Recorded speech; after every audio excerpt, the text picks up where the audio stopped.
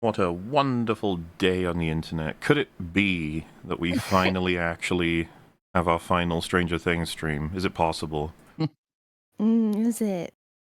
We could probably make it go for another 2, I reckon. No.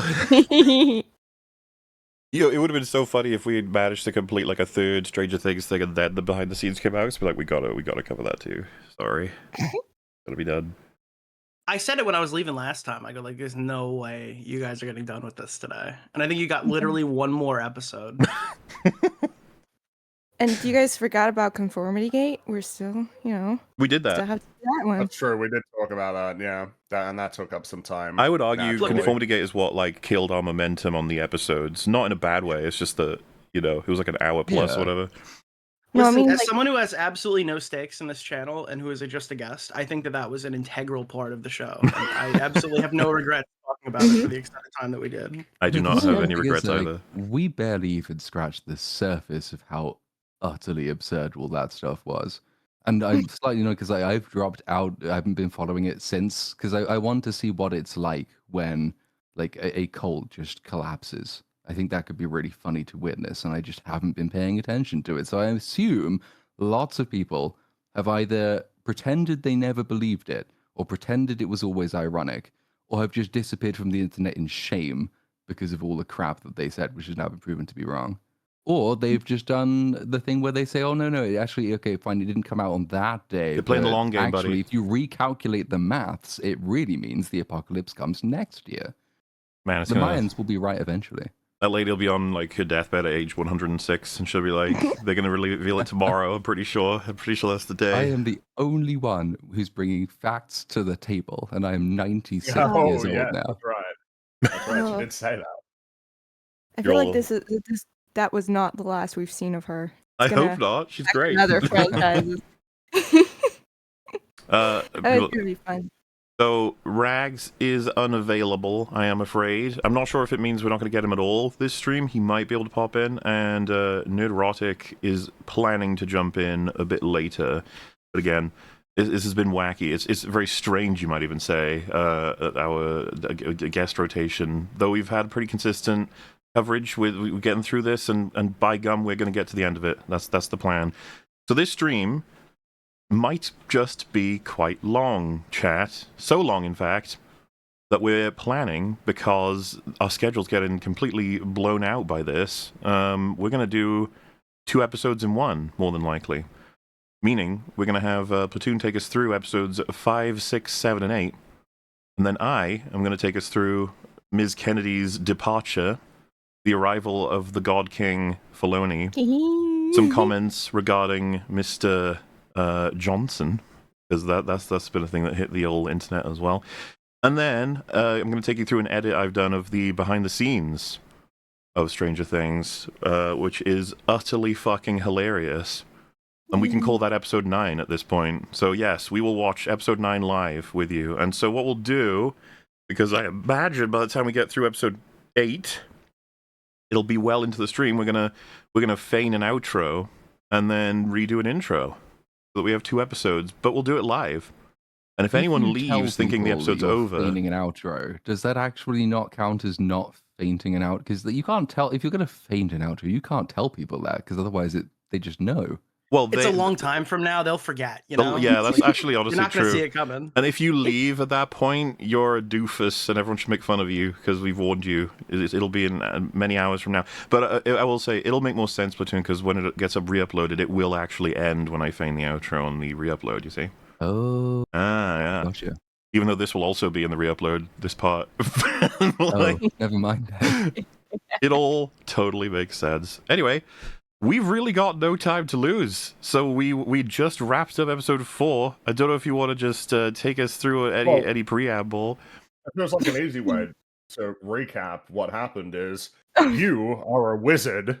I'm not a sorcerer, but listen here, Hagrid, you fat oaf. I'm not a fucking wizard. That's what happened last episode. Is that what Will said to Vecna? Yeah, listen here, Vecna, you fat oaf. I'm not a fucking sorcerer. But Vecna got like, lean, dude. for He lost weight. For God's sake, what's his name again? Will? What is with this language? You are a sorcerer. You're gonna go to the upside down. You're gonna do spells. You get one. You get Spells and shit. That's what. How do we know Upside Down does not have like a school of wizardry? There seem to be a Ooh. lot of wizards there. I mean, Well, there would be because Hawkins, the high school is in the upside Yeah, down. evil True. school. Mm-hmm. Mm-hmm. What would be J.K. Rowling's really imaginative name for the Wizarding School of the Upside Down, though? Because she does this thing where, like, what's the African Wizarding School? 'Cause it's like Chumbawamba or something. Yeah. It's like, that's J.K. Rowling for you. Wait, you joking? What? Yeah, It's wasn't something it? like that. Wasn't didn't the know Asian that. girls? There was like a single Asian kid in that school, and her name was like Ching Chang or something. Like It's I don't. Cho Cho Chang. Chang. Yeah. Yeah. Oh, Oh, I Oh my can't believe God. it. so That's the what she's been African made fun School of. of Magic. Yeah. The African School of Magic is Ugandu. Come on.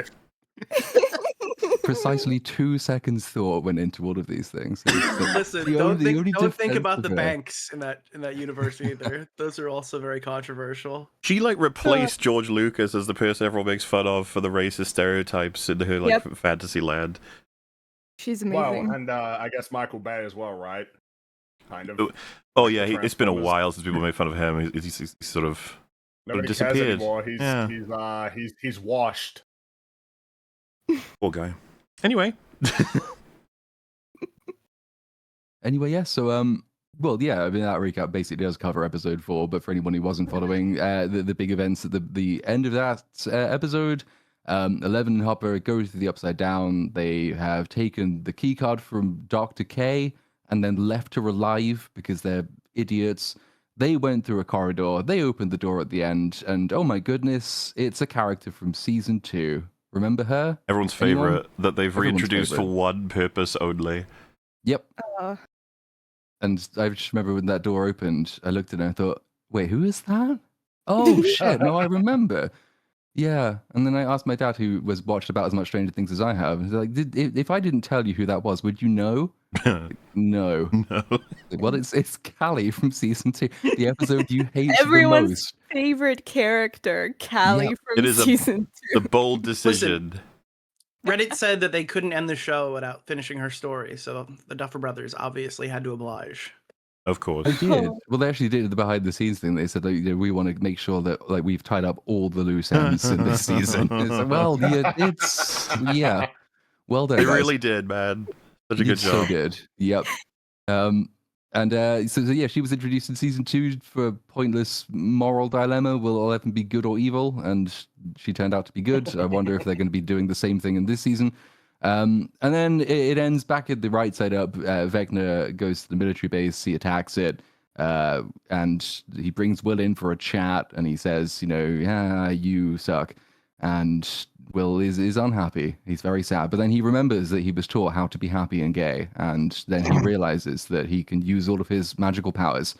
If Vecna says, I am all the dicks, Will says, I am all the gay. And then he uses his powers. And then he takes out the Demogorgons. And Vecna has just walked off and left him. And he doesn't realize what's going on, so he doesn't come back to kill everyone because it's not time for Yeah, that to man. happen. But it If- might be time for that to happen now. What a crazy result it would have been if Vecna had just decided to do it himself instead of deciding his subordinates should do it minutes later. Oh well. I know. But they did get what they wanted from it. They got the kids, the 12 kids that they need for no particular reason. So, oh dear, things are looking bad. And Will didn't manage to save all the kids, even if he did manage to save all of By his the way, friends. It's also established later that Vecna just did not know all of his Demogorgons died in that moment. Yeah, Like no, the hive mind thing, he has no idea that occurred. Mm-hmm. Oh No, well. he doesn't. I mean, he probably thought, much like the creators did. It was like, well, I'm a bit tired of Demogorgons. I don't really want to see them again. Oh. So I'm just going to There leave is, them behind. you have to admit, a Demogorgon fatigue, and I'm glad the writers recognized that. Out of all things to be bothered by their own shows, Demogorgon fatigue, and the fact that they label it too is absurd. They're so absurd. There's so And it's- many things they say in that fucking writer's room that I would just get up and leave the second they're Yep. like, don't you think Demogorgon? And you'd be like, oh my god. Oh fuck, it's bad. It's And bad. I don't know if we're meant to I don't know. I know we are going to talk about behind the scenes, but it's funny how much effort or how much screen time is dedicated to this stupid sequence in there. Don't worry, we're foreshadowing. Just in like 8 hours from now, guys, you'll be able to see us Yeah. react to that. It's gonna be great. Mhm.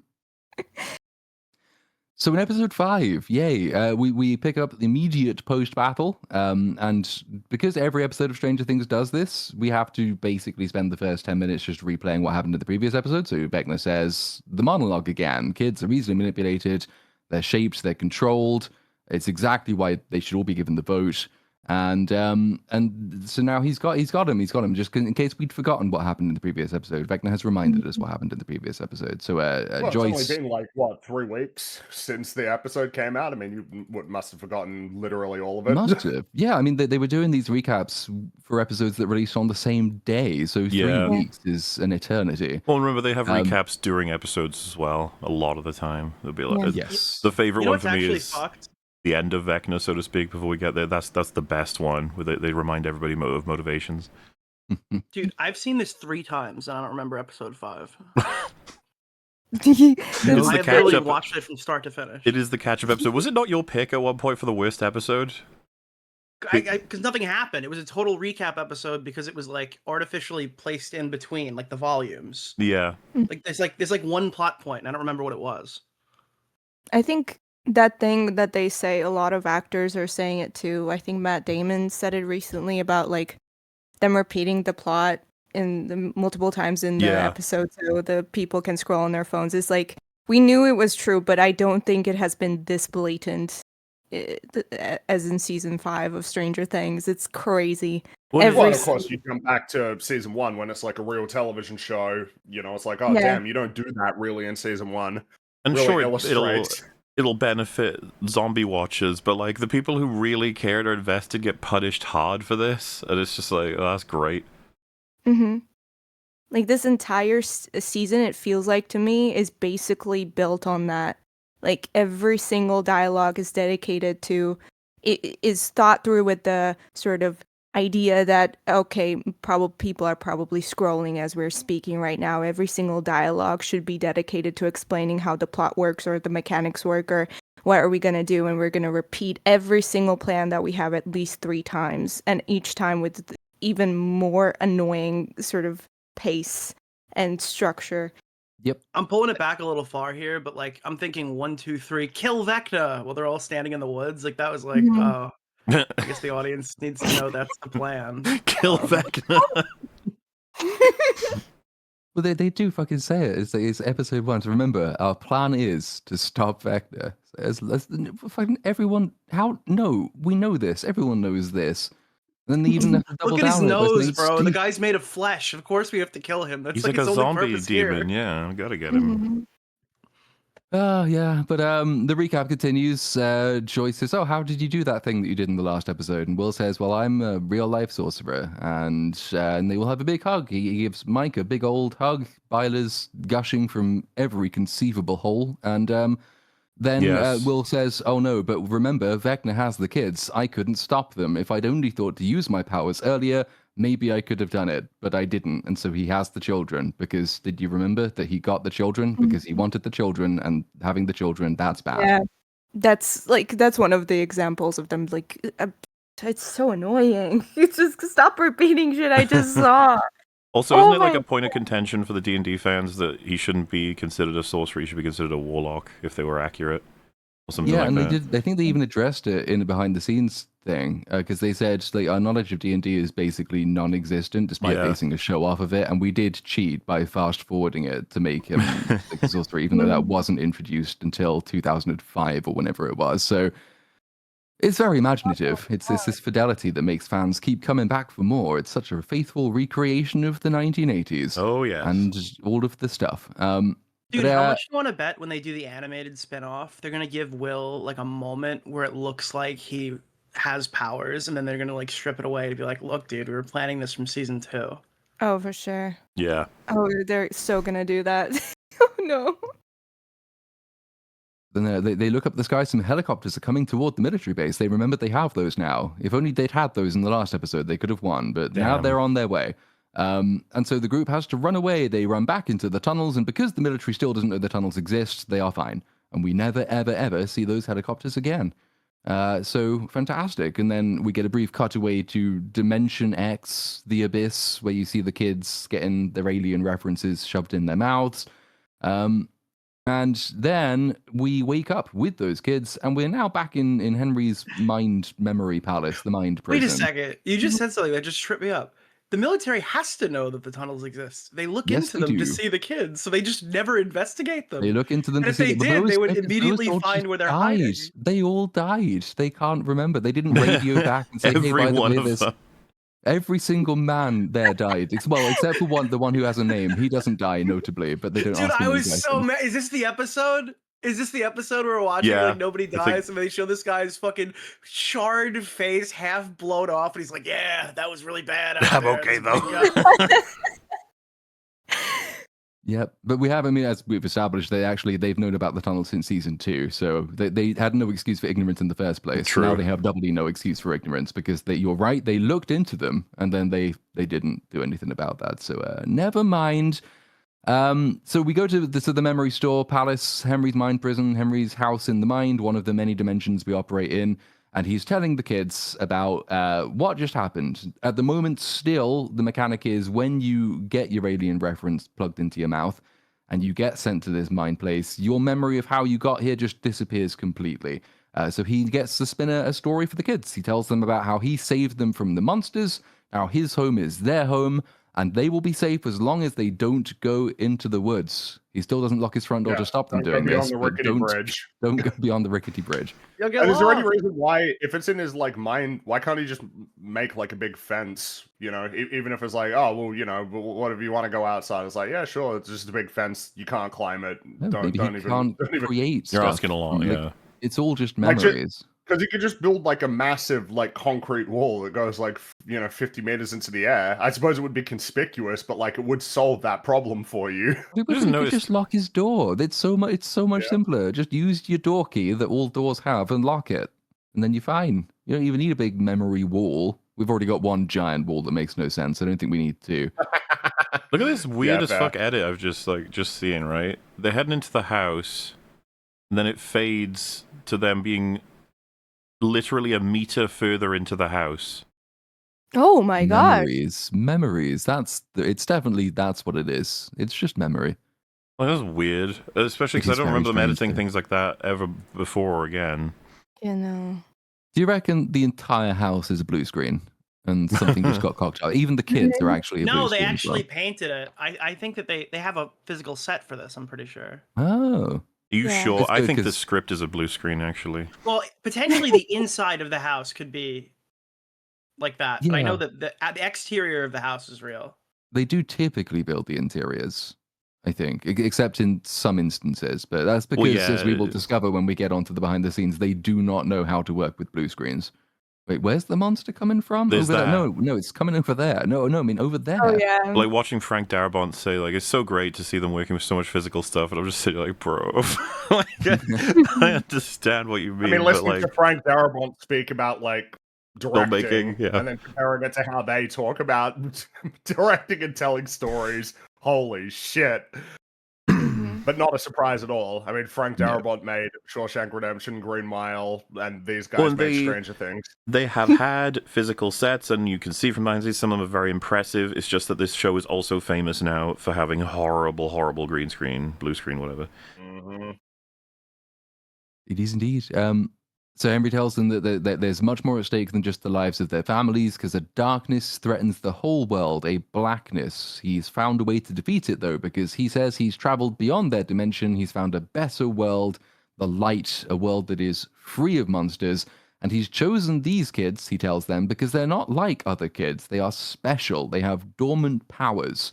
And if they work together, they can channel these dormant powers and bring the light world into their world, and by doing so, they can save their loved ones and turn all of the kids into heroes. Now, this is all a lie, but it is also all bullshit, because these kids don't have any notable powers that I've ever been able to... Like, it's unwise to even lie about mechanics that just don't exist in the writers' heads, I think, because you can't, like, tear the rug out from people. You can't say, he said it was this, but really it was a different interpretation of this. We will get to the end of this show and have no clue why he picked these kids, whether he had to have these kids, what powers the kids may or may not have, whether any kid would do. It's just horseshit. But they And do also, explain why 12, though. They do explain that. do they? No. Yeah. No, they don't. It's like, did I forget something very... Nope, they don't. It's also just kind of annoying as well, I think, because, season 1, rightly praised, I think, for being a fairly serious show, takes its characters seriously, but it also doesn't insult kids' intelligence, either kids who are watching or kids in the show. Takes the time, spends time with its main core cast and shows them sort of like... It's what everyone's... almost like putting you back in the mind of the child you were and imagining the adventures you used to imagine you went on a real kind of thing. And that no one is dumb, no one is like a cliche, no one is just a stock filler character, because no one wants to imagine themselves as this. Going from that to this season, and you're sort of listening to this story thinking, okay, but what kid believes this? Come on. I don't think Vecna has been sufficiently established in these kids' minds. I don't think these kids have minds. It's because they've been introduced in the last season with no time to flesh them out. So anything he tells them, they have to automatically believe, because that's what the plot requires. But that makes them way less interesting as characters. And then you have to sort of ask the question, well, then why are we spending so much time with them if they aren't characters? And the answer is, I don't know, because we weren't originally supposed to. Holly wasn't even going to be in this show. Then they decided she was. So, it's fantastic all around. So yeah, that's his plan. He's Hoddy says, "Are you going to go and find more kids?" But he says, "No, I am never going to leave you again. But for now, you have to eat and play and rest. Tomorrow it begins." And then all the kids plan. Why not today? I don't know. Why can't because he start now? tomorrow is the anniversary of when he took Will. Whatever. But I mean, that's entirely arbitrary, because it's something that happens later where Lucas is... It's like his theory, and he even says, like, if my theory is correct, to acknowledge the fact that it is just, like, a guess. Yep. But every like, single one of these characters, could. like omnipotent gods, so they all know all the answers already. So we have to expect anytime they have a prediction, it's totally 100% accurate. Yeah. That's There just are bad, no that's just bad coincidences. writing, He doesn't believe in them typically anymore. bad writing. But I guess it's more so like, why would a dark dimension, like a parallel universe to Earth, like why would that location? Why would there be any significance to an anniversary? Like, anniversaries, it's made up. It's a human concept. Why would it have any significance in terms of doing this crazy spell? Like, you need to do this spell exactly this many Earth years compared to any other years, like at this time, and then then you can. And then There's at that no point, you can do it. There's no ticking clock for Vecna. It's not like he can get in people's heads and know that they are 100% desperately trying to stop him, and that they'll do anything. Mhm. And also, as someone in chat has pointed out, I mean, we find out, like, the Upside Down is not like an Earth. It's not like a planet. It doesn't. That's not where it exists. It isn't like that. So, like, you can't even appeal to the idea of an anniversary. It doesn't have a sun that it revolves around. Well, cool. Like, it's just You have no choice but to assume he's doing it just for the meme of being like, that's what humans' timeline is. They care about when a year passes for a thing. And it's just like, what the fuck? Even though it'll only be like 10, 15 people who care about it at all. Like, because there's only 10 or 15 people that know about any of this. Mhm. Stupid. It is very stupid, and they could have come up with any other reason. Like, you could have said, "Oh, well, the abyss sort of like it orbits It is to the charge Earth his or mana. something." Or like it comes close to Earth once a year at the same date every year, and that's when the dimensional wars are weakest. So that's when all of this has to happen. But then, of course, you'd have the problem of going back through your earlier seasons when none of this was planned, and they don't take place at the same time of the year. So it would be difficult to make it work retroactively. But like, I would have said, like, I would have appreciated any attempt to explain it. But it's not. It's just a guess, which is a coincidence, and they called it a theory to try and hide the fact that that is what it is. It's like, I'm sorry. I wanted to say, like, I think the introduction of that is just, they shouldn't have, like, it's just so stupid. They're trying to make it, like, poetic and stuff, and it doesn't work. Because they already, like, used that sort of Will's disappearance date was already, like, an important, integral part of the story in the last season when they said that Upside Down was stuck in time on that date. So now they're doing it again, which they're used to, like, oh, it's actually even more significant than we thought. It's also like tied to this very thing that has nothing to do with the first thing that we established, but also like it's very important again.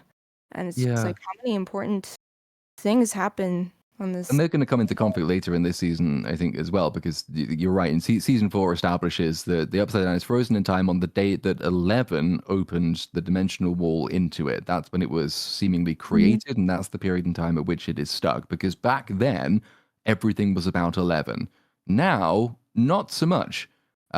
And later, I think it's not this episode, or is it? It's one of the later episodes anyway. We'll get to the part where we discover what creates the dimensional walls in the Upside Down.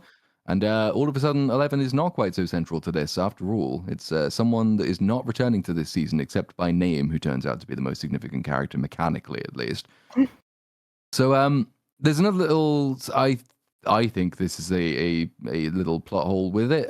All the kids, they applaud Henry as he gives them this story. The only two who don't are Holly, which is, I guess, fine, because she's learned the truth while she was here.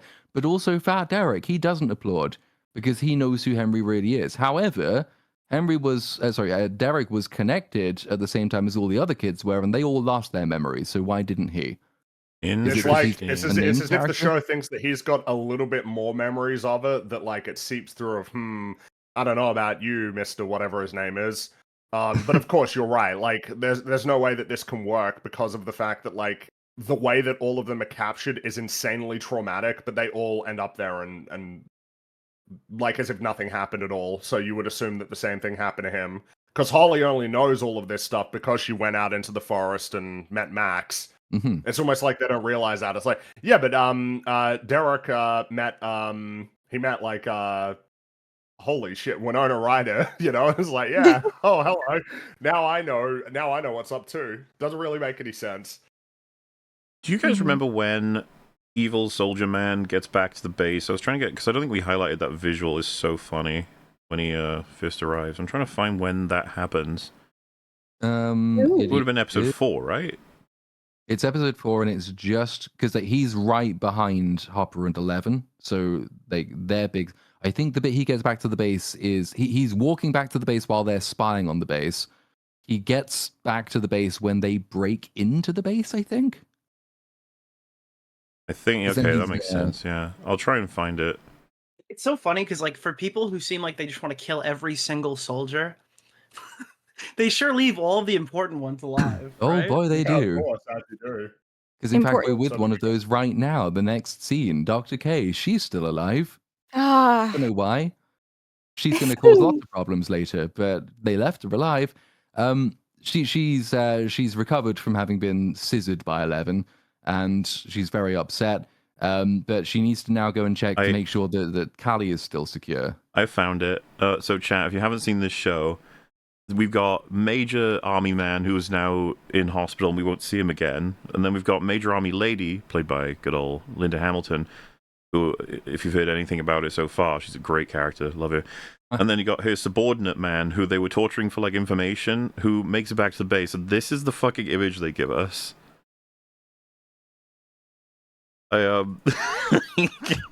What is... This is a guy. Like, he's not a demon or anything.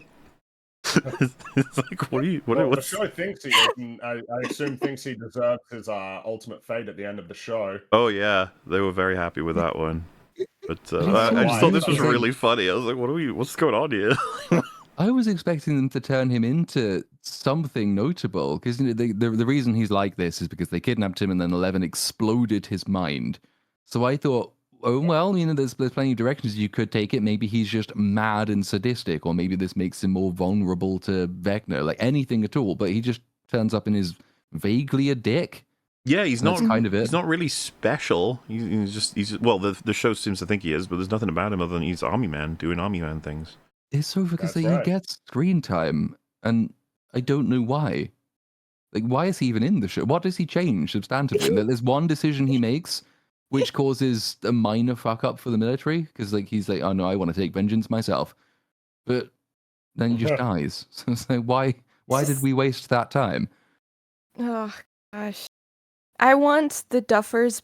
I want them back in the press store seats, and I want to ask them the single question of, what the fuck is, if they know this guy's name, please communicate it to me. and I highly doubt they would know that. I reckon if they ever knew, They they've probably forgotten. It's weird because he replaced the soldier from the previous season who's like here Yeah. and doesn't do anything. I don't know why they scaled him back. I didn't know his name either, to be fair, but yeah, they do replace one pointless nameless soldier with another one. Mm-hmm. Nice. At some point, didn't we have a Terminator? Yep. in He season died though. 3? Season Yeah. 3, we did. The actor said after that, I'd love to find some way of coming back. And, it is science fiction, so it might be possible. Aww. Nah. It is the Sorry, Duffer but Brothers, so. Yes, it's the I mean, well, that's more reason why they could bring him back, given Hopper also exploded. But no, he misunderstood the nature of his role. His role was to be a meme, and that was it. The meme was expended, and there's no more use for the Terminator anymore. But it would Which be is- actually. I just realized. I'm sorry. I think wouldn't it be kind of cathartic to have Linda Hamilton and a Terminator be in this? I mean, if they Oh, yeah. that's how Good, yeah. surface level their memes are, you'd think they would have done that, but oh well. I would have fun laughing at that. At least Dude, it I'm would- just happy the Oh. portals didn't open up and Barb didn't walk out during the final fight. Okay, I'm glad they didn't go like Eddie and Barb just come out of a fucking Avengers portal. And Eddie, Bob, and Bob, you got to get them all, and the Russian dude. They hate that though. They hate Barb. Like they were told, like, it's again a bunch of behind the scenes, not the behind the scenes for this season, but earlier behind the scenes stuff. Like obviously Barb was a big point of contention. And just the disdain with which they refer to it. But I got a bunch of clips in the video I'm making. It's just like all people were saying was Barb, Barb, Barb, and we were like, "Ugh." It's because the they're albatross petty. around their neck. Damn it, they fucked it up. they're petty and That's childish. it. Yeah, they are. Yeah, they are. Because they made a Like- really easy, obvious mistake in the first season. It's like, you fuckers should have anticipated that. You paid for it for the rest of the show. You did, but so yes, we're back with Dr. K. She goes to check on Callie, and Callie seems to be there. She seems still to be, because she was like in this room surrounded by the kryptonite mind control laser gun things. Seems still to be there. So all the soldiers turn around and they go off to try and find 11 and Harper. But then Dr. K just gets a feeling, and she turns back and she waves her hat because she notices that Callie's finger is sort of glitching out a bit, and then she goes to touch her. And she phases right through her because remember, Callie's magical power is that she's able to create illusions at long distance. And oh boy, is this going to be That's- important later. So first of all, it's really fucking stupid of them to not immediately test that she's actually there when that's her only main power. That's her thing. It's like, you might want to just make sure it's not an illusion, fellas. Yeah. Secondly, when you see how far away the illusion's been cast, you're like, oh, this is a setup. Like, there's no way they would do this unless it was a setup. Yeah, I don't remember. Was she this powerful in season 2? She was quite powerful because her introduction at the beginning of that episode is when they're running away from the police, and like she creates the illusion of a bridge collapsing, which stops the police cars behind her, and then it disappears. Oh, nice. And then she like tortures one of her friends with spiders, I think, because she's nice. Yeah. And she tortures 11 with visions of Brenner because she's nice. So yeah, she's quite powerful. I think that would come in handy in the last battle with Vecna. That would like make for cool sequences and stuff, and they could have come up with a lot of, as Duffers is very deep, like lovers of action movies and sci-fi. I mean, you'd think. Yeah, loads of stuff you can do. You've got like 2 psychic people, and then another psychic person you can conjure illusions, and you've got memory dimensions and mind dimensions and inner mind dimensions. Like, there's loads of creative visual stuff that I'm sure we will get to when we get there. And yeah, it's going to look amazing. So now this is the other question I had of this scene is that how did Hopper and 11 and Callie actually escape this military base? It's quite a big military base. It's well guarded. We've seen helicopters flying over it before. The answer to that is that we didn't show it, so it was fine. They just found a truck and they drove off. And it's that easy to escape the most secure and only secure base in the Upside Down. So they have got out. They are free and they have escaped. We learned that Callie was using her powers to create this illusion. And Hopper, this is the first time he's met Callie. Obviously, he's heard of Callie. But he says, are you the girl who taught 11 the word bitchin'? Because remember season 2? And Callie says, yeah, am I a bad influence? And Hopper says, yeah, so am I. Join the club. They're going to be friends for not very long. Here. So, you may also remember from the previous episode, one of the big dramatic moments, Hopper was wearing the suicide vest of peace, which was kind of surprising. Didn't see that one coming, not gonna lie. I thought we'd gotten over his want to kill himself, but his plan was to blow himself up, and then he chose not to do it. However, this is, I believe, basically now the one scene where that kind of gets... Well, it's going to be the one scene where that gets addressed, because 11 looks at him and is very unhappy because he By the lied way, to just her. a fun fact for that. That actually wasn't in the script. David Harbour just had that vest on him after his divorce with his wife. Oh. And he When he signed the refused to contract with his record wife. the scene without it, so they were like, okay, fine. So we will learn more about why 11 is unhappy with the suicide vest plan presently. But now we go back to the right side up, and in the tunnels, which nobody knows about except the kids, you get Mike, Joyce, and Will. They find Lucas. Lucas was injured when the Demogorgons came back to take the kids. But he's a named character, so they didn't kill him. So he's only minorly been scratched. It was actually More quite minor cool. even than Karen. They subtly establish his Wolverine regenerative powers, because this won't be relevant soon enough, just in scenes from now. He's basically healed the moment he gets out of the tunnel. Yeah. So we get to recap again what happened in the previous episode, in case anybody forgot, as Mike tells Lucas what Will did in the last episode, and Lucas says, holy shit. It's like, yeah, we know. See, what you're supposed to do in real TV is you go, Lucas is like, what happened? And he goes, oh, there's a lot to explain. And then we cut to someone else, and then we cut back, and they've explained all of it off screen, because why the fuck would we want to listen to it again? But then the Netflix people are like, no. Explain it again. Mhm. Explain it again. Explain Maybe it even a at third length. time, a fourth time. Because, yeah, Mike says, yeah, it's amazing. Like, Will's our second 11, which he said in the last episode, and it totally changes the game, which he said in the last episode. And then Will says no, because he only used Vecna's power, and that means he has to be near the hive mind, which he said in the last episode. And because Vecna is gone and he has the kids, he has his vessels. This is the bit where Lucas says, oh, I hope my theory's wrong. The day Will was taken. It is wrong, because it doesn't have any significance at all. But, you know, we're still trying to connect it. So they get out of the tunnels, and Joyce and Will have another conversation. This time, it's kind of only 90% about how she's a mother, which is an improvement on the previous 15 times they've had these conversations, when it's 100% of the time. This time, they spend a little bit of time talking about whether there is any other way to jack into the hive mind. So Joyce suggests that if he uses his powers against Vecna himself directly, rather than just against Vecna's army, then, well, maybe he could defeat Vecna. I also love how he literally had his power for 3 seconds, and they're like, they understand full mastery of exactly what they're dealing with here. There's not even a question as to like what are his limitations and stuff. They just know all the answers immediately. They always Also, do. Yeah. They always know everything about how everything works. It comes with like a textbook, like a booklet or something. It's instructions. This scene bothers me so much because for me, this is so inconsistent with the Joyce's characterization up until this moment in this season. Because remember, like a few episodes ago, a few hours ago, she wouldn't let him out of the house because she was scared, and now she's like, you know, you can take on like the biggest like The demon threats, god himself, yeah. yeah, like upside down Voldemort, and you know, I'm fine with that. Their thing for that is like that was why they kind of included that scene in the very beginning. She's like, "Oh no, Will, you need to be safe," and he goes like, "Mom, I'm a peacock. You gotta let me fly." And then she's like, "Okay, I need you to kill the main boss for the entire season." That's what we call And there's growth, just no- How motherhood works, you guys.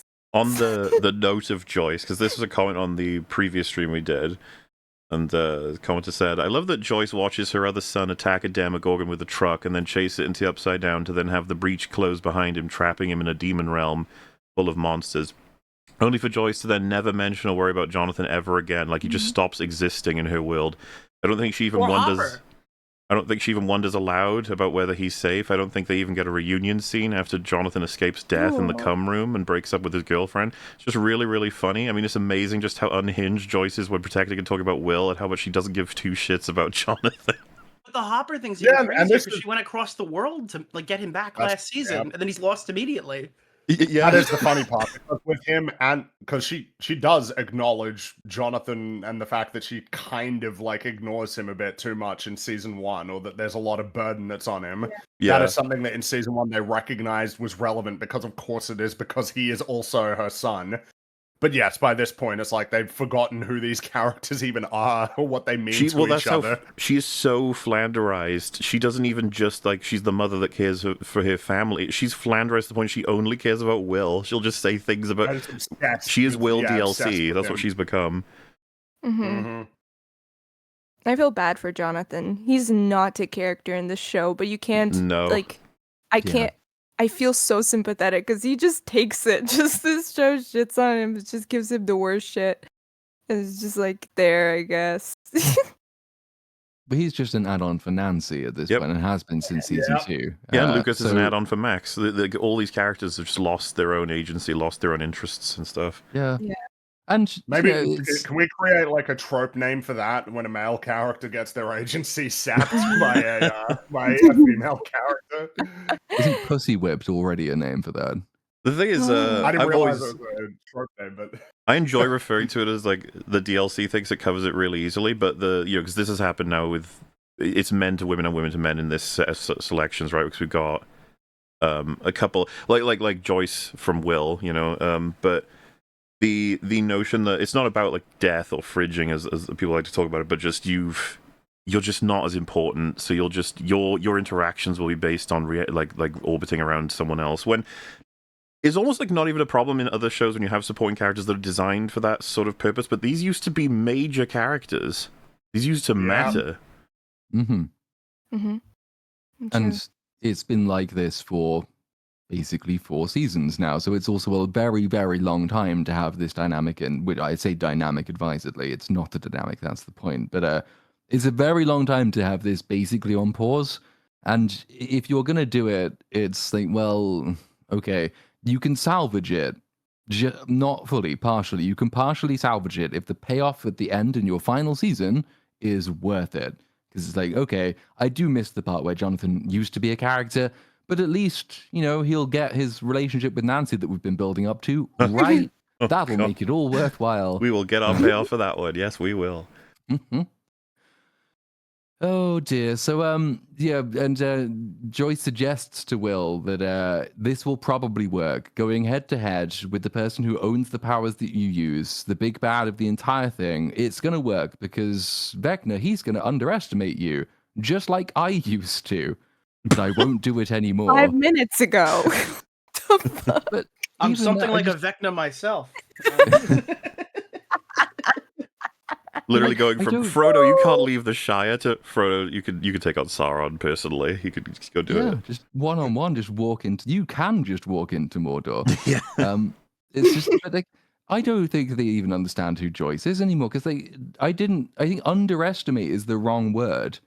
Like, this is the person who all the way through season 1 is convinced that even though he's in immense danger, her son is still alive, he will survive, he will find his way back, and she will help him. That's not underestimating, that's immense estimation. Yeah, Season 2, he's Also, possessed, similar thing happens. The only thing preventing Vecna from taking over Will in return and then killing every single one in the room is the Duffer Brothers writing. Yep. That is the only thing preventing him from going Yeah. back and just murdering the entire room of people. Well, and Platoon's totally right about the estimation. She's been the thin borderline between life and death for Will several times. Like, her interest in him, her so to speak, almost helicopter parenting, if they want to really look at it that way. She's kept him alive. That was like her whole thing in season 1. She's the reason he lived. So I don't know. It feels a little bit like something forced upon her of like you can't do anything, and then it's like, oh my god, turns out you can do literally anything. Back then to the Upside Down we go, because there's another group of people down there, which we're now trying to find. So Suicide. 11... Yeah, sorry, what? Is it Suicide Squad? The Suicide Squad. Literally, yes, that's Hopper's new name. That is the perfect name for them, the Suicide Squad. Although it also applies to the other group of people who try and get themselves killed multiple times. 11 does choose this moment while they're driving to reunite with the others who they abandoned in a church despite Yeah. telling them they were coming to rescue them. She picks this moment to have a fight about said suicide vest. She accuses Hopper of lying to her. He says, no, I didn't lie. I just didn't have a choice. The bomb was just a failsafe. She says, I saw in your eyes you were planning to die. You always were planning to die. This Hopper hasn't existed since season 1, but I guess it's come back. So he was planning to die. Unfortunately, because they abandoned the other group to danger, the other group now are not there. In fact, they have fucked off to Hawkins' lab, because the other big realization in the last episode was that if you triangulate the signal from the giant bullshit flesh wall, the center point is in Hawkins' lab, and it took them 4 episodes to decide that the most important location in the show might still be the most important location in the show. So they've gone to investigate the lab. What they're looking for is a Return of the Jedi reference. Yeah. And by that, I mean, that's what they call it. Because Dustin says, like, we're looking for a shield generator. Have you seen Return of the Jedi? And Steve says, the one with the teddy bears? Of course, the best one. Because remember that joke in season 3? That's funny. Yep. We're doing it again. So they are looking for the shield generator. And here is some minor character conflict that occurs. Because Dustin and Jonathan, they're still not really getting on very well. Did I say Jonathan? I meant Dustin and Steve. They're collapsing into each other. Dustin and Steve are not getting on very well. So Steve suggests, like, can we just split up maybe? And I can go with Nancy and Jonathan can go with Dustin so we can have a break. Nancy immediately says no, because we don't have time for this shit. This will come back later because apparently she hesitated. She didn't, but apparently she did. So Dustin and Steve go one way downstairs to try and find the shield generator protecting the second Death Star. And Jonathan, and so many names. Can they all just be one person? Jonathan and Nancy, they go upstairs looking for the shield generator. Great. We're only on episode 5. There's only 3 more to go. We'll get through this. My mind is going to be fucked by the end of this. So then we go back to the dream world, and you have the kids there. They're just fucking around in the house, having a lot of fun, but Holly is distracted, and one of her friends notes that she seems distracted. Then she goes outside. She sneaks into the woods again to meet Max, and they bump into each other as though they've pre-planned this. They didn't, but that's what happens. And she tells Max about Henry's plan to collide the worlds. No. Yeah. It's like... Right, useful information that. They hear a noise because someone was tracking them. That someone is Fat Derek. You should have set that up as like the stealthiest character in the entire TV show has managed to sneak up on them. And you're like, who could it be? And I think when we were watching it at first, we were like, it's going to be Derek, obviously. It is like, impossibly it will be Derek. Yeah, I mean, it should have been Vecna, but this clearly establishes that Fat Derek is more stealthy and more intelligent than Vecna is. So Vecna that's is great. dumb. Oh, he deserved to die. And I guess this means that the kids, even though they're now in his mind, are no longer connected to his mind. Even though that is what they were when they weren't in his mind. Because if they were still connected to his mind, he'd know exactly where they all were at all times. But that's not what happens, so, you know. Well. And Derek, he has indeed remembered everything about what happened down in the right side up, because reasons. And he asks to help them concoct their escape plan. They say no, but you can help us to escape instead. To which his obvious answer should be no. Like, I'm not going to help you escape if I get to be trapped here. But then he's going to go along with it because he's no longer a character either. This is how it works. I will say he was disappointing on the latter half of this season. I was hoping for more, statements of sucking fat ones. Well, we get one more really good scene with him. One more, yeah, but still. Yeah. You want more than that in 4 episodes. Yeah. Back to the radio tower in the right side up. That's the one. We've just heard what Joyce's plan for Will is, to use Will against Vecna. And so now we hear that all again. And the rest of the group, they're very impressed with the way he took out the Demogorgons. And Joyce suggests that they could build another telemetry tracker to find everybody else in the Upside Down, and maybe Vecna as well. But they decide this won't work. Then Robin suggests that they could stick Will in a van and drive him around like he's some kind of human antenna to find the others. And for some reason, they all decide this wouldn't work, even though I think it probably would. then Mari says, hey, we haven't had 80s references in this episode yet, so why don't we all go eat some 80s references? Look, here's some 80s food. Don't you want some 80s food? But this is not just for the purposes of reference, because it is also vital to the concoction of not one, but two genius plans.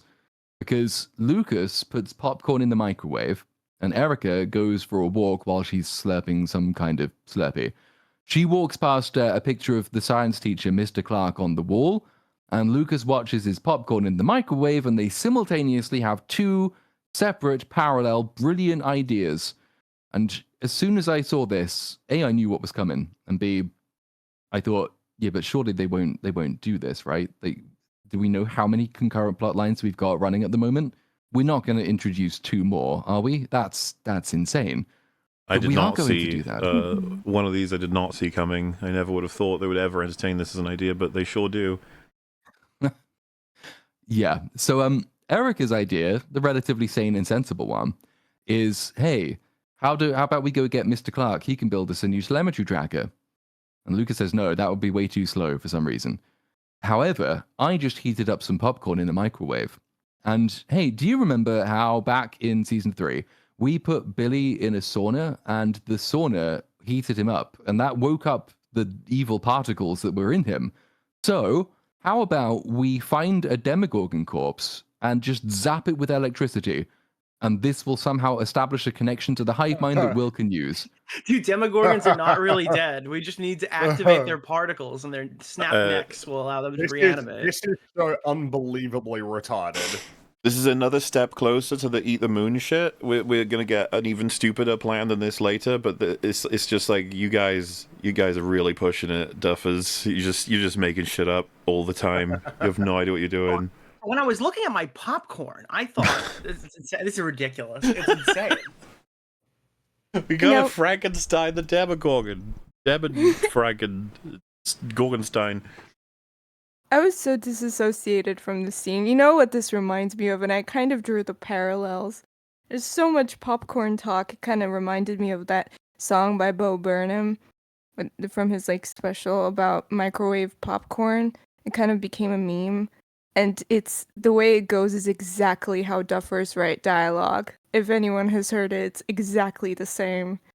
I can't sing it right now, but you guys, if you don't know, you can look it up. It's exactly the way these people talk and plan shit. Yeah. Exactly that. Yeah, So- sorry. Joy says, well, these sound like two extremely sensible ideas. Let's do both of them. That means that for a time, we have one group trying to electrocute a Demogorgon back to life. That's one plot line. We have another plot line where they go and get the science teacher. Remember the science teacher to build them a telemetry tracker using balloons and shit? That's another plot line. We have in the Upside Down one group in Hawkins' lab, except that they've split up. So there's two groups in Hawkins' lab. So one of them's downstairs getting into fights, and one of them's upstairs getting into different kinds of fights.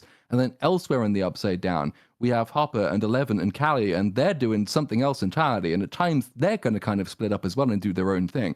So that's 6 or 7 at the moment. But then that's not it, because now we've also got the memory store dimension where you have the kids in Henry's house. But that's not it either, because somewhere else in the memory store dimension, you've also got Max and you've got Holly. But that's not it either, because they've sent Derek back to the house. So you've got Derek as well. So now it's insane. I thought season 2 was bad and poorly constructed and too diffuse between too many different character arcs, but now, no, it's just I don't get why they do this. It's nonsensical. It means no plotline has time to gain anyone's real attention or investment. Well, they the can't entire handle thing's a one mess. ball, let alone juggling many. It's just like, Duffers, you're not playing to your strengths, guys. They dropped them all. Oh.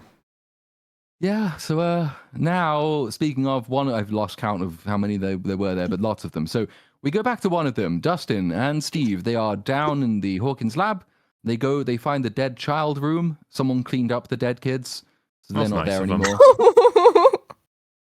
And they Sorry. have an argument, and because Steve's very reluctant, he doesn't really like this shield generator plan, and he's just playing around with a Rubik's cube. And Dustin shouts at him, and he says, "If this is suits you because you're a kid, so you should just stay in the kids' room, and I'll go exploring." Upstairs, you get Nancy and Jonathan. They are exploring. They're having a bit of a fight as well because Jonathan is unhappy with Nancy. He says that she's been weird for ages. She has a tone. He's pissed her off somehow. And she tries to bat the suggestion away. He says he's being ridiculous. He accuses her of hesitating when Steve asked to go with her. Then they have an argument. This is definitely the time to be doing this. And he says, I'm scared. And if we're going to have a chance of succeeding, we need to be a team again, a team that trusts each other. And she says, but we are, though. And he says, no, we're not, though. And then she correctly asks, why are we doing relationship drama here, of all places? And then accuses him of being dishonest with her, and then accuses him of hesitating. And then they briefly separate, which was almost the worst of all possible worlds. But luckily, they don't stay separated for long. They're going to get back together in a moment, and it's going to be so worth it. Yay. In case we'd all forgotten what this has all been leading up to, Jonathan, he pulls out the mysterious jazz tape that Murray gave him way back in episode 1, which has an engagement ring inside it. Because remember, that's what all of this is building up to. You might think it's an insufferable waste of everybody's time, but at least we'll get this at the end. It's going to be lovely and romantic. I'm kind of surprised they didn't have him like whisper to the camera that he was going to propose in case I was on my phone or something.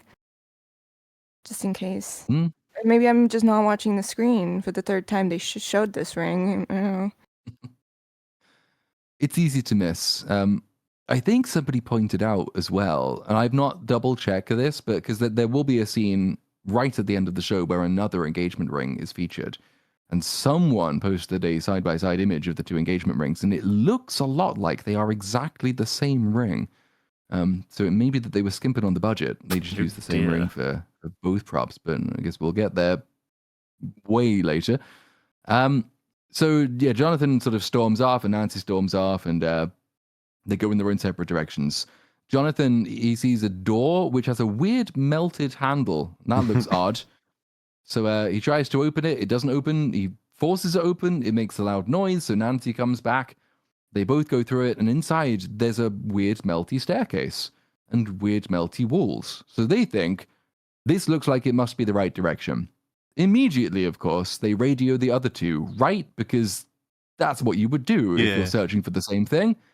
They don't do that because, they don't. Why does melty great. mean good? Like progress? Why? I'm sorry. Shield generators melt stuff. I just seeing a melted everything, I'd be like, oh, that's probably like bad.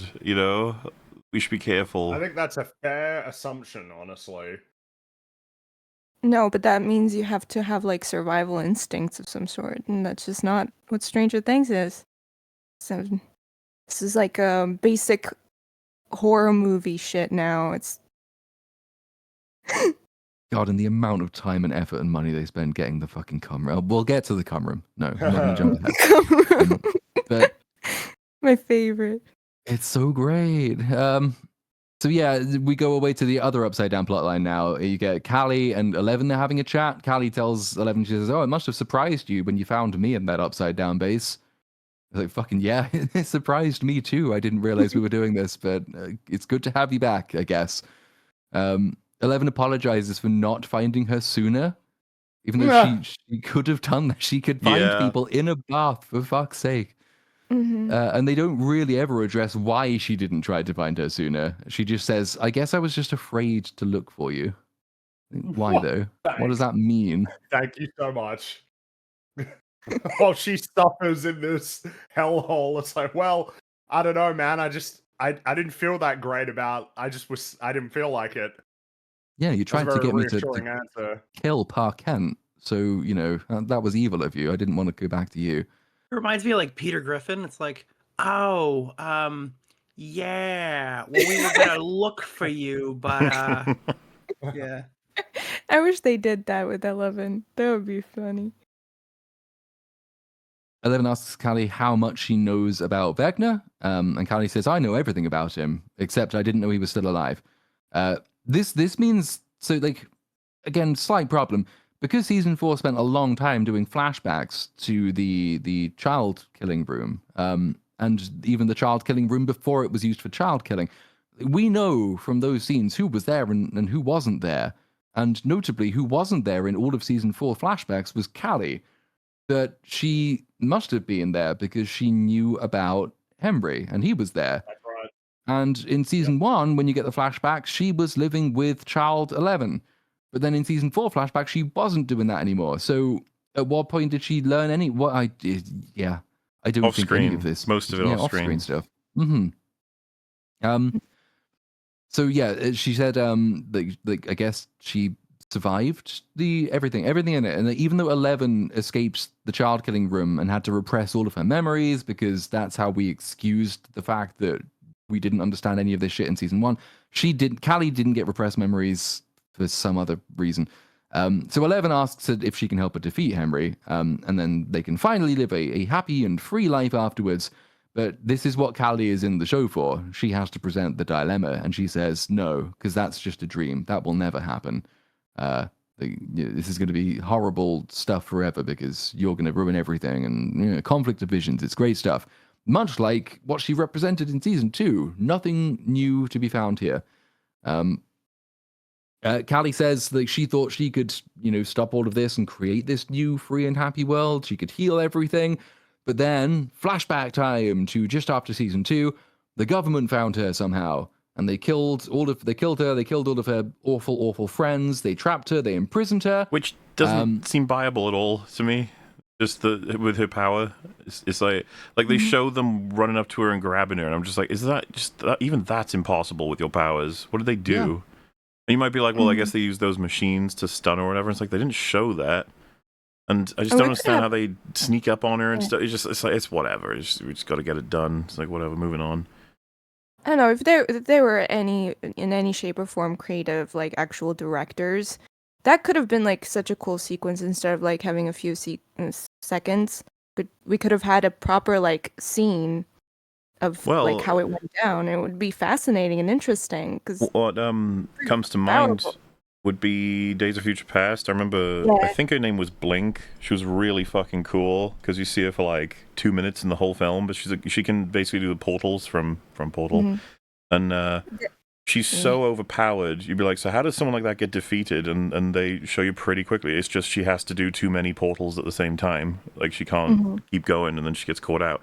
In the same way, that would have been a cool sequence if you had Callie having to construct loads of illusions to protect loads of people, and she can't keep track of them all, and then gets overloaded, and if she starts like flickering, or her illusion is weak on herself, and then like a soldier tackles her or something. But it's just like, nah, she got caught.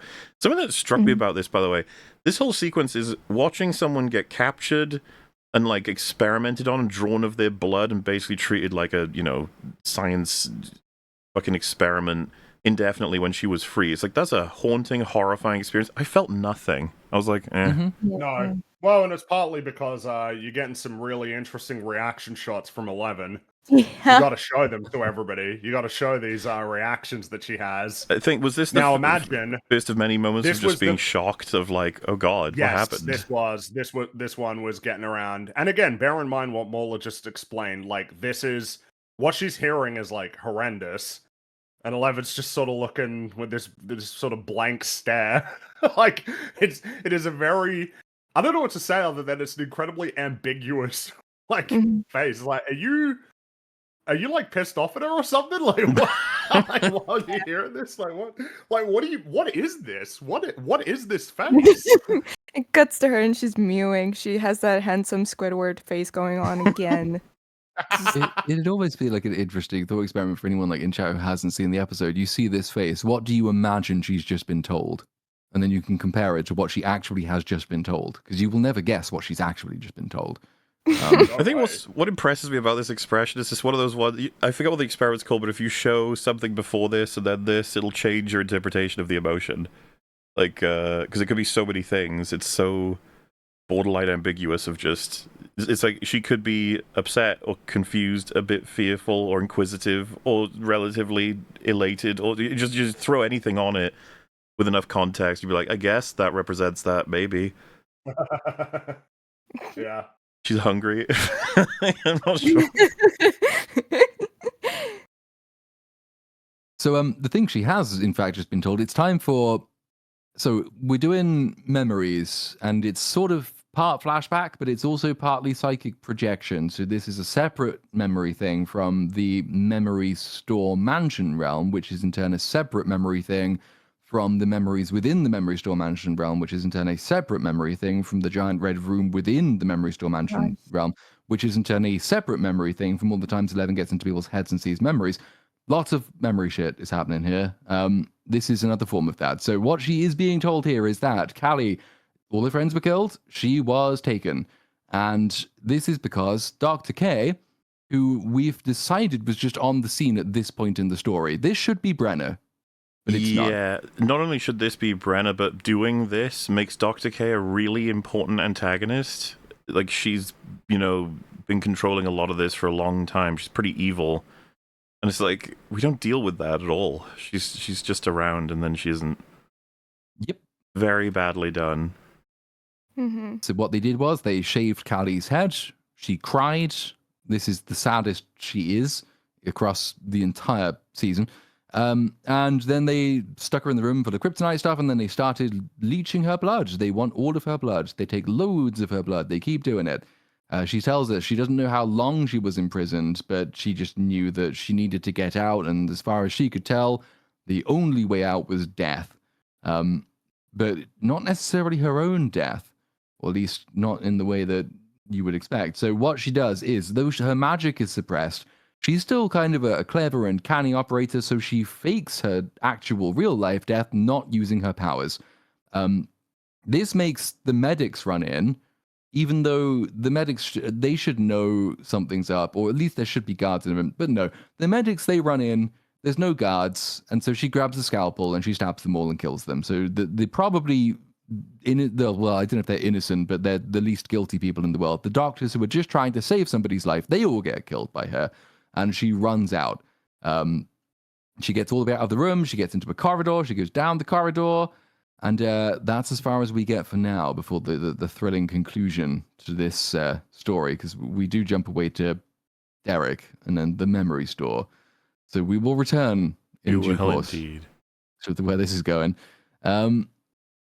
Derek, he goes off into the woods because the plan is, he knows, they all know, that the kids, they don't like Derek very much. So they will round him to Henry, and they'll send Henry after Derek, and this will distract Henry so Max and Holly can go off on their own adventure.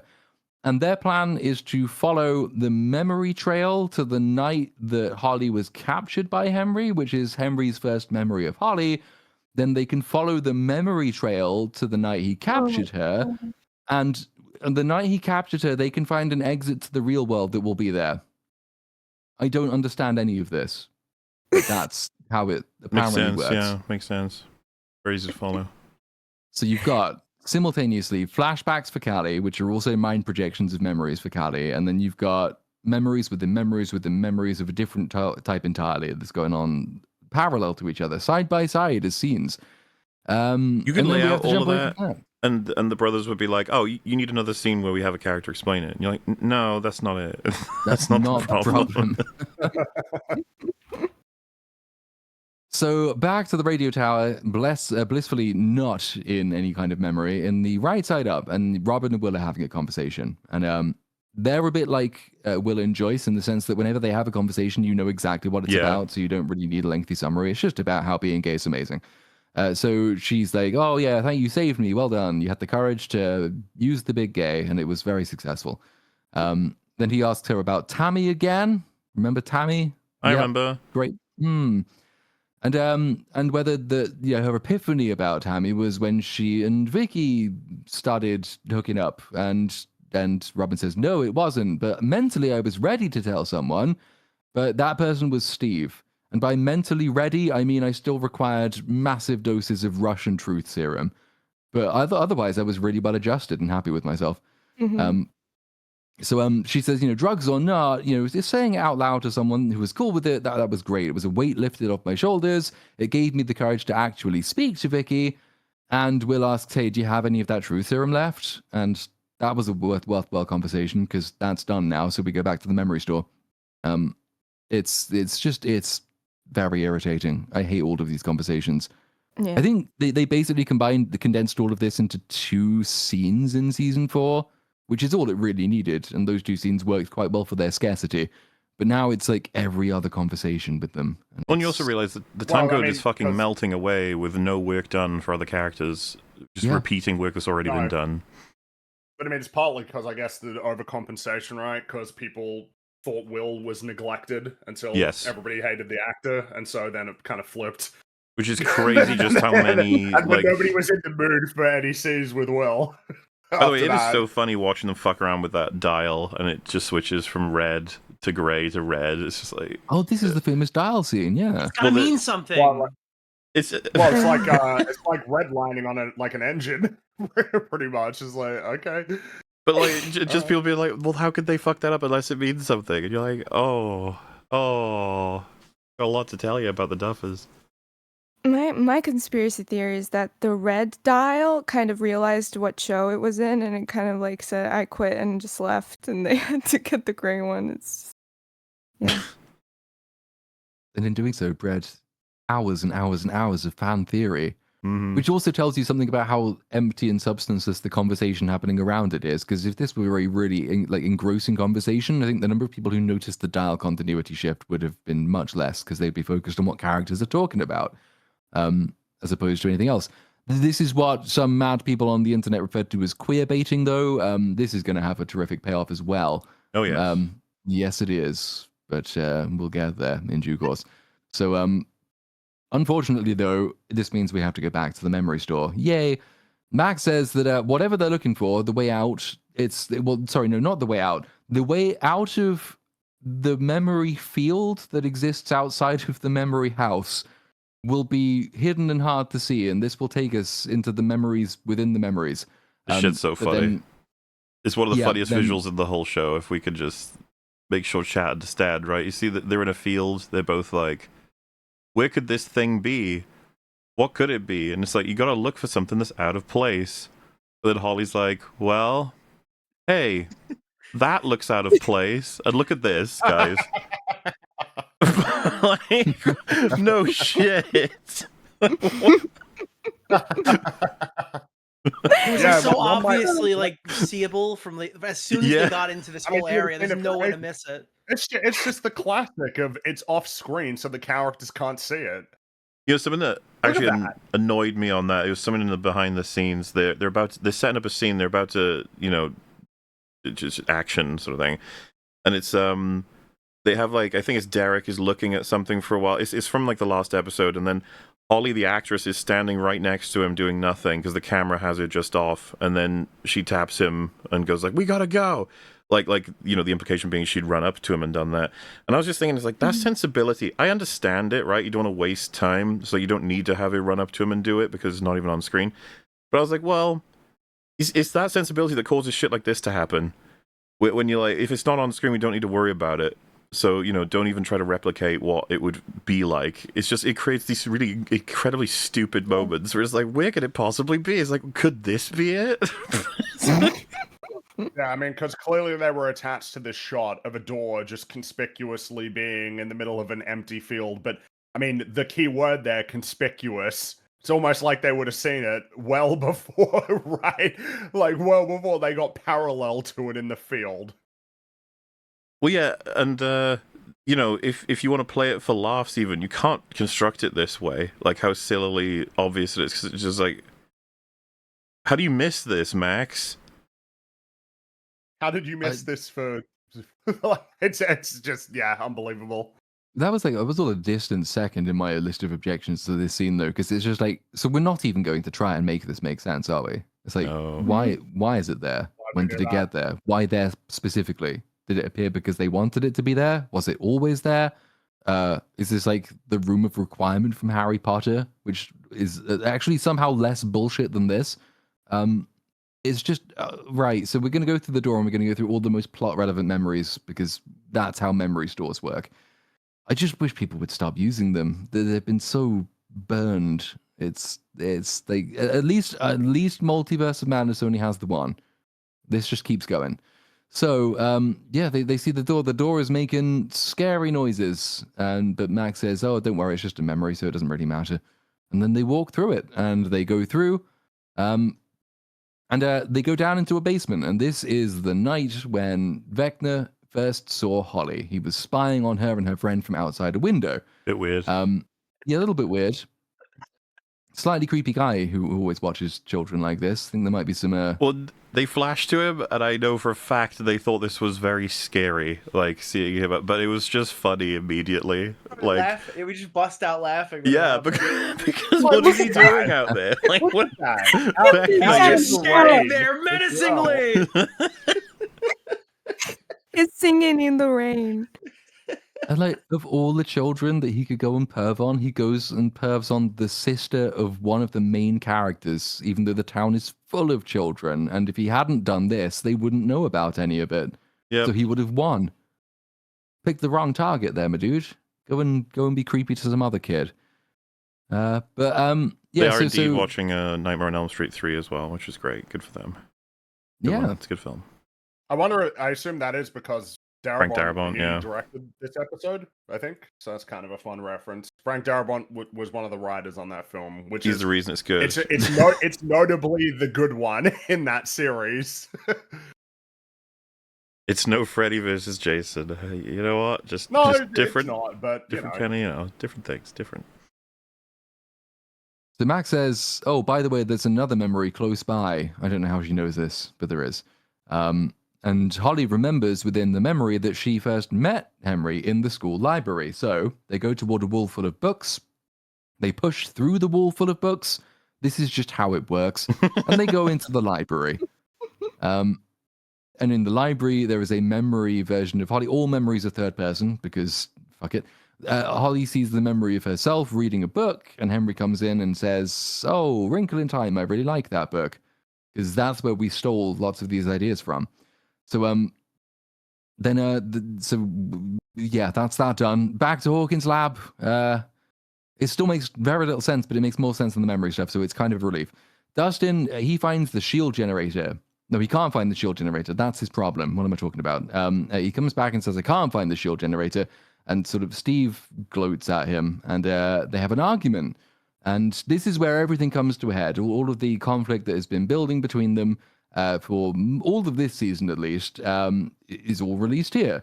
And it produces probably the best acted, I think, scene in the entire show. And the only scene that I even find myself kind of semi-resonating with, I think.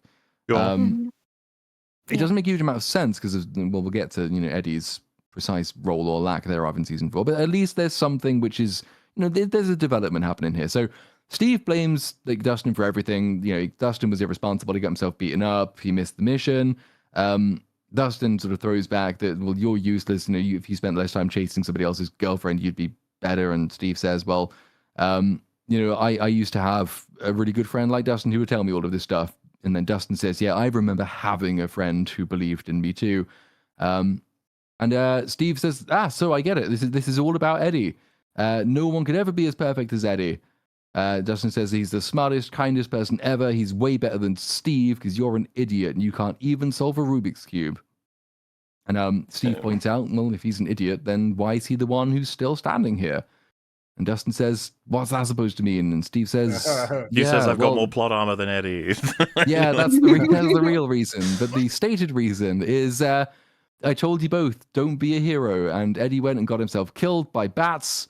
And he didn't even save anyone. He just wanted to play the hero and he got himself killed. And this causes Dustin to snap. And so they start having a punch up. And what's really awkward here is, unfortunately, Steve is 100% correct. Absolutely. So this feels like Eddie did essentially get himself killed for nothing. Like, if you remember the nature of the stakes of that scene, like, Eddie didn't, achieve anything.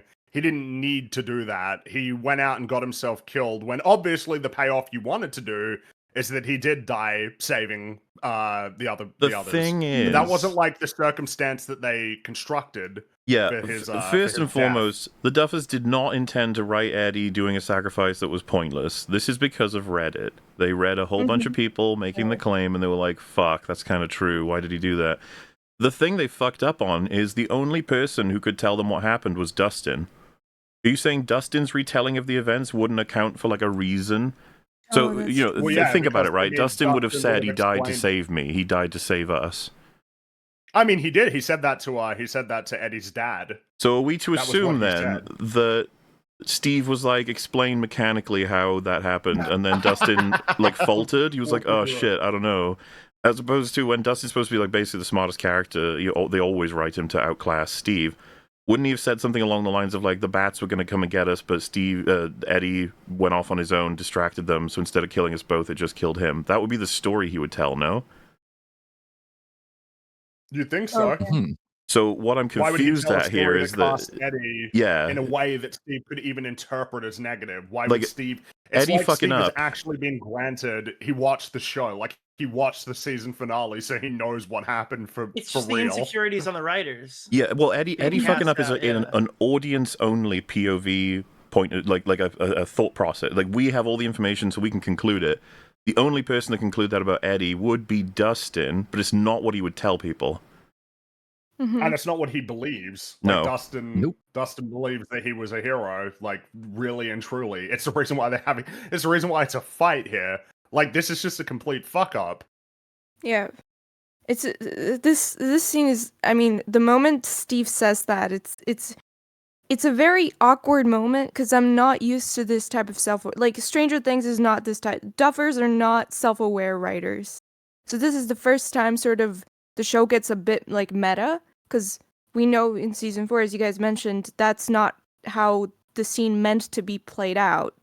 But now we're sort of addressing that, oh wait, it was kind of weird and it didn't work. So Yeah. now we have a character call it out, and it's just like, oh, I didn't know we did that here. And Well, it and we know it's a sort of- waste of time though, because Yeah. it's gonna like we know that Steve will say that he was wrong for this. Obviously, that's where it's gonna go. We're not gonna have Mhm. Dustin go. You know what, Steve, you were right. Eddie's a fucking idiot, and he threw his Mhm. life away for nothing. You know, Yeah. obviously. So Yeah. like, what are we even doing here? It's just kind of a waste of time. It just Also- that kind of meta thing really sort of creates a lot of narrative and plot inconsistencies, and they would be better off not addressing this and not fucking like succumbing, or what is that word, with Reddit threads. It's stupid. Or at least Just- having like a more relevant conversation. Because like, this, I think we called this out when we covered episode 1 as well. Is that the implication was that a lot of the most important conversations to understand where these characters are at the beginning of season 5 must have happened off screen. Like Dustin and Steve being at loggerheads happened between seasons. We didn't see it happen, so we didn't really understand why it happened. This scene is here to try and tell us why it happened. Obviously, it will resolve in a slightly different way because it's not just Steve saying, "Okay, I guess I was wrong." Like it is, Dustin has his trauma to overcome and is putting like the loss of Eddie onto the fear of losing Steve. So like that's where it's going. It's just that instead of one of the 5 or 6 conversations between Joyce and Will about Joyce being a mum, or 5 or 6 conversations between Will and Robin about Robin being a lesbian, maybe we could have had a conversation between Steve and Dustin, which actually sent them down the path which ends seemingly or at its second act low point here, as opposed to beginning here and then treading water until we get here, and then it decides, okay, now it's relevant to the story that this progresses. Mhm. There were ways of doing it, is what I'm saying, and actually doing it on screen rather than leaving it all to just, well, the Duffer Brothers explained that in between seasons, incredibly important stuff I happened. also, unfortunately, I think this is overcompensation as well because of how much everyone liked Eddie in season 4, like the internet, I mean.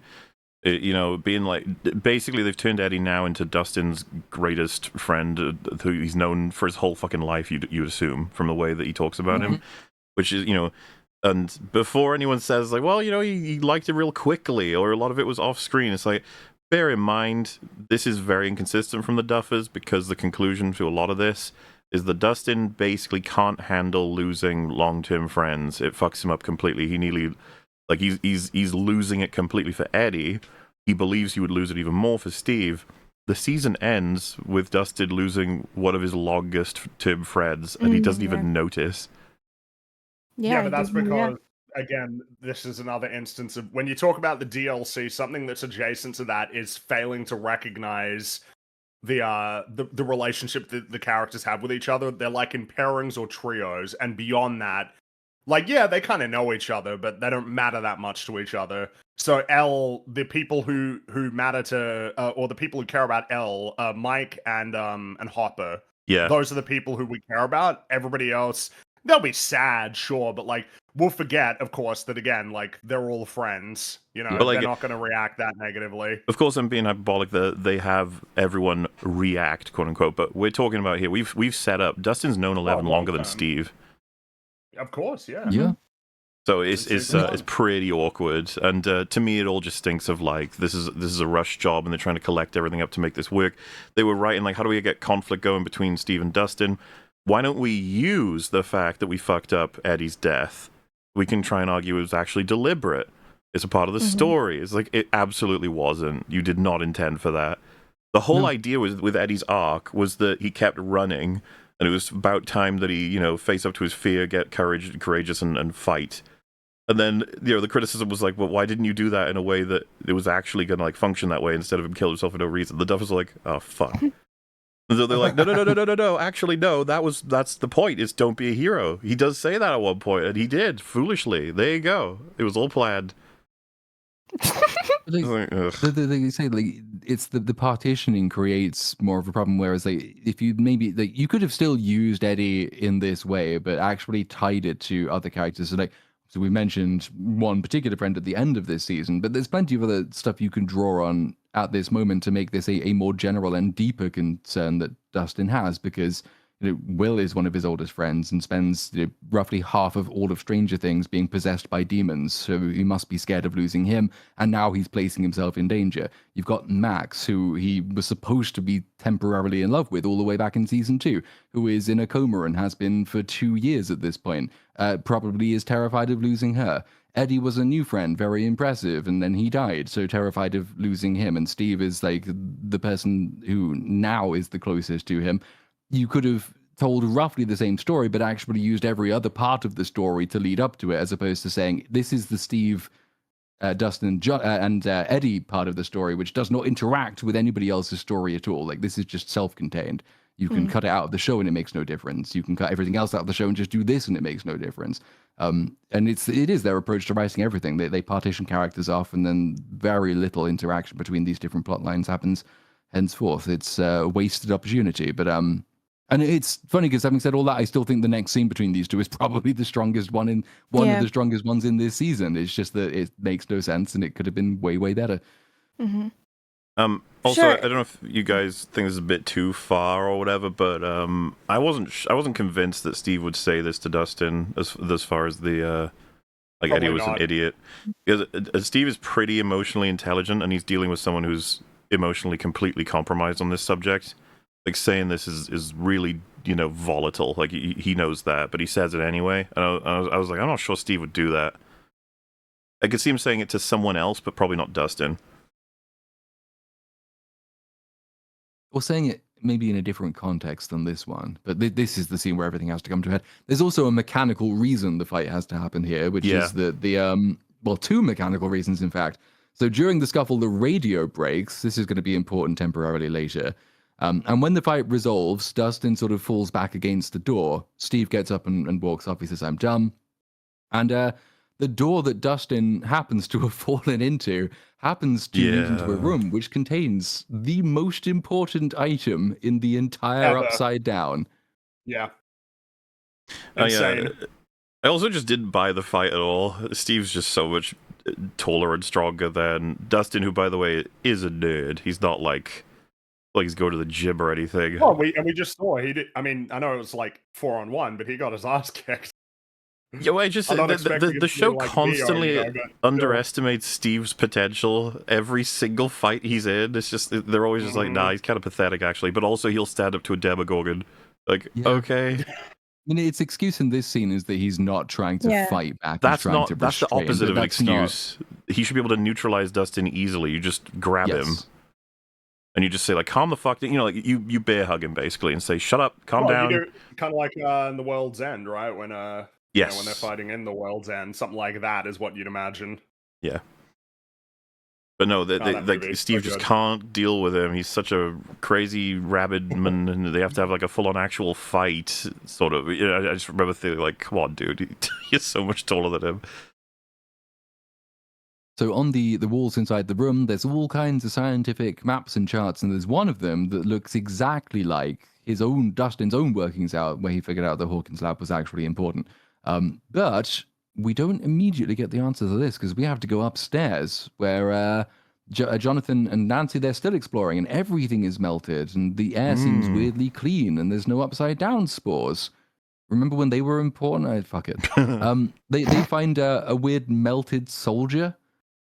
I guess it's there to be scary. But that's Yeah. when and why. It would be my question for how this happened. But why did nobody clean it up? Anyway, so they are intrigued. What happened? How is everything melted?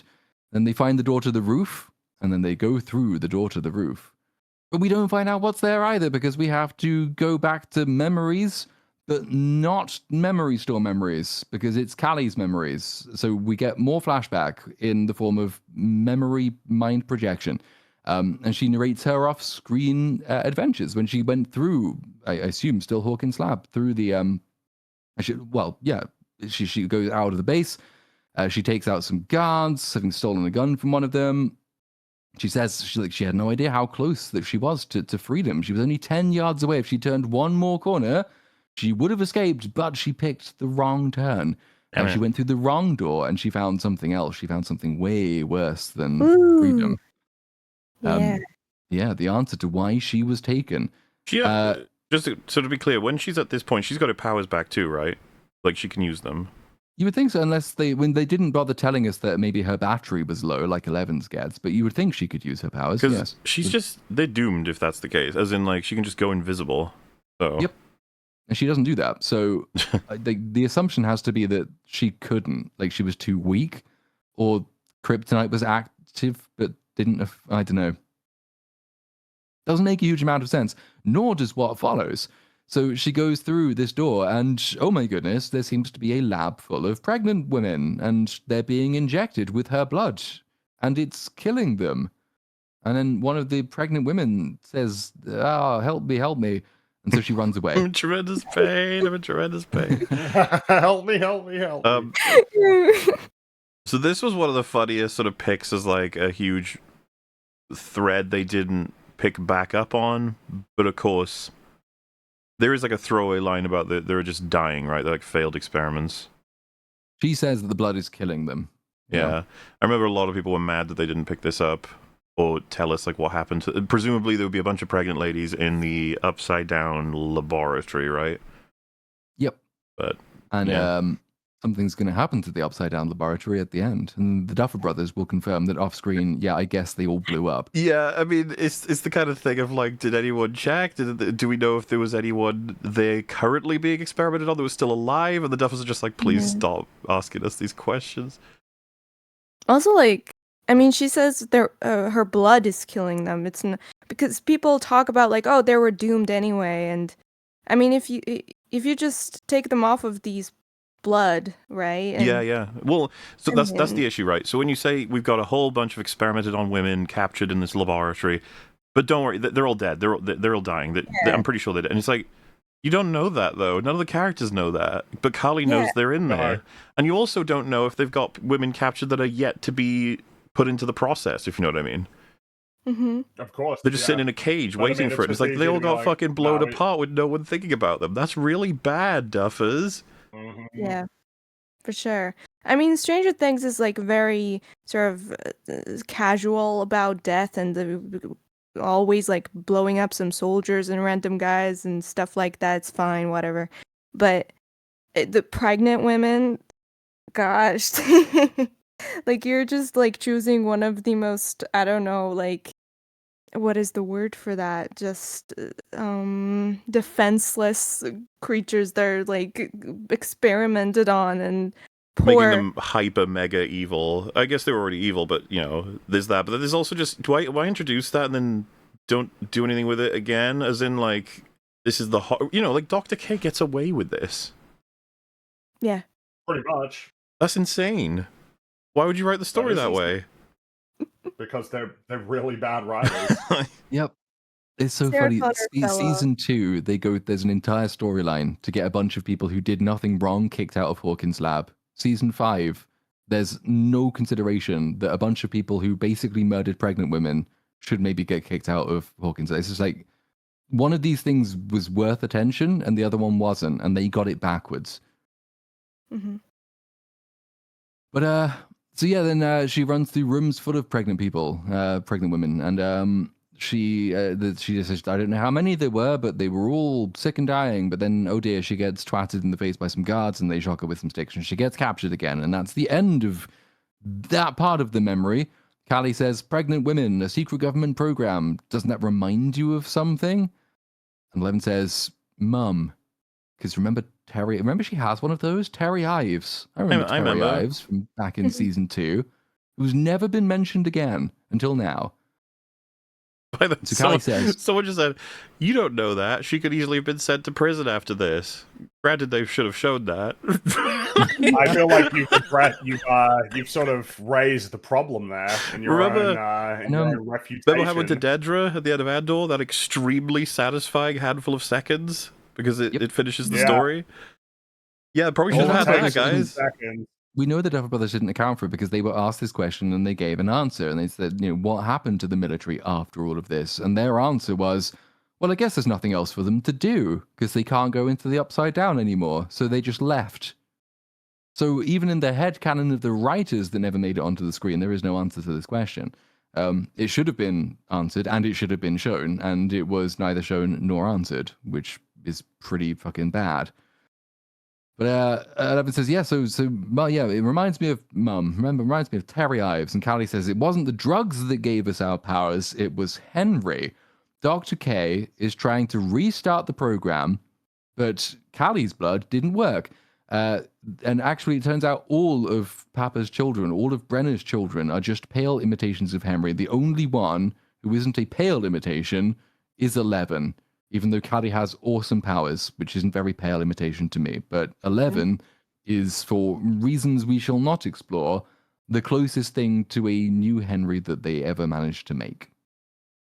Alrighty. I personally think Callie is much more powerful than 11. I mean, just like the nature of her powers is... Well, I understand what you're saying, but 11 can open dimensional portal shit. Like she caused, like all that, whatever that is.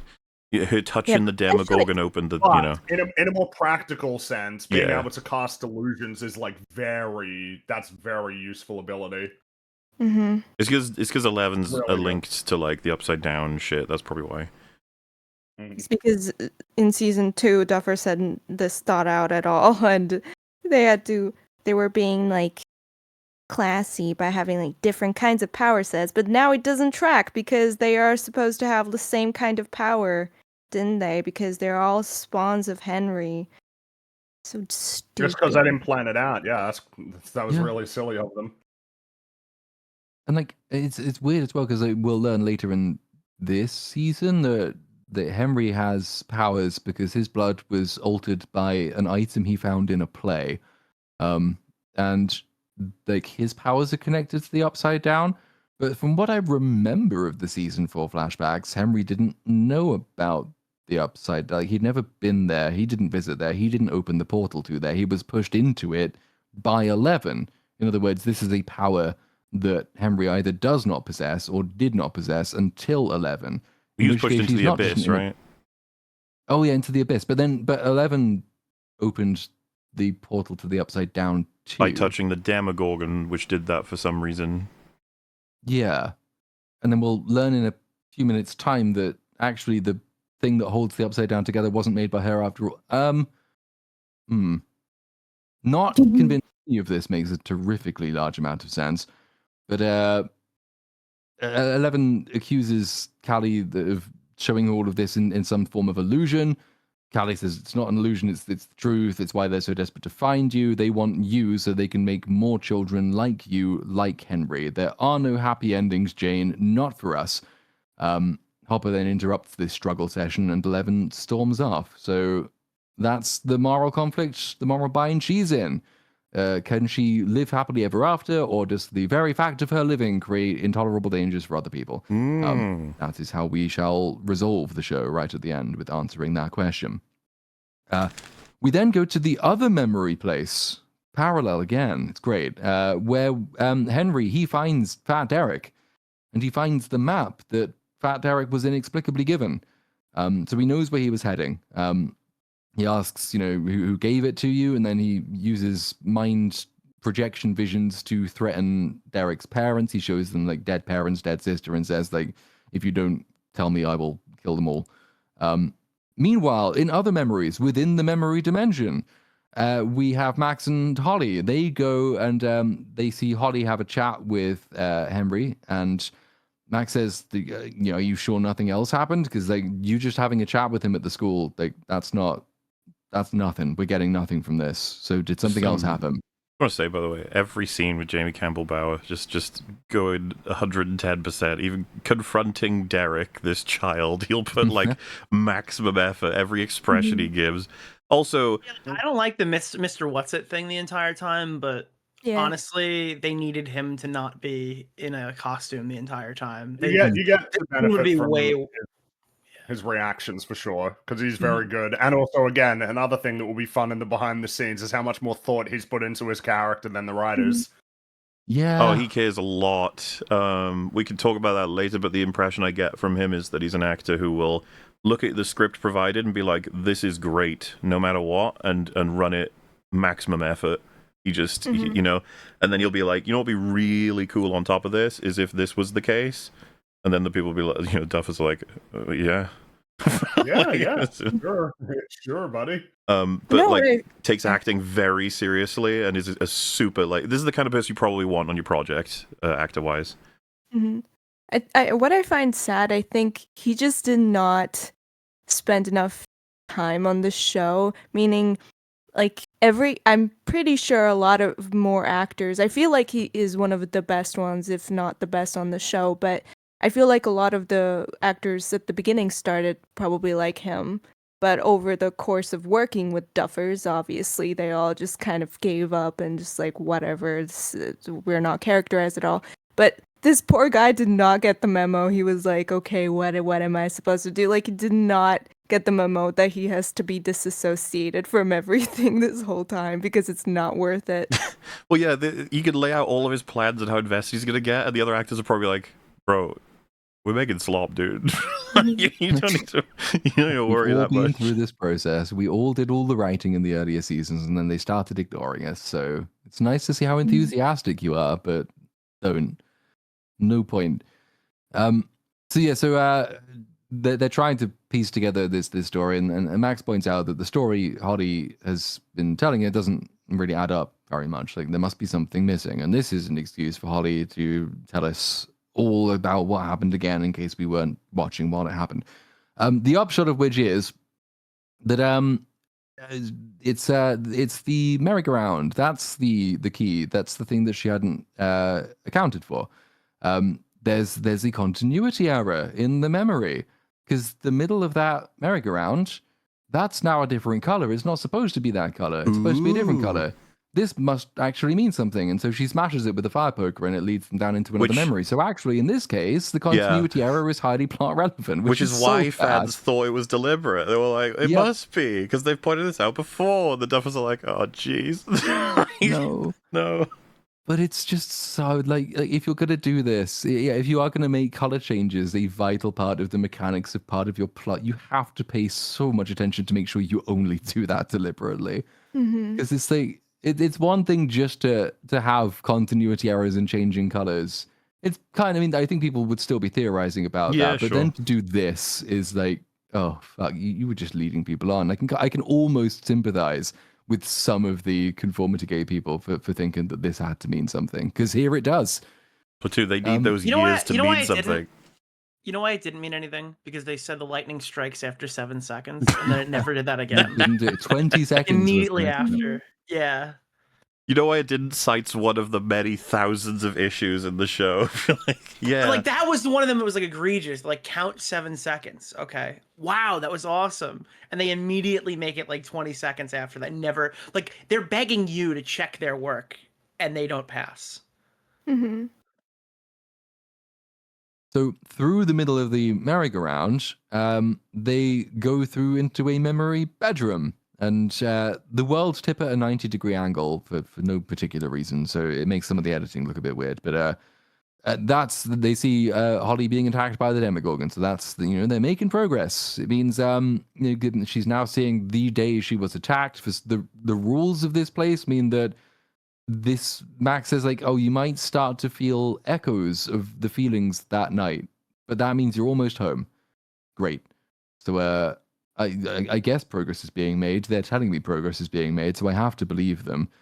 We aren't making progress because we have to jump away to a different plot line. So we go back to the radio tower for the reheat the Demogorgon plot. They find the Demogorgon corpse. I don't know where they got it from. And what was it, the one? Because didn't they have? Is it season 2 when they put a Demodog in Joyce's fridge? And I think that no one ever mentioned that again, so it could still be there. But Yep. this isn't that one. So they found another one, I guess, from somewhere. And they hoist it up to the roof. They stick some big metal spikes in it. They connect it to the power generator for the radio tower. You get the dial again. Oh my goodness, it's changed colors. What does it mean? Nothing. They zap the corpse and it starts twitching, and then weird black veins start appearing in it, like they did when they put Billy in that sauna. And Mike says it's working.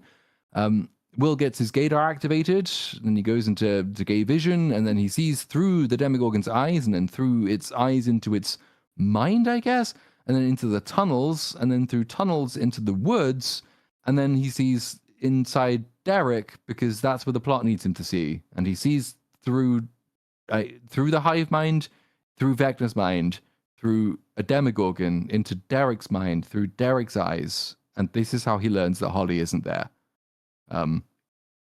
It's so straightforward and well written. I love it. It is. Yeah. And of course, now that you've seen this, you understand when they said like we need to electrocute a dead Demogorgon in order to facilitate this. It's like that didn't make sense, but now that you see it, it's like, oh, I get it. Yeah, I get it now. You guys don't sound convinced. No. Well, I'm convinced. Good. I'm glad. Yeah. I love this. I understand everything. So, Will sees via this whatever the fuck that Henry is searching for Holly, who is not there. Derek rats on Max, which is the first time anyone in the right side up knows that Max is still involved in the plot at all. So Lucas will be momentarily interested in this shortly. But then they learn that Vecna is hunting them. So we go back down to the memory store. We relive the Demogorgon attacking Karen and Holly getting kidnapped. It's still all in third person, so we all understand that this is what's happening. And then the Wheeler house, now it has a door, and the door leads into the big red memory place that we remember so vividly from season 4. But when they try and go through it, the door's locked, so they can't. And right. And then Henry shows up, and he says, I warned you never to go out into the woods, which I let you go out into. Then he adopts his Vecna suit, and he starts menacing them. So he grabs Max with his tentacle arm that he very selectively uses. He says, at long last, the fox is caught, as opposed to just killing her.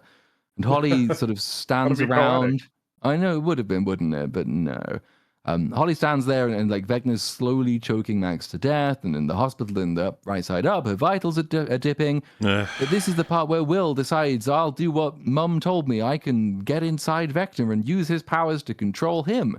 So he does this. He gets inside Vecna and starts using him as a puppet, and Vecna starts spazzing out, and Will breaks his leg using his own powers, and then he causes him to drop Max, and then he speaks through Vecna's mouth, and he says, run. What nonsense, dude. It's so annoying because we've said he should have crushed Max a million times over by now, but the one time the show is like, he is gonna, look at him go. He takes ages to actually get the job done, even though this is all just a mental scape. Like what? How does that even, you know? But then on top of that, this is the one time he can't because it happens to be when Will is hacking his brain. You're like, are you serious? Like, what are the odds? And they're like, yes, we are. We're very serious. Isn't this like amazing? Isn't this hype? How he's screaming run through Vecna? Which That's is really weird. crazy. You wouldn't have thought they would need to be told that. What Yeah, to no. run? Yeah.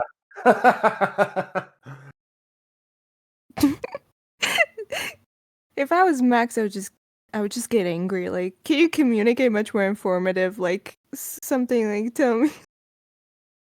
What do Tell you me mean? where to go. Tell me what to do. Or maybe I could use this moment to set him on fire. Like, do anything, but nah. So then Vecna turns back into Henry, so he can actually do some acting for this scene. And then he uses his own psychic powers to force Will out of his mind. And then he sort of, it's a little bit like Saruman and Gandalf in the Two Towers, which I hesitate to use in association with Stranger Things because it's good in that show. But Will sort of gets yeeted from his mind and goes flying. And then they fry the Demogorgon with the generator and the black smoke that is the fucking mind flare. That's the one. It leaves it.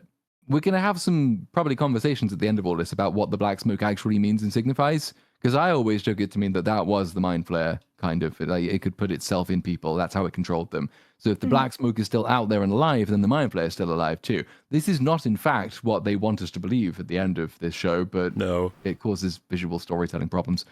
But Will gets knocked out. At least, though, he's managed to give Holly and Max time to escape. So back to the Upside Down, Hawkins' lab, and the roof. The roof is now made of cum, and they walk around a corner, and they spot something bizarre. Nancy and Jonathan, they look at the sky, and there's just this weird sort of shimmery effect when they shine their torch over it. And they think, oh, that's weird. Something must be there. I wonder what it could be.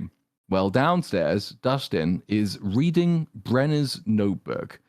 This will tell us exactly what it is.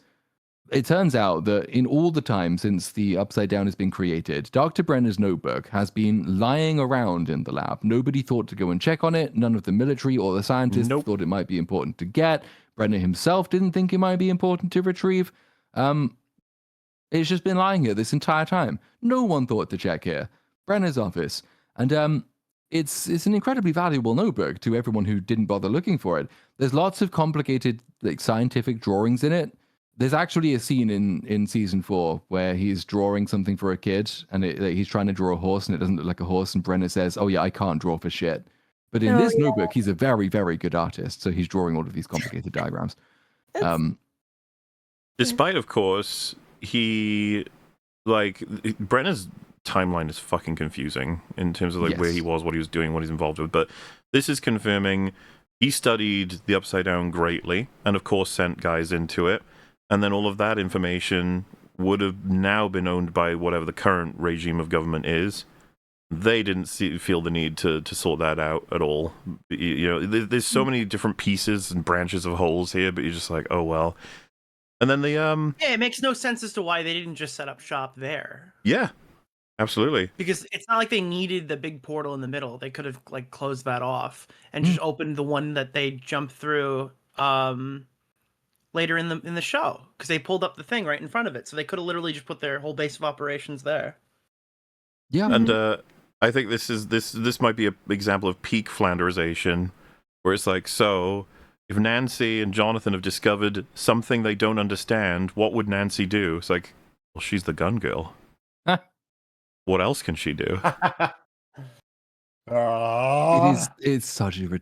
This does, in fact... Okay, so we jump back upstairs. We don't learn exactly what's in the notebook just yet. And Jonathan tries to radio Dustin and says, we think we found the shield generator, but the radio's broken, so the sound's kind of fucked. So because the radio is fucked, you can only totally hear exactly what he's saying, but we are supposed to believe Dustin can't. Mm-hmm. So they lob a pipe at the weird effect in the sky, and it kind of goes all blue and electric-y for a bit. They decide, that looks interesting. Let's shoot it. Yeah. Yes. Extremely stupid. You have no idea what you're dealing with. The team is just, half a building away. Why don't you go and, convene, talk with them, see what the fuck the plan is. Now let's shoot it. Like all this this- melty shit and the people who are dead around it. I'm sure that's nothing. Like, don't No, worry Jonathan, about it. I've Wait, seen Return what? of the Jedi. What? I know this is the shield generator. Yeah. Oh, yeah, like it's crazy. They're like, oh well, he came up with the idea that it's like the shield generator or Return of the Jedi. Therefore, it is. So let's shoot it. It was just some shit he made up, and they actually Well, like, yeah. I guess The problem that is, in the every shield other generator. moment, they were right. In every other moment in the entire show, they just make an assumption and they're just correct. So it's kind of jarring from our perspective that it didn't work. Mhm. But It's- why And would no you fucking amount shoot? of Yeah. fucking lampshading on this makes it better because they do that as well. It's like, why shoot it? What would you? And it's like, because yeah, Jonathan even makes her hesitate, right? He's like, don't. So there's two reasons she shouldn't do it. So Dustin is running upstairs shouting through the radio, and they can hear stuff through the radio. They can clearly hear that he is shouting, even if they can't hear the precise words. So like you would expect, oh, that means something is wrong. But they continue. She aims the gun at it. Jonathan says he does indeed stop her and says, "Are you sure we should be doing this?" And she says, "No," and then she shoots. Oh, Mhm. Ross Stuffer wrote this, so I think we'll be okay. Yeah, nice. Good stuff. Thank swear it's you, fucking Duffman. Toddlers are smarter than this. I swear to God, this is like toddlers. You know, when the first instinct that they have is to touch things. It's like Nancy, but with the gun, and it's like seeing something that is steaming, basically on fire, and you're just like, oh, what's that? And just touching it. You know, you I'm dumb. shocked they did something that she got wrong, though. Like, she actually did something wrong. That is groundbreaking, I guess, for mean, this show. But it's not That's technically her fault because like she was just going on the shield generator theory. So if anything, it's Dustin's fault that she did this incredibly stupid thing. You're actually right, yeah. No You should have accountability. told her, hey, if you find anything, don't immediately shoot it. Like, just Mhm. an FYI. Yeah, we did it. Wow, whole episode. It only took 2 hours. Yeah. It did. 2 hours. Yeah. That's reassuring. Great progress. Yeah. There's like that episode specifically wasn't one of the, I guess, beefier ones. Well, We'll pick up the pace. yeah, Maybe. totally. We're gonna be fine. It'll be Yeah. great. Episode 6, the one where more stuff happens. So this won't take us long to break down. Of course. So we pick up Dustin is frantically running up the stairs, but oh shit, Nancy's already shot the giant sphere. It turns into a giant evil red orb of death, as you would expect it to do. It sends out a shockwave across the entire upside down. It collides with the wall, and it looks pretty bad. Bad shit's gonna happen, but we'll see that later. Because first of all, we have to meet Mr. Clark again. We don't have enough characters or plot lines going on at the moment. Remember Mr. Clark? Everyone likes Mr. Clark. So Erica and Murray, he's fucking here now. I don't know why. They'd What go a and visit weird Mr. Clark. team, by the way. Erica, Mr. Clark, and Murray all together. Oh, I know. just so you know, too, Jonathan suggests she might have missed, and she gives him the most, like, you're an Oh, idiot sort of face. Like, Nancy Wheeler missing? Are you joking? Well, to be fair, if she shot up, she would have hit it. It's like a gigantic sphere above them. There's no way they could have possibly missed that shot, right? I mean, you can go that direction, but like, it's at the same time, you know, maybe you missed, right? It's just like, The mere Yeah. suggestion that she could have done something wrong is inconceivable. but the other thing that's really worth remembering, if this had worked, like they had done the damage needed, which it feels like they came close considering the thing's reaction, this would have been a hilarious ending to the series. Oh, I'd love it. Yep. If that thing really does blow up, everyone dies. Everything dies. All the known dimensions die. But luckily, it only does minor damage. So Erica and Murray have turned up that they try and pester Mr. Clark at 5 a.m. to make them this new telemetry tracker. And he quite rightly says no.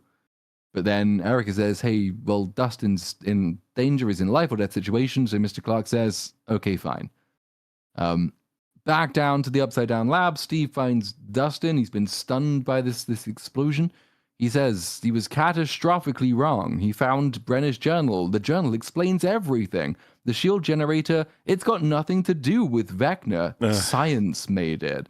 It's exotic matter, and the exotic matter is holding the giant wall together. Nancy probably just shot it. This is extremely bad, because Holly, the kids in Vecna, they're not on the other side of this thing. Nobody is. And while he speaks, we see a very neatly knocked out Jonathan and Nancy on the roof, which starts to melt into cum, and they start descending. This is one of those, remember that insane bullshit I said that made no sense? Well, this time it actually was bullshit. It was like, what? First time in the show.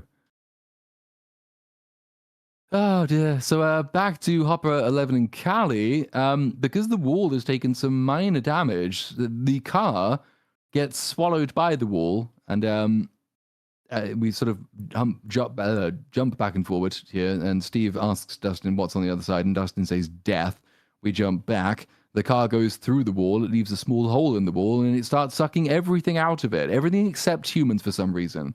Because that can't happen. It fucking tears trees up by the roots, but humans are fine.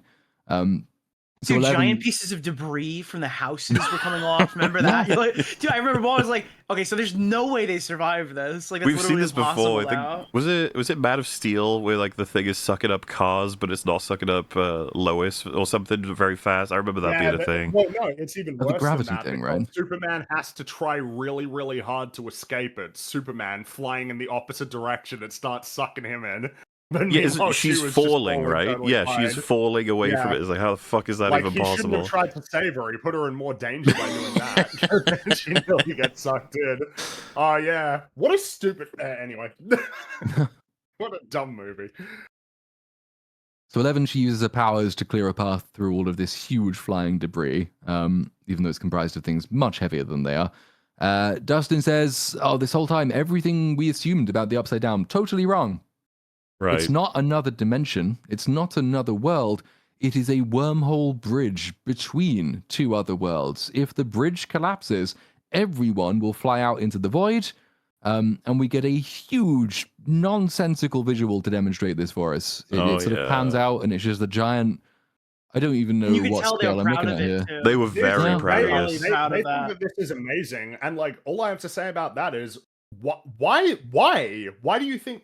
Like, number one, this obviously was never your plan because you never introduced the big flesh wall in No. any of the other seasons. You introduced it in this one, so clearly this wasn't your plan, which already diminishes how cool it would be. Number two, this doesn't really mean shit to me. Oh, see. It's a portal to another world. It's like, okay, but it still is effectively the same thing. It was an alternate dimension. Practically it's exactly the same. It is just a mirror reflection of the real world, but spooky. And then like, oh, what's on the other side? Oh, just like another spooky dimension, like on the other end of the bridge. That's is how not, it felt. Why is this a cool reveal? There's no new information here. It doesn't change anything. I'm convinced that when they started, quote unquote, writing season 5, they were like, so we've got to answer the question, what is the Upside Down? And both the Duffers were like, okay, it would be too lame if it was just like our world but evil, or hell, or, you know, just another dimension. Those things are boring. It has to be something that no one has thought of yet. So what if we have a super duper scary dimension that the regular scary one takes you to? But what would the super scary one look like? Well, think of Deadpool and Wolverine, and then give it the Breaking Bad piss filter. Yeah, and then Sean Sean Levy. Levy's like, yes, that's a good idea. I made a Yes! lot of money on Deadpool and Wolverine by doing that, so you guys should do it too. And then they all pat each other on the back. Another job well done. The Linkin Park dimension, yeah. I suppose what's funny is like we need to explain what the Upside Down is. It's like you didn't really. I was fine with it. Like you don't really, not really. I don't need like some crazy explanation for what it actually is. And this isn't even like this. This isn't new. It's just not useful information. It doesn't change anything. Like not only does it not change anything, but it creates problems that will sort of be revealed specifically in episode 7 and 8.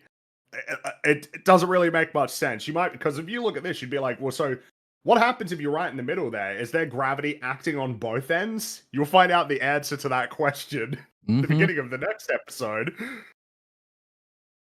It's just so I love the behind the scenes thing where they're trying to, like, the poor people who have to try and make this for art direction, try and work out what the Duffers are talking about. It's like, It's so funny. the ceiling of our world is the floor of the Upside Down, but then the ceiling of the Upside Down is the ceiling of and it's all made of flesh. I'm telling you, chat, when you get through this with us, all these episodes, seeing that doc is the big reward, because it's going to make so much sense.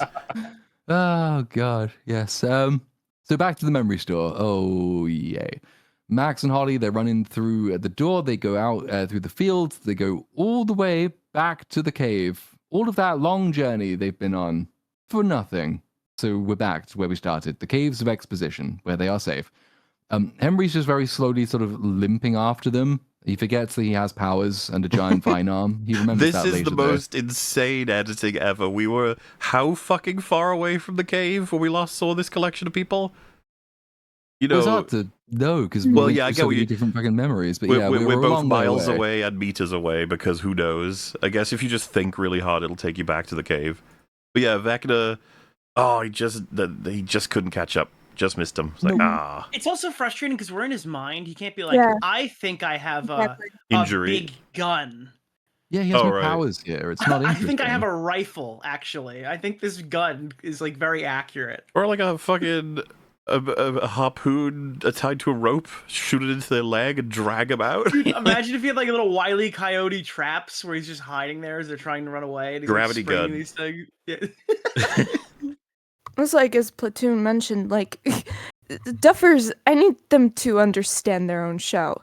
This is not a physical reality, right? Harry does not have a mortal body right now. This is some kind of like abstract space in his mind. He does not have a physical anatomy to be wounded. Why is he limping? Is he Yeah. stupid? It's Is he metaphorical for his dumb? broken ego after getting fucking bamboozled by children this many times. Well, no, this Oh. this is like the most we get so much Vecna humiliation in terms of just do you want him to be threatening or not, but the fact that he tries all this and then he's like, by the way, Max is evil. It's like, bro, are you serious? He's sitting outside of the door like, ah! Look what Max did. Yeah, Oh. middle finger. I know you guys. Oh, it's so bad. And he gives up on it right away as well. It's like, no, Max tricked you. It's like, no, you're lying. It's like, fine, I'm lying. But if you don't come back with me, I'll kill her. He says things have changed because now there are other ways to get to Max. And he warns Holly that when Max begins to suffer, which he promises she will, Holly will have a choice. She can either come back with him or she can let Max die. Then we... Sorry, I just seen this pop up. So, Morley, you've got to figure out how to turn ads off or just admit you have them on to monetize the live streams. I wouldn't be mad if you have them on purpose. You've got a right to monetize. That is what I've said every single time this has been mentioned. I've got them on the lowest setting, but I'm not going to demonetize the channel. So, yeah, they're on for money, but you can use ad block to your heart's content if they're annoying you. Go right ahead. Or, the YouTube Premium's an option Or as well. YouTube Premium. Yeah. But like, yeah, no, I'm not going to demonetize the channel outright. I've just got them on lowest.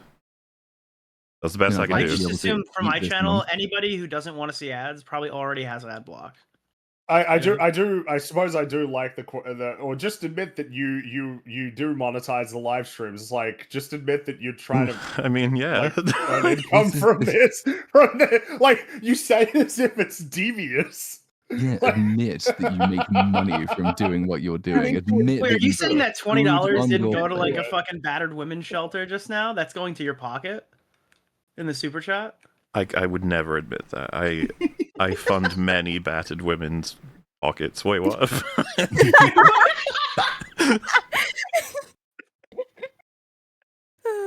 It's just grifting. It's great.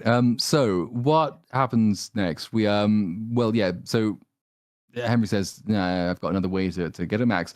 We then get I think we get a title slate here, right? Like it says November 6th, which is supposed to mean something, and it doesn't. Yeah. Except that fuck it. This is the day when, for no particular reason, everything has to go down. So we go back to the right side up. Will is unconscious. Joyce is upset. Lucas says, wait, why is he still unconscious? Like, he's unplugged. And when he mentioned Max, seeing Max down there, was that all real? And Robin, now I don't know this for sure, but I think I'm right. Has Robin never met Max? Because I don't think she has. I'm trying to remember anything in You season might be 4. right. You might be right that she definitely didn't meet her in season 3, and in in season 4 she would have met her, but I don't know that they had any real conversations with each other. No. No, not converse, never. Lot season of that three- No, because she problem. got paired Well, with wait, Nancy. did she meet in season 4? Because Max was kind of like out of it in the very beginning. She wasn't really hanging out with Lucas and them She was until part. everything That went to was shit. that was like the main Hawkins group was Max was in it and Robin was in it. But again, in keeping with the tradition of the show, it has pairings, and the pairing for Nancy was with Robin. I might be So wrong. like it I was thought mainly that those Max. two, I and thought that Steve a Max was bit. a little delayed though, and they'd already split off into their pairings. Because No, because they would have been together in the finale, right? When they were getting ready to do, weren't they all in the big RV? yeah, in the RV. Yeah. Yep. I'm So they did pretty meet, but they sure- probably didn't share any real dialogue with each other. I I'm assume. pretty sure they're like they must be in some same frame in season 3 at the end.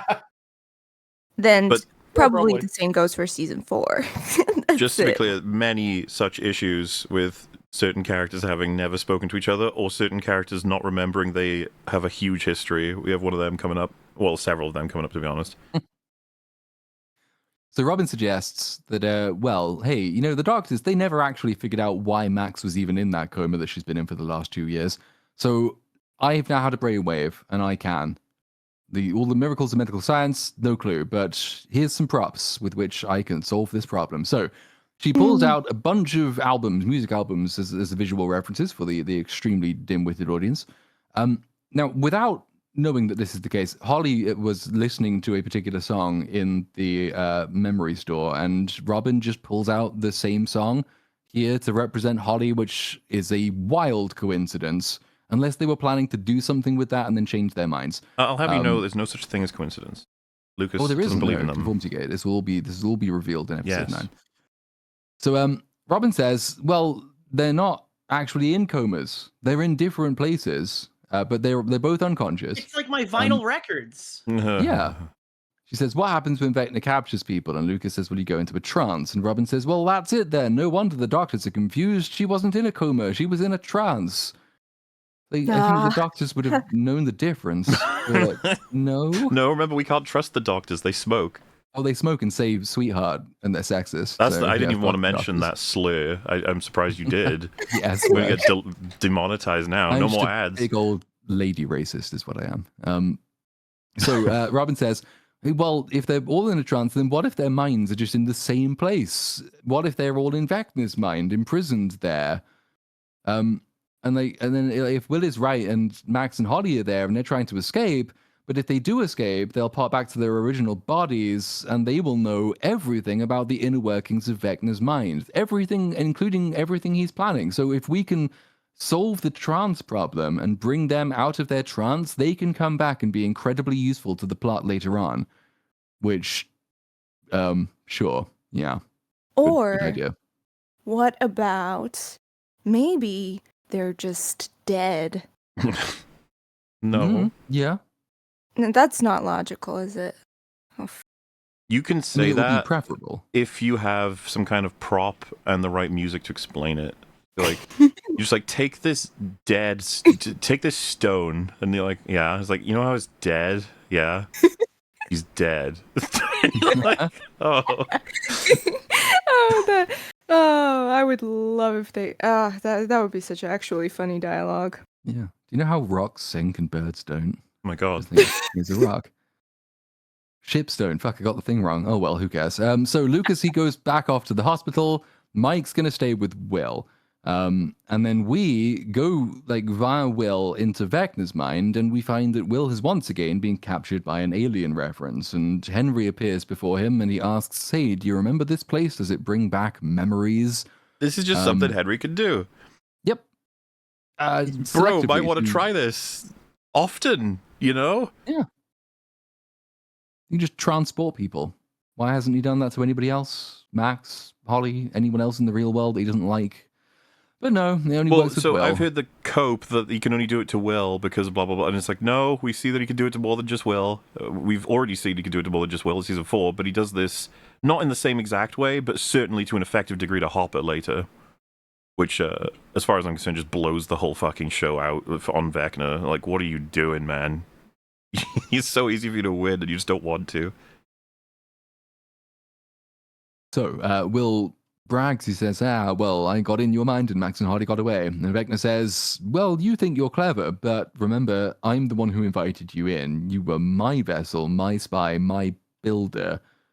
And then for some reason, he says, how do you think the tunnels came to be, William? You built them each and every night you slept. We're explaining how the tunnels in season 2 were built for some reason. Yeah, why? Who cares about the tunnels anyway? Like, well, the only thing it does is introduce a problem because, again, it invites the question. Like, those tunnels predate the bit where the Mind Flayer flayed Will, because I think that's season 2, episode 3. Right. I want to say, and they are there from season 2, episode 1. So even if you recontextualize the flaying scene as just like the visual representation of Will being activated, the tunnels were already there before he was activated. So not only do we not need to be explaining this right now, but the fact that they've tried to explain it creates a massive plot hole in season 2. Because they want us to think he was puppeteered to make the tunnels, and then at one point he was super puppeteered, and you're like, okay. Why? Yeah, this is why I don't know why we're spending time on it. I don't need this at all. Like, the tunnels are just not important compared to everything else. Like, it's like that scene with Billy in season 3, right, where he's like, "It's all about you. We built this for you," or whatever the fuck. It's just like, what are you saying? What is happening? You're trying to author all of your Pain Spectre shit. Where you're just trying to make sure. Don't worry, guys. All of the seasons were not a waste of time. They all matter. It's just, yeah. So he says, this proves that there's much power within you, but make no mistake, it's my powers in you. They're stronger than ever before, much stronger. And then we got the visuals of actual Vecna what we'll learn later is the Abyss, and he's hooked up to some weird kind of thing, which is, it's like a giant devil sphincter on top of him, which starts vibrating. And pulsing and has a heartbeat, and then we get another visual, and then there's like some weird, just earthy, glowing looking red. It's just red because red's evil. Vecna says, "At last, it's time for my vessels to lead us to a new world, a better world." And Will says, "Too bad your world will never exist because Max has got one of your vessels." Ooh, why would you say that? Yep. Why would you say that? And also, isn't the whole point of this conversation that Will was his other vessel before? So why doesn't he just add Will as a 12th vessel and replace Holly with that? Like, could he not do that? Could he not take another kid? He's about to use Will anyway as a vessel for a totally disconnected reason. But well, yeah. So on the one hand, you've got Will saying something he really shouldn't be saying, but then you've got Vecna not realizing that the fact he can do all of this to Will means it doesn't matter that Holly is unavailable to him at the moment because somebody else is. Well, the whole fucking conversation's pointless anyway, because they're in each other's minds, and Vecna's about to basically just scan Will's mind for information that he wants. Why are you monologuing? Stop monologuing. Vecna. Vecna, alright, Vecna, Max can tear you apart with just one fucking word from his mouth, okay? I'm quoting Doctor Strange. The Black Bolt thing. That's literally, it's the Black Bolt thing again. Why am I blanking on what you're saying? I know Marvel way too well, unfortunately. You made a whole movie. You made a whole movie. You made a whole movie about it. You did make a movie. I made a TV show. Well, it's just when Reed tells Wanda about Black Bolt's weakness, and she immediately. Oh right, of course, yeah. Dude, I flush so much that I get. Sorry, I'm actually. It was terrible. God damn. I'm distracted too because I don't think chat. If you haven't seen, so like what we're having here is Will has been captured by Vecna. And he's like, you are my personal builder. You're this. You're that. It's very like, oh god, what is this gonna mean? What's gonna happen? Is Will gonna die? Is this gonna cause like a major vulnerability for the team? What happens in this scene is one of the worst things in the series. Like, for stupid. Vecna is going to get information, and that information is fucking amazing. That like he needed to do this to Will to get it. So he says to Will, there are many ways to smoke a fox from its den, and you're going to help me. You're going to spy for me one last time.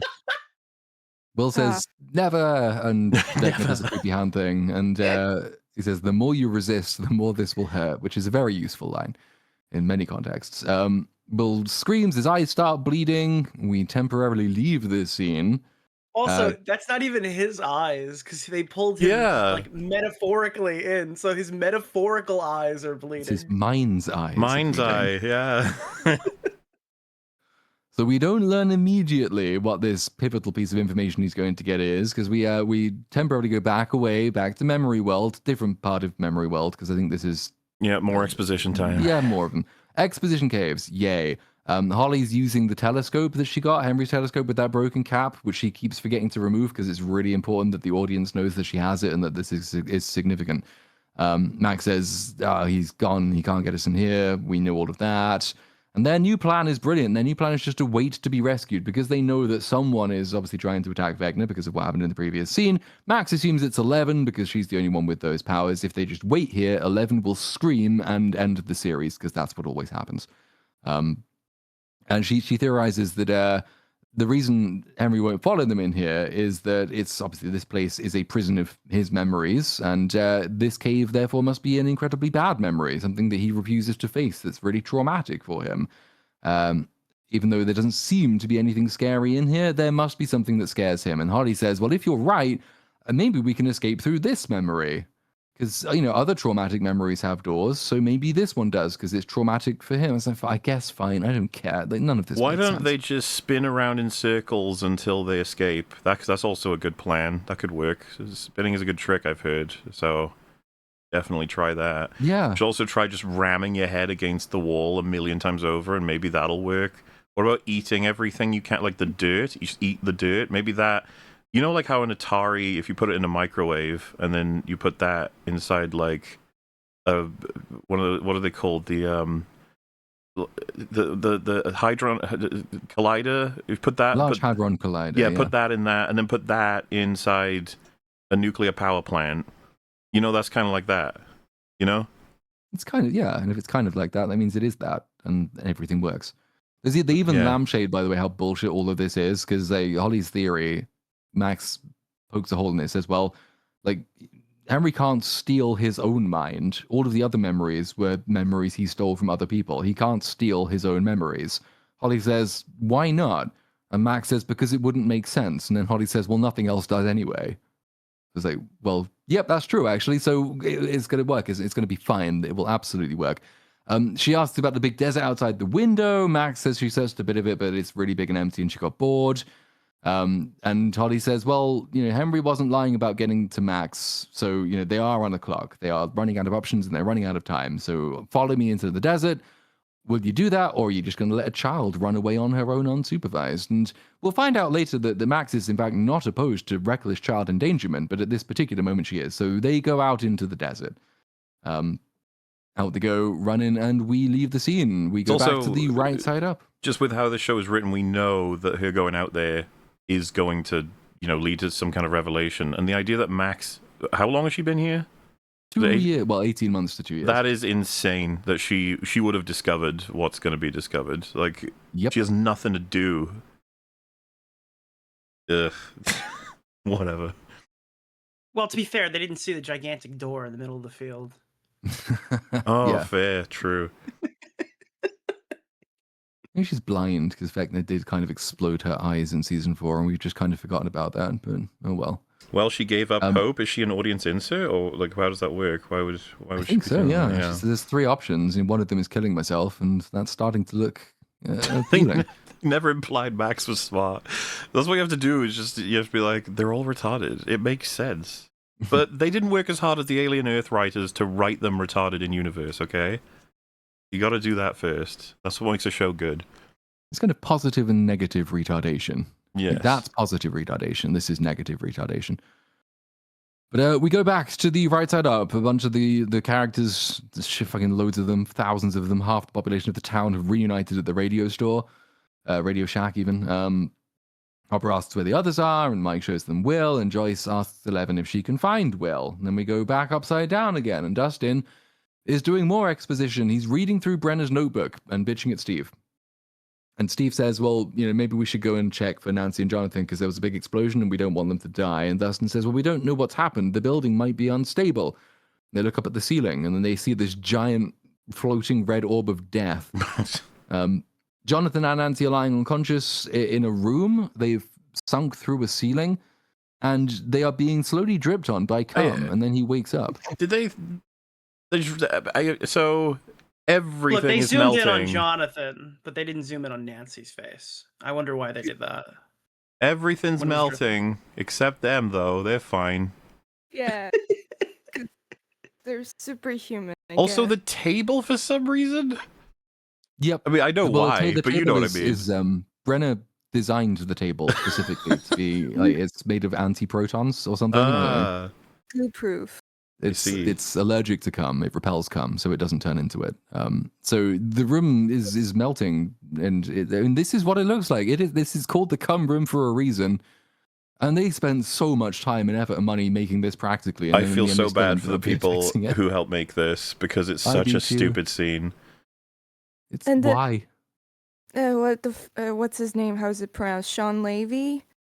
Yeah, pretty much. He had the audacity to complain. Oh, it's not thick enough. Fuck off. The cum isn't thick enough. he threw a tantrum about this.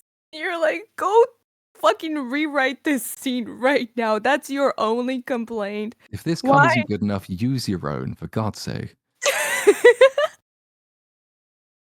Oh dear, so that's all melting and they're going to drown in cum. Then we cut away from that room. We go back to the radio tower. 11 has created a makeshift sensory deprivation tank with some headphones. Well, she's not even a tank yet. She's just wearing headphones and listening to a noise. And she's using a blindfold so she can look for Will. Hopper says, yeah, the giant flesh wall, that was there, that existed. And we almost died. But, what happened to the other guys? Maybe they got sucked through it. No, never mind then. He says the whole thing... the whole thing seems to be like all of it has to connect. The wall, Max, and Harley, all has to be related. And he says, I can't figure out how. It's like there's a missing piece of the puzzle, a big piece. And Mike says, well, the pieces are in Vecna's mind. And I've seen every episode of this show now multiple times. I've seen all of this season now multiple times. I do not know what piece they're referring to or what piece in Vecna's mind they mean. Anyone help me out? What are they talking about? I have no idea.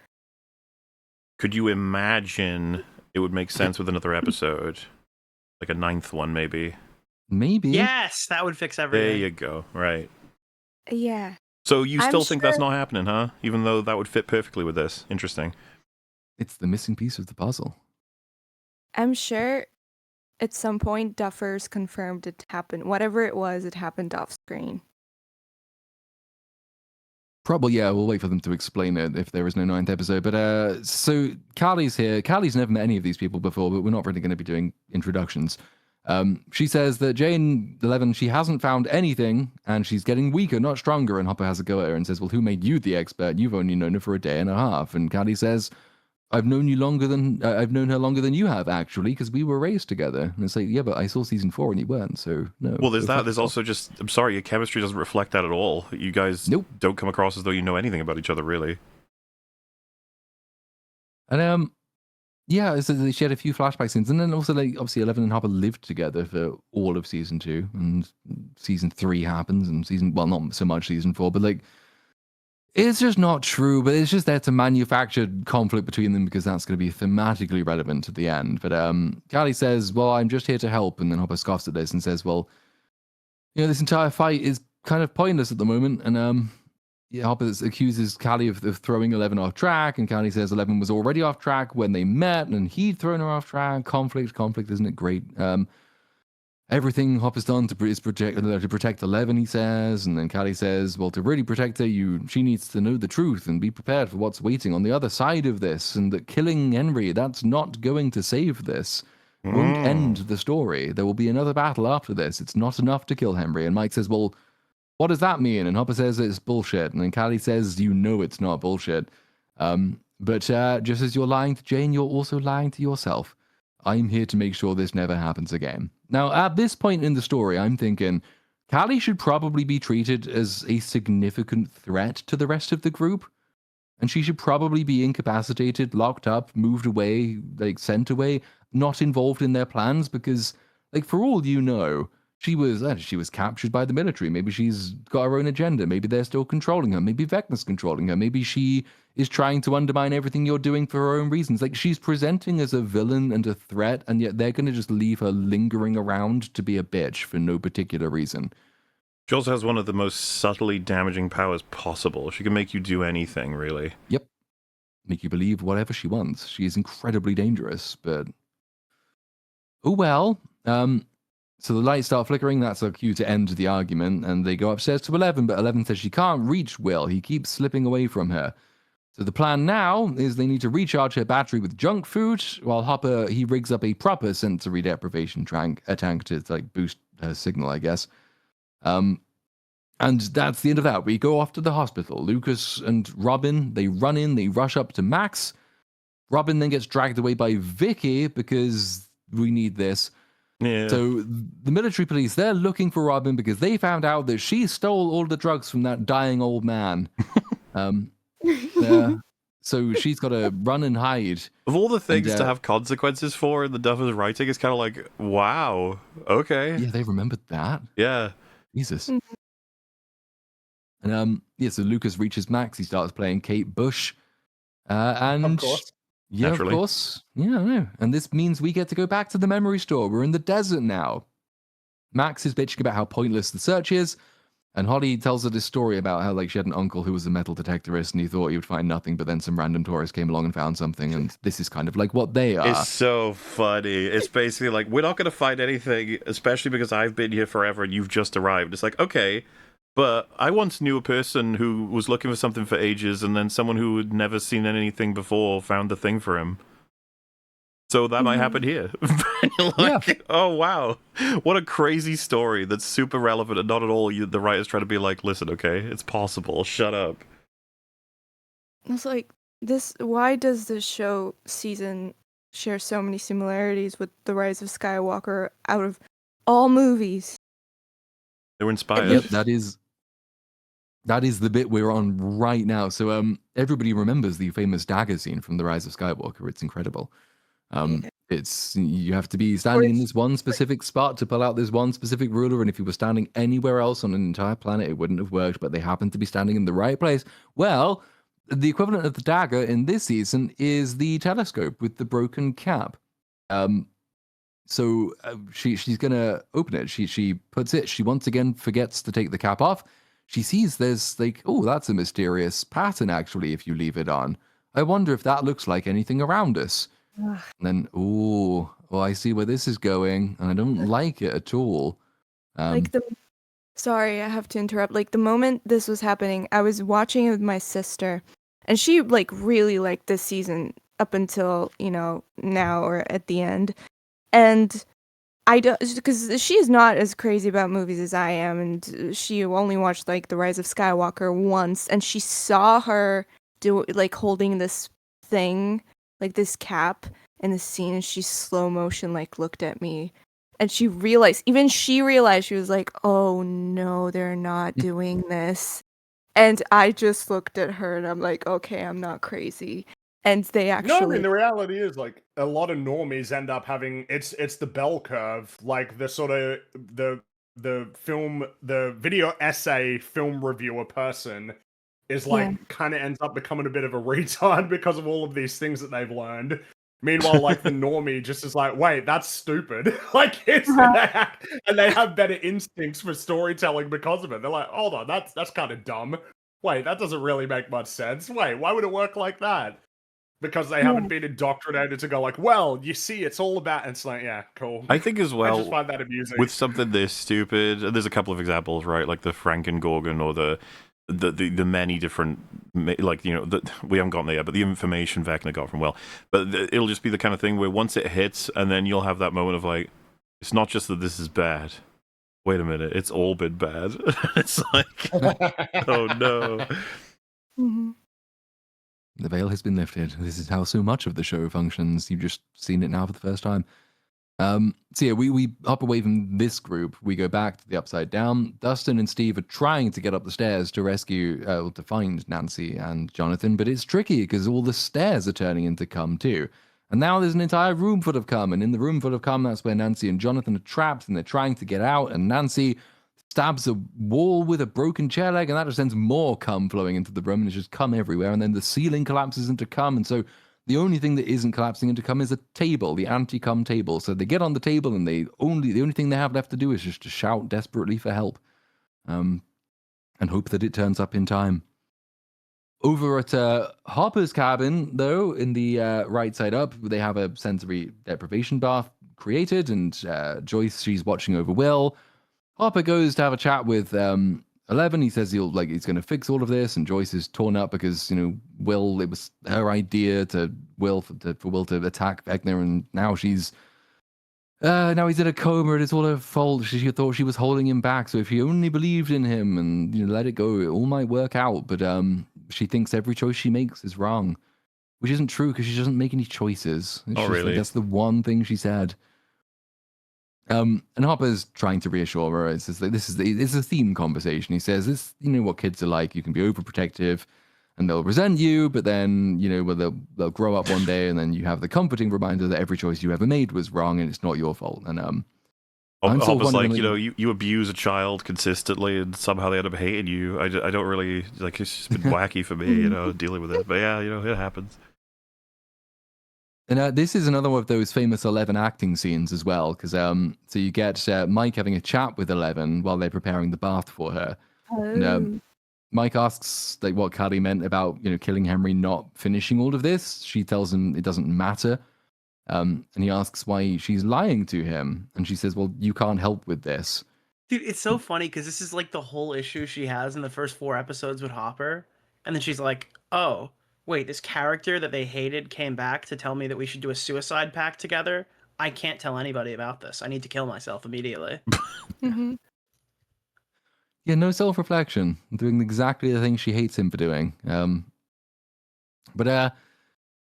Mike says, after she explains about the upside down lab and all the pregnant people and making new psychic children. Mike says, well, that can be our side quest that we complete after we defeat Vecna. And he's kind of right. It actually could be, because that's how this normally works in Stranger Things. But she says, no, this time that won't work, because they don't really need a lab. They need Henry's blood, and his blood is in me somehow. I'm not a monster, but with my blood, they can make monsters. And Mike points out, well, yeah, but fine, but the military's been looking for us for, 2 years, and they haven't found us, and, we'll just leave Hawkins, and it'll be fine. And she says, no, it's not like one of your campaigns. You don't get to write the ending. And he suggests that as a team, as a group, we can. And she says, well, she doesn't say anything. She emotes. And by emotes, I mean she looks at him. This is like the iconic one, right? Yeah. I think it is, yeah. Mm-hmm. Yeah. This is the thumbnail. I'll have to find... Yeah, because... Because I think this was the point where it's like, what the hell is going on? Like... She was really good in season 1. I'm just saying, she was a lot younger then too. She was pretty good in season 4 in places. It's like, even season 3 has some moments. It's this season in particular which is just completely collapsed. Obviously, Akari is spying on them outside the door as they're having this conversation, but it's just like these are the 2 characters whose relationship was supposed to be the emotional core of the entire first season and much of the second season too. You just don't get it from the way they act with each other, speak to each other, and particularly from the expression on her face, because it's just not great. I do think that she's sort of like around a solid actress, and even like as you guys mentioned, like season 4, she's pretty good. It's just does everything that is required of her, whatever. But this season, I just really have this like theory in my mind that she just hated this whole thing, and that table read really confirms it. I think. And there's been some comments that can be interpreted pretty negatively, sneaking in kind of Emilia Clarke energy for Game of Thrones. Also, like, this tank, this bathtub thing.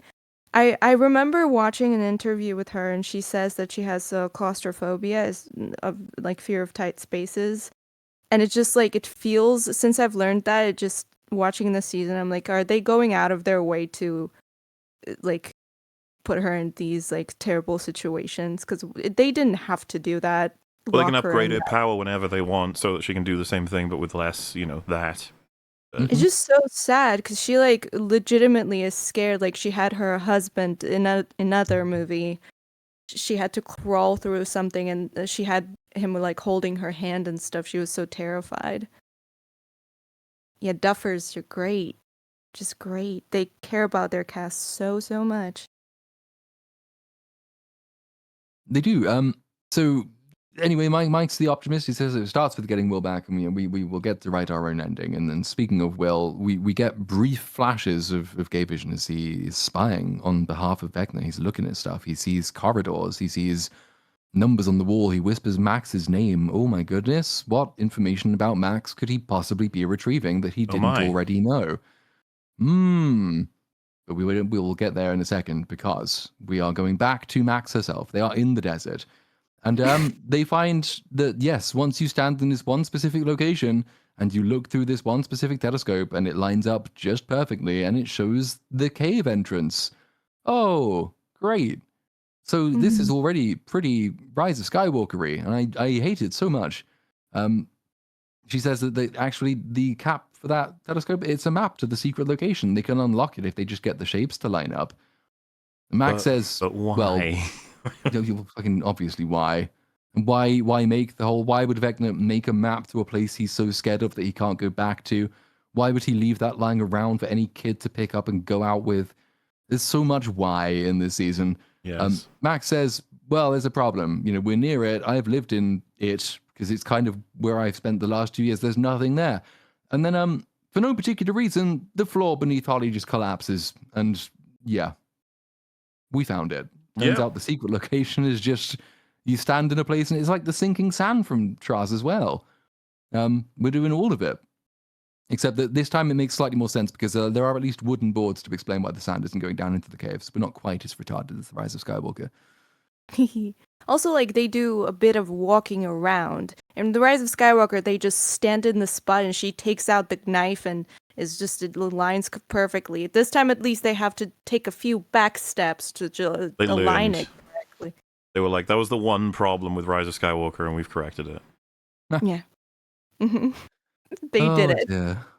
But also, like, this, I think I mentioned this in another episode, like, this whole thing is so stupid because they heavily imply, not just heavily imply, they confirm, like, oh, he's terrified of going into the cave because that's the cave that is the problem. But why couldn't he walk through it? Because the problem that seems to be this, what is this, like, this thing that they fall into is the real problem. It's not the cave. And this thing is, like, quite far away. Is it because if you look through binoculars and the thing aligns, and because of that he can't walk into the thing that it aligns with? Like, it's just so stupid. It's just so stupid. Who even, like, how stupid? How do you even come up with something as stupid as this? I don't. And, like, to make the broken cap, you would have to be standing on the thing you can't stand on because it breaks if you stand on it. So we physically can't have even done it. It's just, everything about it is fucked. But it makes them fall down into a mine shaft, and obviously whenever an accident happens, it's exactly where the plot needs them to go. So that's where they will be going, but not before we have jumped back to hospital in the right side up, where we get more Vicky and Robin conversation. And this is the part where I was beginning to be very concerned we were picking up an entirely new character. We don't need Vicky to be sticking around for anything that's happening in this season. It's just... Well, to be fair, she's really important for, like, the end. Oh, at the end, you're right. How could I possibly have forgotten? Yes, that rooftop scene at the end where she's pivotal. Yeah, it's good stuff. Yeah, really good. So she frets that Robin's a drug addict, and because, like, she off screen she told her all about alternate dimensions and missing children and demons and all that shit, and, like, she thinks this is just drug hallucinations and says Robin must be going through withdrawal. And Robin does point out that, hell on earth did erupt at the end of the last season. Is it really that much of a stretch? But I guess nobody remembers that. It's just been baked into the town's reality. So for Vicky, it is just, that's not remarkable at all. But then, unfortunately, the military police are arriving. And so Robin has to run away. And by run away, I mean she just kind of walks down a corridor and gets caught. Doesn't really make any sincere efforts to avoid being caught. She just gets caught. So something dramatic, I'm sure, will happen there, but not as dramatic as Come Town, which is where we go back to. Nancy and Jonathan are still in trouble, and Steve and Dustin are still on their way to get them out of that trouble. Steve tries to make a makeshift staircase out of a ladder, and Dustin is extremely not happy with this idea. He's acting up again. He says Steve's being an arsehole. He's trying to get himself killed. He says if you go up there, you're going to die. And then this is the part where he breaks down, and we finally learn the reason he's so antagonistic towards Steve. He says, I can't deal with that again. You can't die. I can't deal with it again. Don't let it happen again. Please, please don't let it happen again. He bursts into tears and they have a tearful hug. And in complete isolation, I like the scene. Oh, the acting is fucking great. Yeah. Hmm. And it makes you sad These because are you're like- like, I remember caring a lot about these characters. Oh well. These are probably the only OG actors that sort of stayed committed throughout this season. Probably, yeah. They cared enough to emote. That's crazy. I think they get on quite well. It's like, I think Dustin's, as it Gaten Matarazzo has said, he thinks that they'll end up acting in a bunch of stuff together after this because they just have fun. And you can tell they have fun. Mm-hmm. Well, Joe Keery is So, apparently just a charm fucking, he's a charm man. He's charming everybody on set and on screen, so he's probably got a pretty good career, isn't he? They said he's being eyed for Marvel. He's being eyed Yeah. for Marvel. I think at the moment, doesn't his band have the #1 song on Spotify at the moment as well? Yeah. Something like that. Point is, huge, he'll be too. fine. He's gonna be fine. Maybe not if he goes to Marvel, but if he goes to somewhere Well, else, he might be fine. The funny thing is, you never know. It's a gamble with Marvel, right? It could be that you get Brie Larsoned and it's actually kind of worthless to you, or you could end up, people being like really impressed with your performance in a crappy movie or something, and it gets you further along. We'll see what happens. Yeah, the Madam Web effect as well. Everyone just feels sorry for you.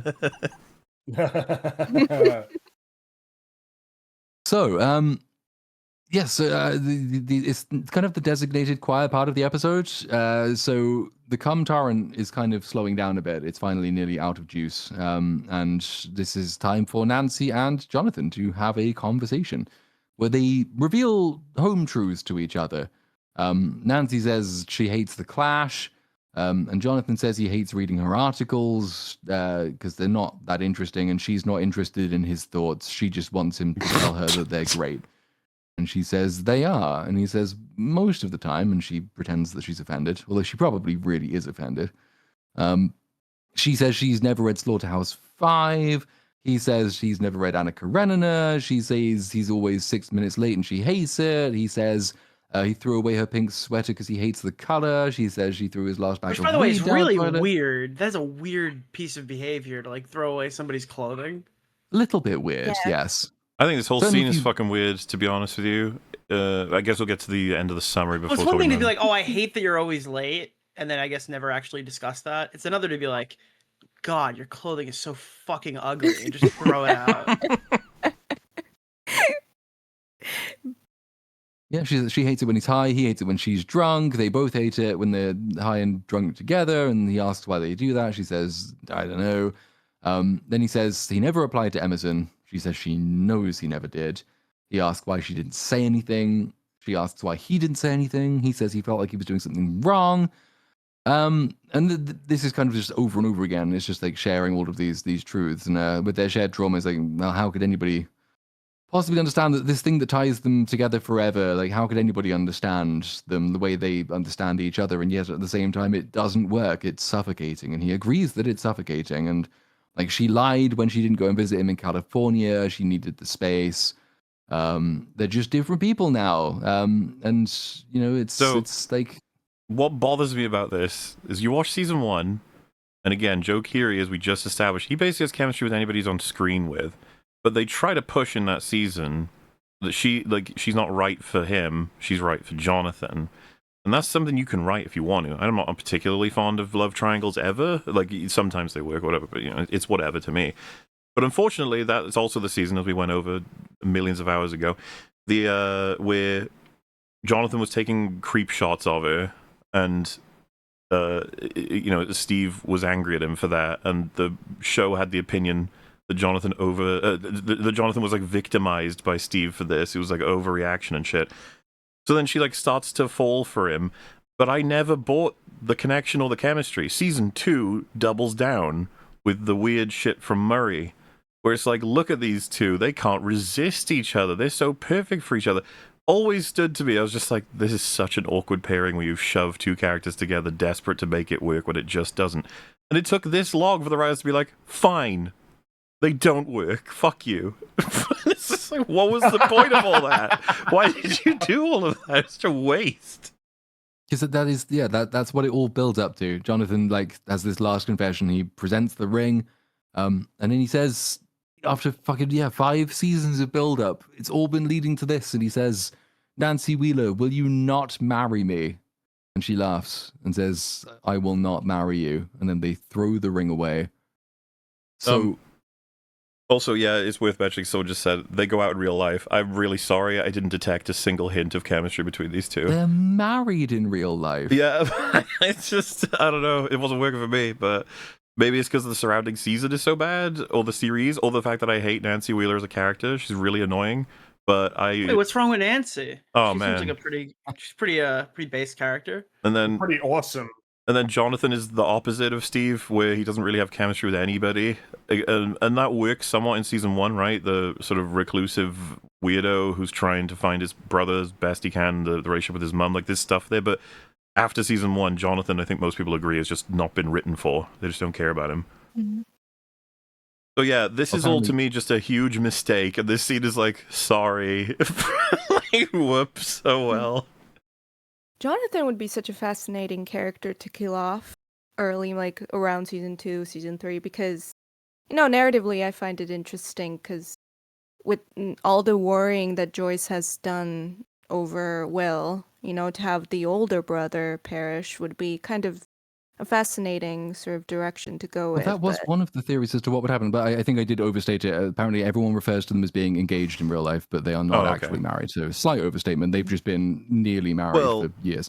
But on that point, so that there was that theory that emerged when Murray gives Jonathan the ring, and it takes a long time before anything comes of that. So before this episode aired, one of the fan theories I think I mentioned in one of the previous episodes was that Jonathan will die, and they will find that ring on his body, and it will be really sad. And it's like, actually, that would have been way better than this scene. Yeah, for sure. Whatever this scene, which again point... feels like a response to criticism to me. A lot of this does. It's like, actually, it was the plan to show that, hey, just because a relationship is happening doesn't mean it needs to be fixed. Maybe the fixing of it is the ending of it, and that's okay. Just feel like you guys fucked up. Yeah. But yeah, it's that I agree that would be a better written ending for him than this scene.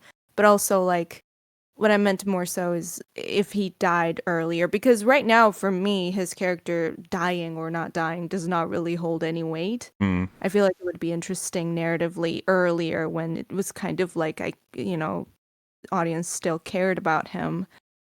But yeah, this scene is just it's a mess. The way it still matters is that because this has been literally his entire character since season 2, really. So if you then have this scene and the resolution is, let's not be together, but then he doesn't die. So basically from this point on, and there's still, by runtime, considering the length of the final episode, it's like half the season left. It's like, so he's just going to be around doing nothing for no reason, for no purpose, going nowhere. So any second the camera is on him, it's like, that's a wasted, there's no direction. Complete waste. He should have died because that would have provided him some kind of narratively useful thing to do. But now he's just going to be there forever doing nothing. And it's one long-term relationship that the show has been building that's been discarded. I wonder how many more that can be set off before we round all of this off. So that's the big conclusion to this scene. The cum room was created for this scene. This is why it all exists. It's a whole bunch of people online didn't even realize it's what was happening either, which was very funny. Yeah, like they had to come out and confirm in interviews. It's like, no, they definitely broke up. Because roughly half the audience didn't detect this. I was watching this, and because I was watching this with my sister, at the end I asked, like, what do you think? And she was like, oh, I loved that scene with Jonathan and Nancy. And I was like, so what do you think happened there? And she was like, they got engaged, right? And I was like, oh no, you poor sweet summer child. No. I think because so many people have got so used to doing all the writing in their own heads for these characters that they barely even pay attention to what the characters are actually doing on screen anymore. It's just it was at that moment where I'm like, I get why people liked this season because they don't even know what's happening. Yeah, but also, like, I don't really blame anyone because it's just so awkwardly written. It's just so badly written. Like, what do you mean on proposal? Are you stupid? What It is was that? sweet and wonderful, and not at all because they were like, what do we do with these characters? I don't know. It's just so badly written. And it was so confusing to watch. And also, they were terribly directed. Why are they celebrating? Who the fuck breaks up like this? They seem more excited about each other once they break up than they were when they were together. Why isn't it awkward and kind of like sad? What is this? And for the rest of the season too, like they act like they're still a couple. Like they still like hold hands and sit near each other, and it's just weird. It's too weird. Mm-hmm. And the justification, I think, from the writers was, no, we realized as the writers' room that Nancy, she needs her independence, and so Yeah. that's way more of a satisfying that- end to a story. That's an episode 8 line, is it? Or is it earlier than that? Well, this was, I think, they said about this episode when this episode released. Oh, And sure. I then just mean that they say it in the actual show and it is cringe as hell. Like, yeah, she says some more shit, which is cringe as hell in that final episode as well. It's there is a notable scene, yes, at the end of that. They know though because the ring did not sink into cum, so that means the cum is now for reasons of nothingness. It's solid now. It's frozen just stopped. solid cum. It's Yes. just it's great. And then we go away, and 11 is now in the deprivation tank. She goes to find Will. They set up. There's a bit of setup here that there's a signal that she is to give if she ever wants to escape. They have to bang on something, which will be relevant for another episode like this before the close. But she goes into the black mind void. She finds Will. He's lying on his bed, and she says she needs him to show her where he is. And evil vines snake up him, and they aliens him, and then she gets transported to, I guess, like upside down question mark, because I don't really know where there is. It a memory upside down? Right. Yeah. It's just. There. It's a memory of when he was in the Upside Down that she has accessed and can free him from. Mechanically speaking, who the fuck knows what's happening here? Because he's old Will in this scene, so it's not a memory of when he was child Will locked in this. Fuck it, whatever. So she's found him, yay, and she uses the Force and she breaks him free of the vines that are holding him. Yay. So back to the other memory place. They go down into the memory mine shaft. Holly and Max, they see a trail of blood on the floor. This is the bit that ties into the play, right? So we might need Nick to remind us exactly how this doesn't make sense. But so they hear this ragged breathing. They follow it. There's a wounded man. He's clutching a briefcase, and he points a gun at them. And they think, well, that makes no sense because we're not really here. And then he shoots them, and the bullet goes through. But then it hits the memory of Child Henry, who appears behind them. There is a slight problem here in that, like, he's just been lying down here with a revolver, and yet apparently that revolver has just one. But who else has he been shooting that he shoots once and has to reload? Minor problem compared to everything else in the scene, but a problem nonetheless. And we see the man shoot him. It goes through Henry's hand, and then Child Henry sort of grabs a rock and clubs him to death with it. Even though there's no particular reason for them to do this, Max and Holly decide to run away before seeing the end of this memory. But they run into a giant rock wall, and so Holly goes back, and Max stays to try and find a way through the rocks, because she hears Kate Bush on the other side. And Holly, she watches as little Henry, Child Henry, grabs the briefcase. He opens the briefcase. But then before she can see what's in the briefcase, Max drags her away, so we don't get to see it yet either. Aww. And they're working so hard to not show you what it is that, like, the natural audience expectation is this must be something incredibly important. And we're left to assume by the end of the show it is, but not for this show. It's like, it's baiting the spin-off, whatever it is. Hell and yeah. maybe also the play. I love it. I love it. It's just straight out of J.J. Abrams' book. I love how they were like, I mean, we already know duffers are liars. Very, very, very big liars. But, you know, because it was like promised that, oh, we will finally explain what upside down is. And I mean, we're not at upside down anymore. We're in abyss, whatever. And to explain it, right? To open this mystery box, and there's inside a smaller mystery box. It's just so great. It's a literal box too here. I mean, it's Yep, great. literal mystery box. Is it's just they never explain it. Their explanation is more more questions, because what the fuck is this rock? Who knows? Mind flayer's toenail, basically. Like, it's just connected to him, and that's what we got. And, woohoo! Alrighty.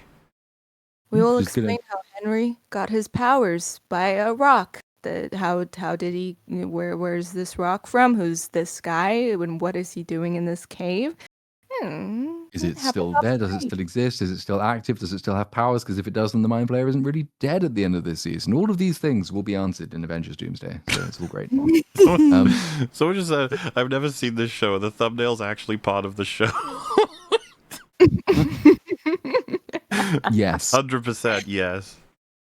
Also, like, I mean, we will come back to this scene, but it's very interesting to think from a perspective that I don't know what they were trying to accomplish. Kind of, they didn't completely go the redemption route with Henry, but they were kind of like trying to explain him and sort of justify or whatever.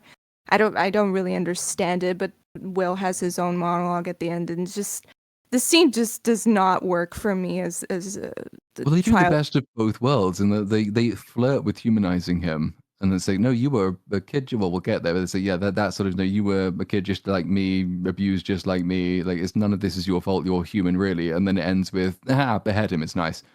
It's either keep him completely villainous and play that for victory, or humanize him and don't behead him. But you can't easily do both, because then the audience is left with mixed feelings. But there's conflict on that. A lot of people are discussing the issues of Vecna's characterization, additional pieces from from the play that the show may have decided it didn't want to deal with. But aside from that, I was just thinking about, to drop this on us among all of the other things that they've already dropped is kind of insane. And you know what it does to an audience when you see something like this? You're like, oh shit, is this going to be like something that recontextualizes and explains everything? Because the Duffers have been baiting, like, it's all going to make sense. It's like, not really. As was mentioned, it just kicks the can down the road, kind of. And then it's like, don't worry, you'll get another show that can explain all of it.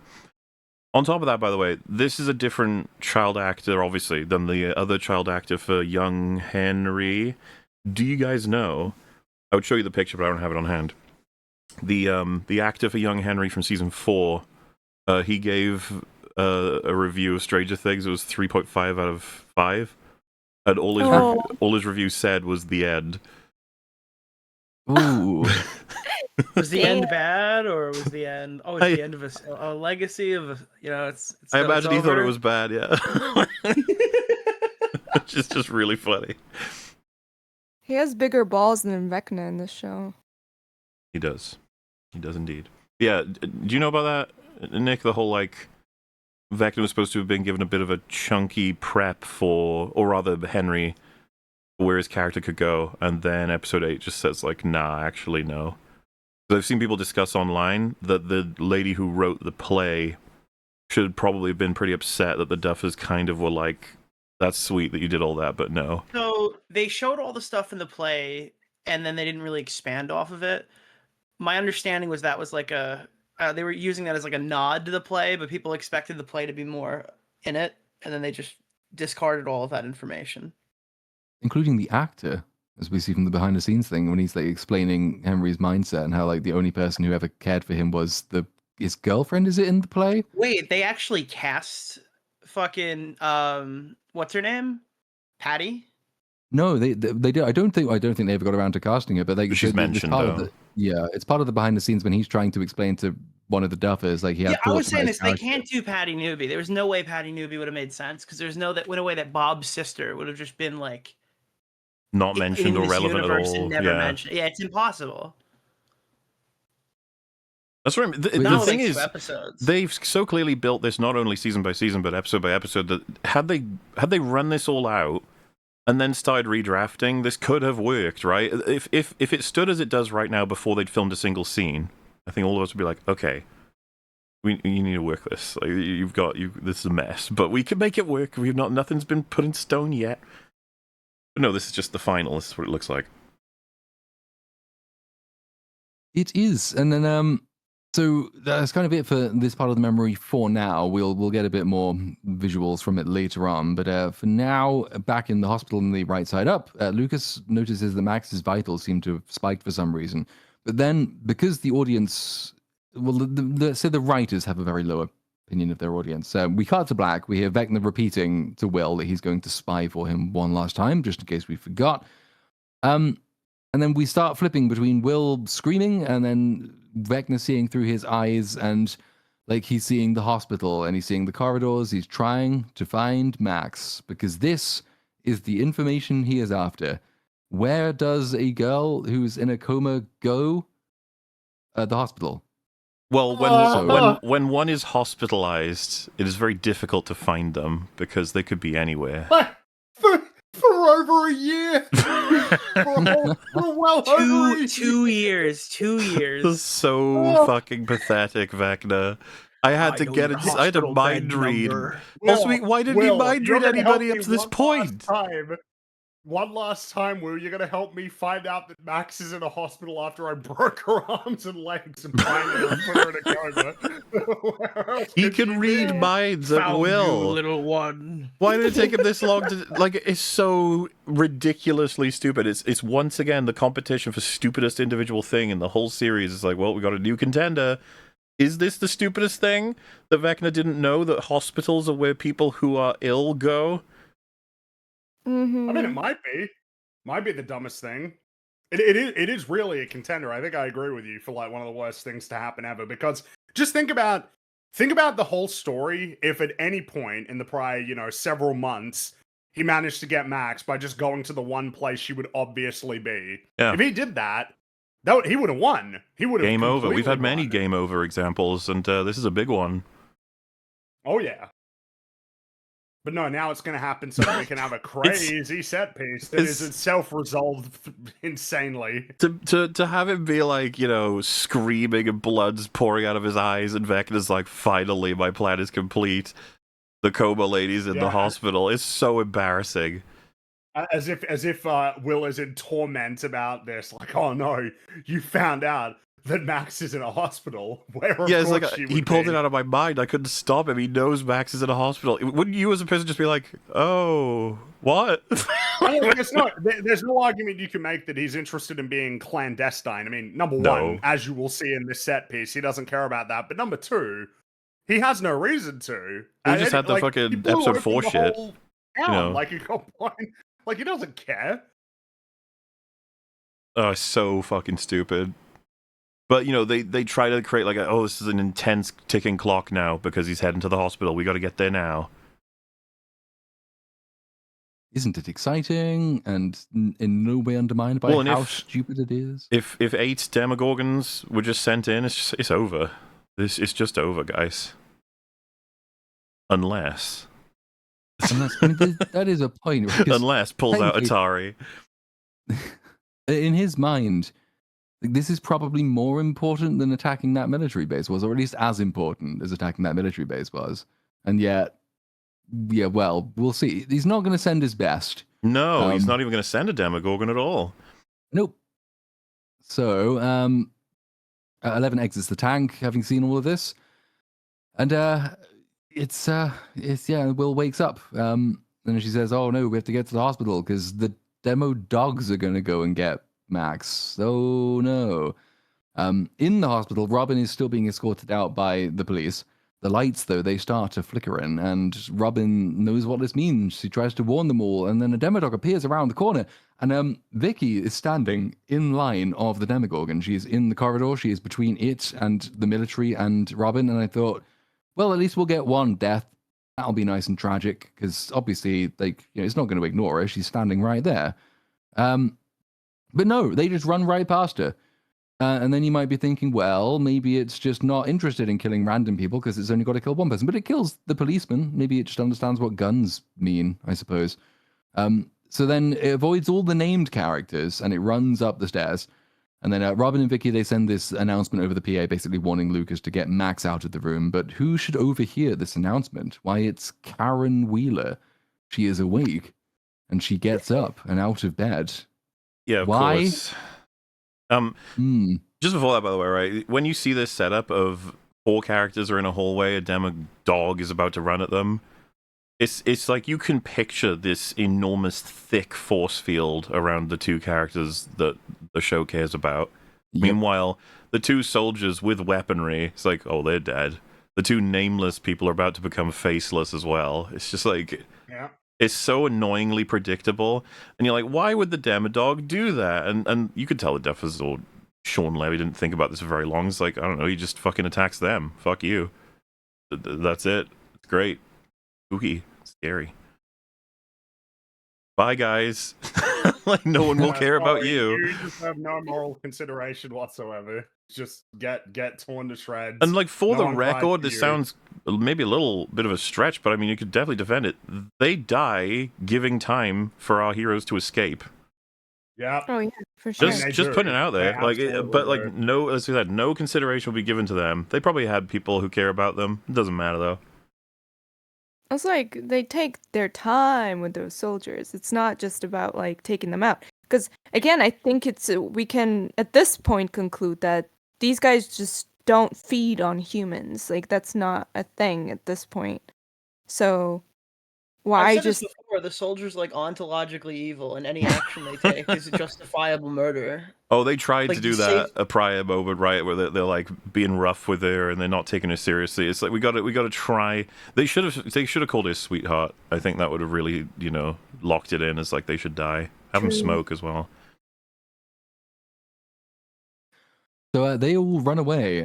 Lucas gets into he picks up Max, gets her into the elevator, and the doors close just in time before the Demodogs run in and murder everyone. So back, and then we're going to start jumping back and forward a little bit. So memory store mines, Max and Holly, they're tunneling through some rocks to try and reach the big red room. They have to squeeze through the last tiny little gap, but they just about make it. We got back to the hospital. Karen, she grabs an oxygen bottle from her room. I love Karen. By the way, she's such an amazing character. The dogs run in from both directions toward our heroes, and then they both just fucking dart the wrong way. And Yep. it's like, oh, it's because they're not after us. Like, you fuck off. They weren't after the military either. They're cheating. Yeah, just fuck off. So then we sort of get another, season 2 had its big Jurassic Park ripoff moment. We're sort of doing one of those leading up here as well. So Lucas bumps into Robin and Vicky. They all get Max down into the laundry room, but the exit's locked and they're trapped. So they hide behind a big vent thing. By the way, and they sort of... a really quick pet peeve. I hate it in everything, because it does happen in pretty much everything. Whenever someone's got an IV or a line of any kind in hospital, they always tear it out every time. They never just take it out. You can just take it Yeah. out. You don't. Tearing it out is actually a I always horribly thought bad about it. idea. Mhm. They Yeah. always fucking Let's just make tear it it. way more painful. Way more Why? painful. and It's like it's dangerous. dramatic, and you're like, yeah, but that's stupid. It's really stupid. Just pull it out. You don't need to go. Whoosh, yeah, I'm a hero. No, but she's awesome. Karen Wheeler, she's awesome. Karen Wheeler's almost as awesome as Nancy Wheeler. Yeah, almost. And Almost. way cooler than what's Ted? Way cooler than that. Yep. Fuck. I'm sorry, Ted. Where's Who Ted? cares about Ted? Is he even in the hospital? Probably not, because that's not where ill people go. Also, I love how empty this hospital is. No one's here. Well, it's the same hospital, isn't it, Three from season 3, where like it was like loads of nasty shit's already happened here, and then it just recovers immediately. Like no one will ever know that this happened. All the doctors who saw it, they'll just forget everything after the season ends. It's just how this hospital works. It's uniquely it has this amnesia field over people. Also, Um, yeah. Also, I love how there are no questions about how Karen Wheeler got her. This is like a small town, right? There's just like a bunch of conspiracy stuff. Like even fucking Twilight is smarter than this, because there's a moment, right, where can you imagine? These people get like hunted by the vampires, and that movie dedicates time to questioning like the police are like, what is this animal that is like doing this to people? Because this is not, what is this creature? How did this happen, right? But no, Stranger Things, just doctors, police. I mean, I guess the government is somewhat involved, but doctors, why isn't there a question of how the fuck did this woman get these types of,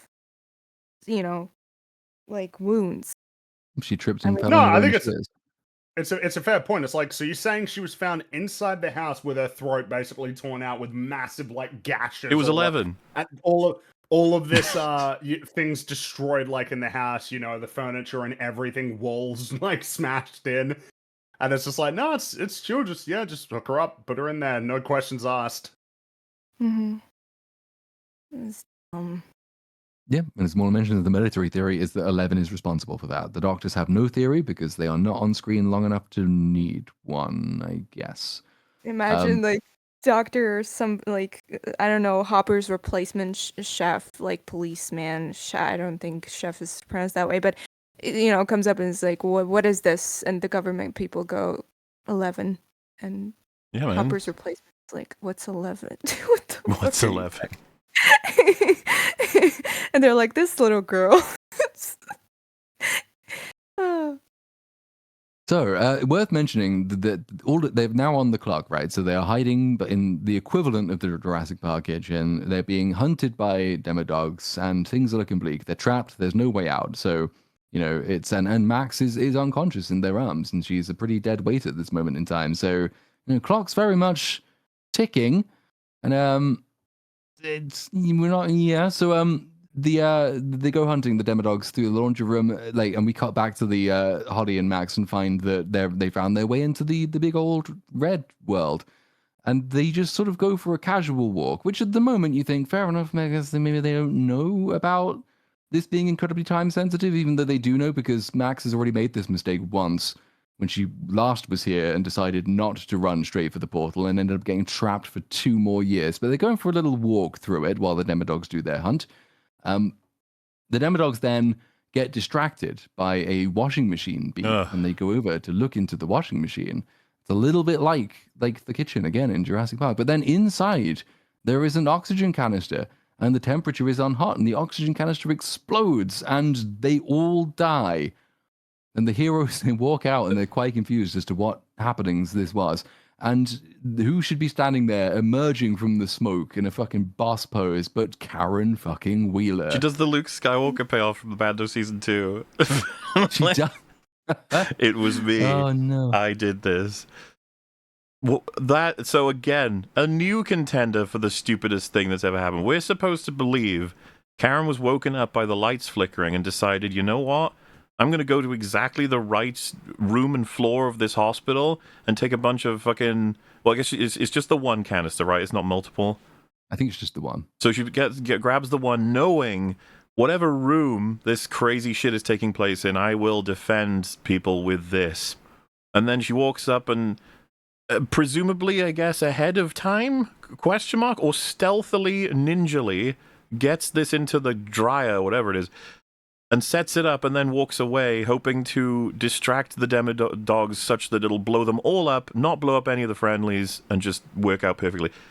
Yeah, That's just pretty hopefully none insane. of the shrapnel, nothing, tags them at all. Yeah. No, it's pretty retarded, isn't it?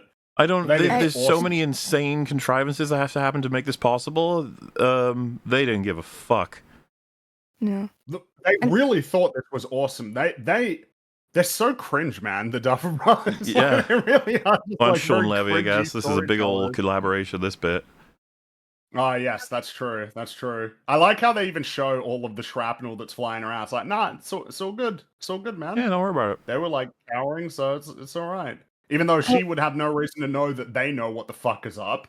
Like, one of them could have been standing up and then just got shredded by all of this glass. Like every way Spider-Man 2. you picture this, it's like, so Karen hobbles her way in, not knowing anything that's going on. She sees the demodogs stalking around. They don't spot her, they don't smell her, they don't hear her. And she's like, I know. I'll open this machine, set it up, put this in, and by the time it heats up, they'll be distracted by it and it'll blow up and kill them all, and I'll have hobbled away. This will work perfectly, and it does. I mean, I already complained during the house attack with the wine bottle. Yeah. Because, like, why is Karen? Because it just does not track. She is not supposed to know anything. She already acts like she knows what's going on with the Upside Down and the Demodogs and Demogorgons. Though she wouldn't. Like, she wouldn't have reacted like that in the first place. She would be running for her life. She would be screaming. She would be too shocked to move. She wouldn't be like, oh, let me fight this thing, right? She just rationalizes it like in a moment, and she's fine. She's good to go. Here, like then first thing she wakes up in the hospital and she's like, okay, It's Demodogs. time. Yeah. I know what to do. It's just like, how the fuck did you, like, how did you conclude any of this? How did you know what to do or where to go, or why would you do that? Why would you assume that? You first of all, you should be like shaking from shock, and not because you're a woman, but because this is a lot of information to take in the in very quickly, and also you should be mortally wounded right now, right? You should not. But yeah, anyway, yeah, it's crazy that she can, she's a lot, I guess, calmer person than me, because this would fry my brain. It does. So the heroes temporarily haven't been saved. They have no idea if any more Demodogs are coming after them. So they should still be in a rush. We then go back to the giant red place, the nature of which is still entirely unclear to me. I don't know what this place is, where it is, how it functions, whatever. The portal, though, is open, as they see.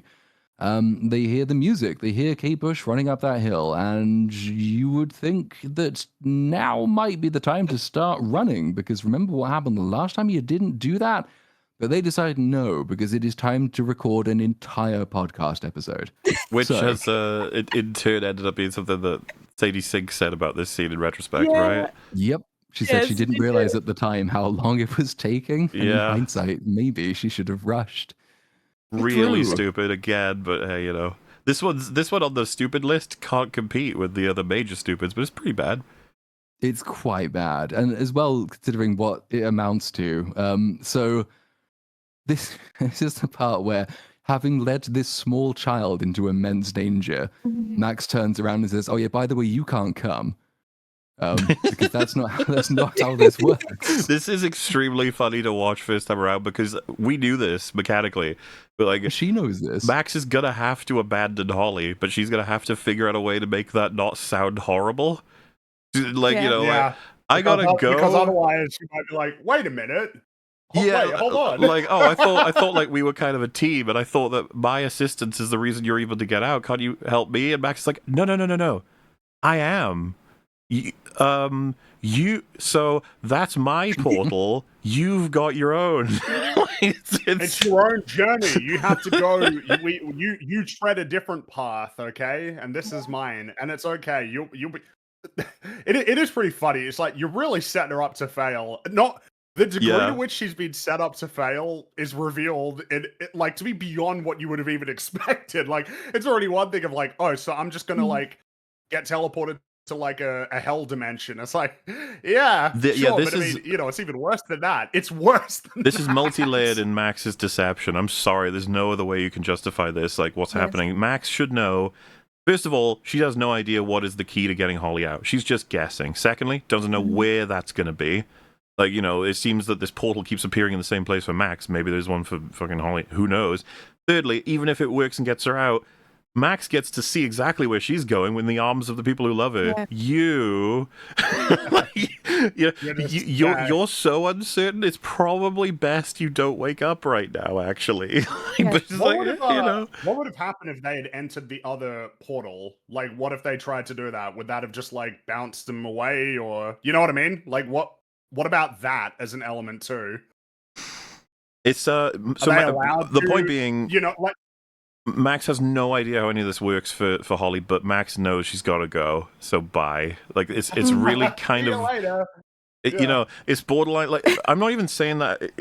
I think the scene's actually better if Max says like, "I'm sorry." Like, I have to go. Yeah, and she's there like, no, don't leave, and she's running away. And That'd it be could pretty actually funny. be something you could use. They're all like, Max, it's amazing you're back, blah, blah, blah. And then Max has to be like, I left to. Like, I had to. I'm sorry, I left to.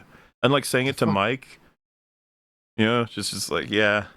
I could have probably. And, yeah, just have someone confront her on it. It's like, you abandoned her to save yourself. It's not great. Well, because I guess to bring it up now, the show will kind of acknowledge this as being a reality, but not to the extent that we're talking about right now.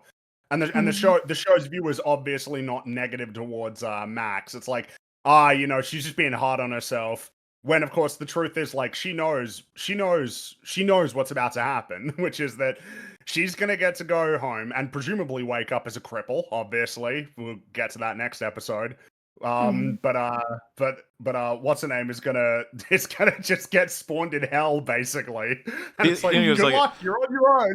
At least she feels guilty about it later. It's like, but that's kind of the sneaky way the writers have done this. You don't have to have her address this choice for what it is at the time, right? It bails her out. She believes, like, no, we're both cool, it's great. And then later in retrospect, like, oh, that maybe wasn't fantastic. And like, she's not. You can't argue that she doesn't understand that, because she's having a big conversation with Holly about what's going to happen. Like, she knows what's about to happen, that she's going to get basically spawned in hell. And so it's like, you know, like, she's the only person in the world who does, because she's the only person who's ever done this before. Like, Max is the only person you can't make an ignorance defense of, because she's already portaled back into her own body once. And there's alternate suggestions of there is no going back for Max. Like, her body is destroyed. It's that she exists now as a remnant in Vecna's mind, and that she does what she can to save Holly, to prevent Holly from having the same fate. And that, you know, destroying Vecna will destroy Max would be another stakes thing that would be kind of cool. You know, just like good as like a consequence. You know, that's her lost forever. But again, the Duffers have no balls. Nope. I do feel like it's worth again noting, what is the mechanic like if they went into the other, like, portal, like if they switched? What would have happened? I mean, like, what if Max maybe went to the Holly portal and then Holly I guess she just walks through it and nothing happens, because I guess. Or she but walks it just feels into like another person's body or something. But Max's body wakes up and they're like, Max, and she's like, no, I'm Holly.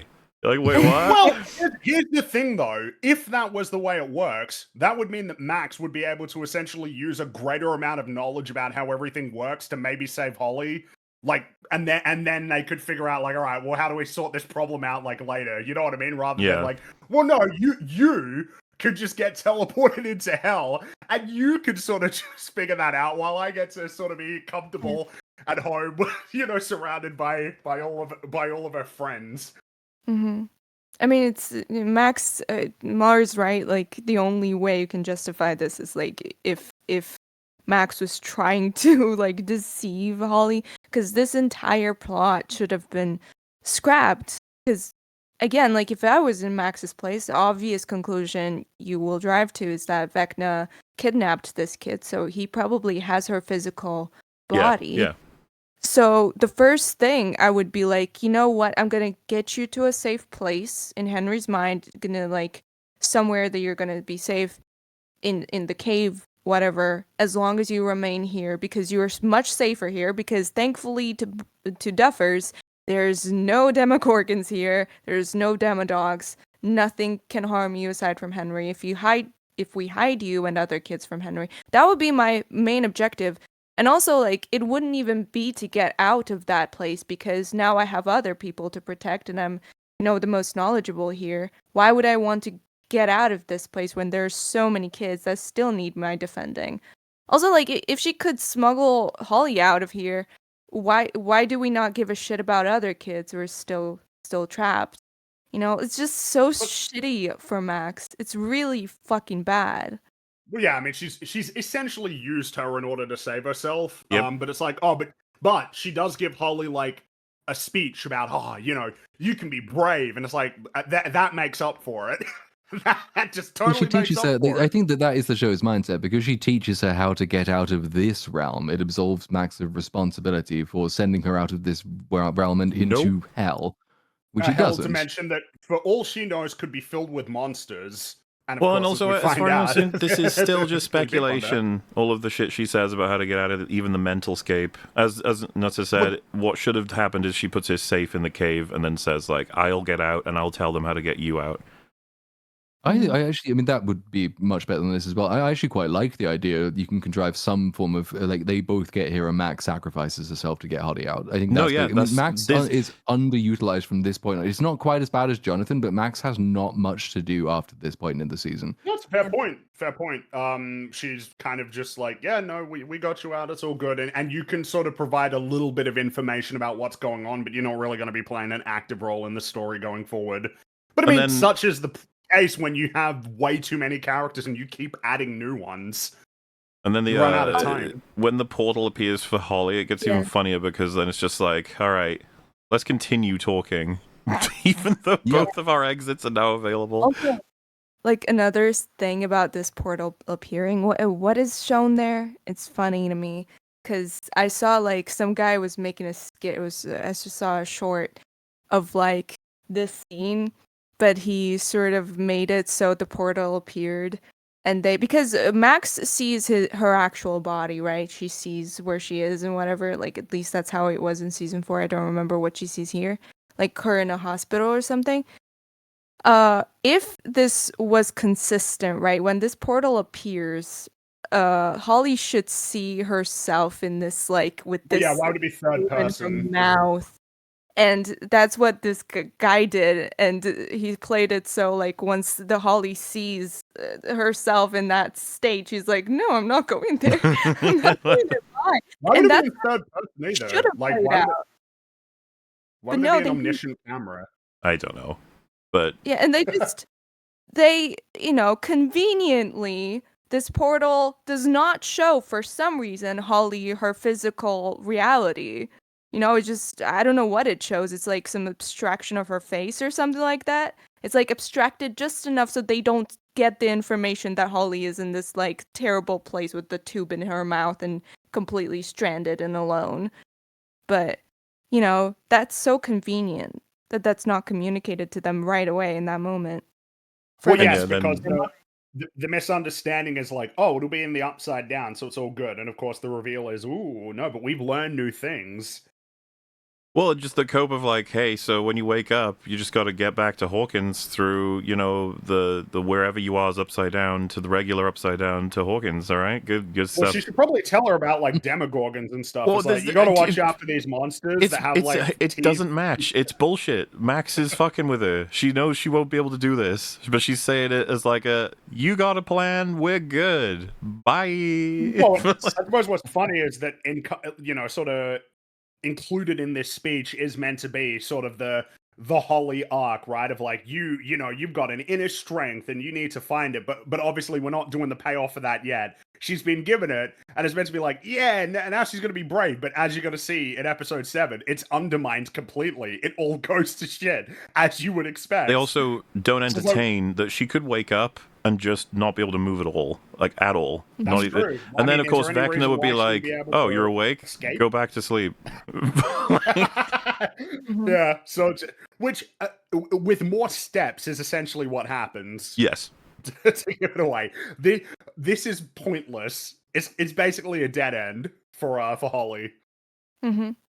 And also, like, I can't stop thinking about Sadie Sink's comment on this because, like, when she said that they're giving a podcast, and she also said that it didn't seem that way at the time of shooting that. And I'm like, what did it seem like? What was written on that I page? guess- Like, what was written in that script? And also, what were your directions? How were you directed? How did you not know? It that might you have been had like to get this? they tried multiple things to say. They had multiple takes, and so she just assumed as a normal, day that this would get cut down or something. I guess, but like this entire monologue that she gives, how is Yeah. that not communicated? I'm just like, how are these directors functioning? For all we And I know, it mean, literally no- said like they talk in the script, and then Yeah, they just came for up with a bunch sure. of random stuff, and they were like, "Yeah, we'll make that work. Don't worry." Hmm. From what we've seen from documentary, I don't think that's a stretch to say. That documentary, man, it's so much better than the Marvel ones. It does. It's just The stupid content is things that they insane, end up- yeah.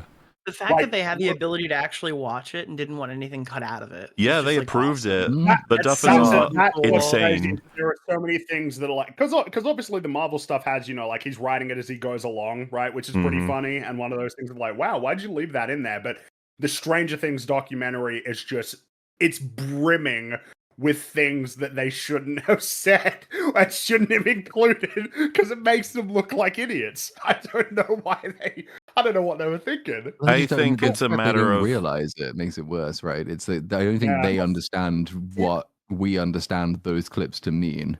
Remember, season 4 was pretty well praised. They probably came off a high of being like, we do amazing, so we can kind of be humble and say, yeah, we Word. fuck up sometimes, and we worry, and we don't even care about writing, really.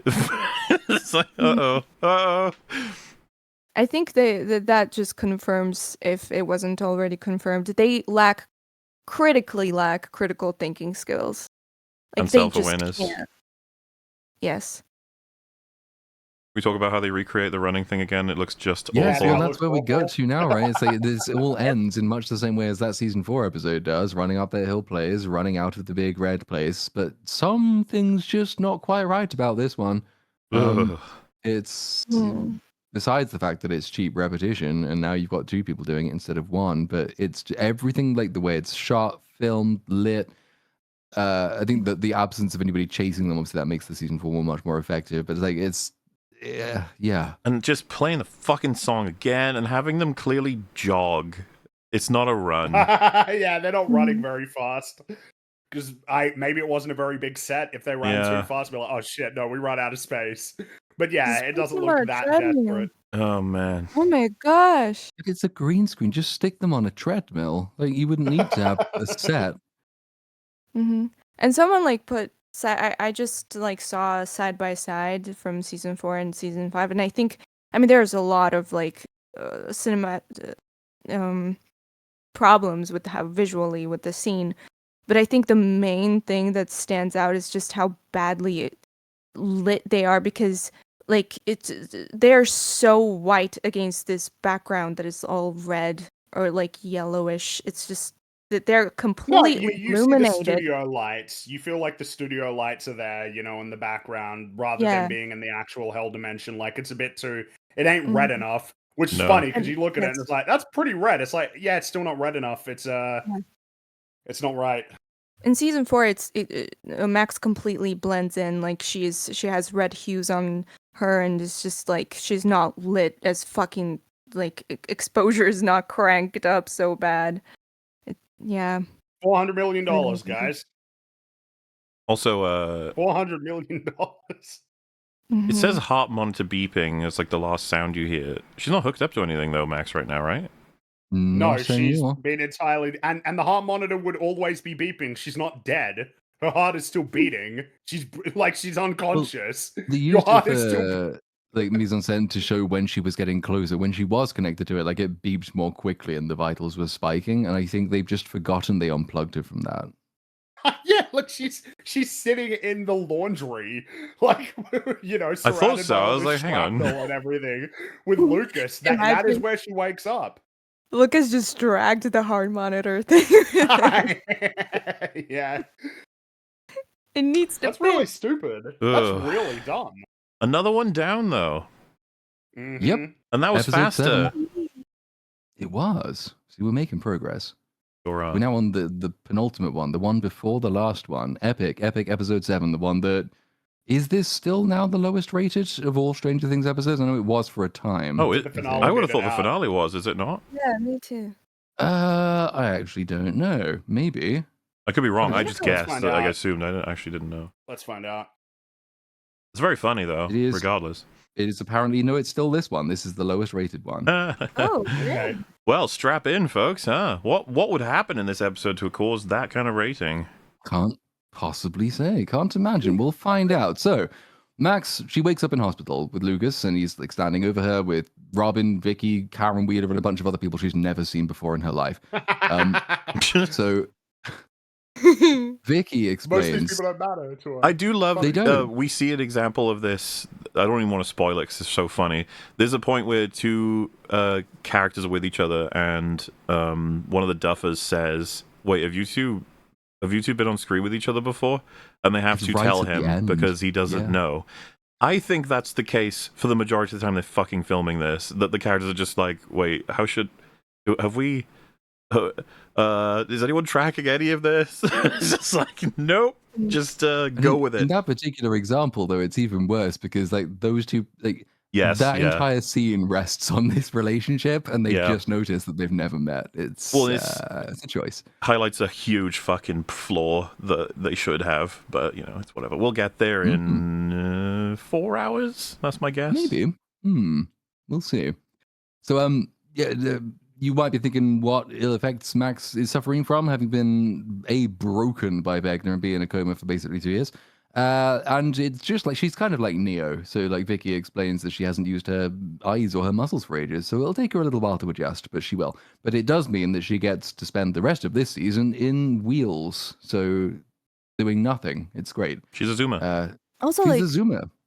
why didn't they commit? If they were gonna have Sadie in a wheelchair this whole time, why just not break her limbs? Like, come on. Because they they want a didn't know what they happy were ending doing. Where I think it's like, well, it can't be a happy ending if she's a cripple. Like that No, I'm wouldn't saying- be a happy ending. I'm saying Yeah. they didn't know what they were doing in season 4. They had no idea what they were going to do with her when they made season 4. No. In Because retrospect, though, learn they might have broken just her arms and then said, "Don't worry, they got better." Yeah, they got fixed up. If your legs don't work and you're in a wheelchair, sorry, but you're going to be unhappy ever after. There's no happiness in the world That's for right. you. You don't No, get Timmy the happy ending. Timmy and Jimmy could never find happiness for themselves because one of them in a wheelchair, one of them his legs don't work so well.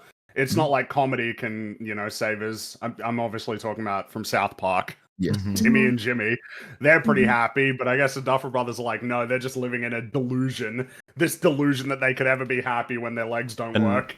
Every single thing you have to say about any function for Max's body, including her eyes, all it is she got better. She got better. She got better. She got Even better. though she said that she couldn't see before she yeah, went into a little death she was coma dying. You can't trust what she was saying.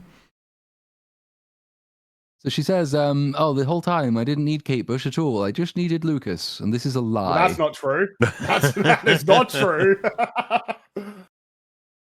Not at all. Then the rest of the group turns up, and everyone's very emotional, and Robin explains to them how fucking Karen Wheeler exploded a bunch of demodogs, and it's fantastic. And We were talking about this when we were first watching it. And we're like, well, no, it's not really the music. They don't need the music. I'm going to have to keep replaying the music. But they kind of needed the music. yes. No, like if you go back and look at like how Every instance what's has his involved name? the music.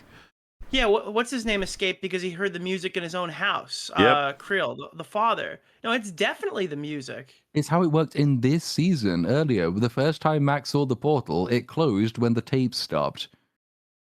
Lucas, she can't This say, is "Oh, where I only they- needed you, Lucas." Lucas was there the whole time. On one hand, they shouldn't have made it only the music, which you can definitely Exactly. still work with keeping everything in Dear Billy the way that it is.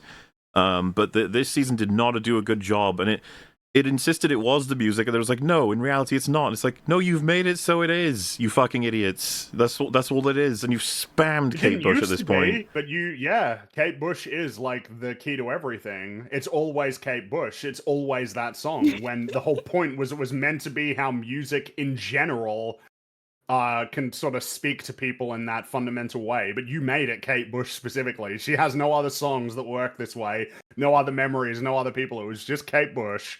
It's like, no, it wasn't. Yeah, it fucking was. You made it so. Idiots. Also, like, I mean, I just remembered, Duffers are so lame because I think it was Winona Ryder who, like, asked or, like, introduced them to running up that hill. And she asked them to use it. Oh, really? I find ironic. Anything I think- good was not the Duffers. Like, that's how it works. I think it was her. I'm gonna check it, but pretty sure. No, I mean, I believe you. I believe that. There's one of those, I think, at the end of this season as well, when they played the David Bowie version of Heroes, and I think that was Joe Keery's suggestion. So Mhm. it's all the good choices. And the problem is, a lot of the suggestions, it's not a matter of someone says something really good and the Duffers go, ooh, that is good, we'll have that. The Duffers just go, sure, to mostly everything you see people suggest. They're just like, yeah. Like, can my character Mhm. have a claw hand? And they're just like, yeah, sure. Yeah, Yeah, why it not? was her. Which is, I find it ironic, kind of funny. Nothing is from Duffers, ever. You'll Nope, learn. sure isn't. So Max says, "Oh no, Vecna's going to be angry and he's going to try and find us again." And then Will sensibly asks, "Hey, you know Holly? Where is she?" Max is like, oh man, I'm EFAP. sure she's real safe because I took care of her. She's fine. I love this. What happens to her is very funny. So she Oh. wakes up.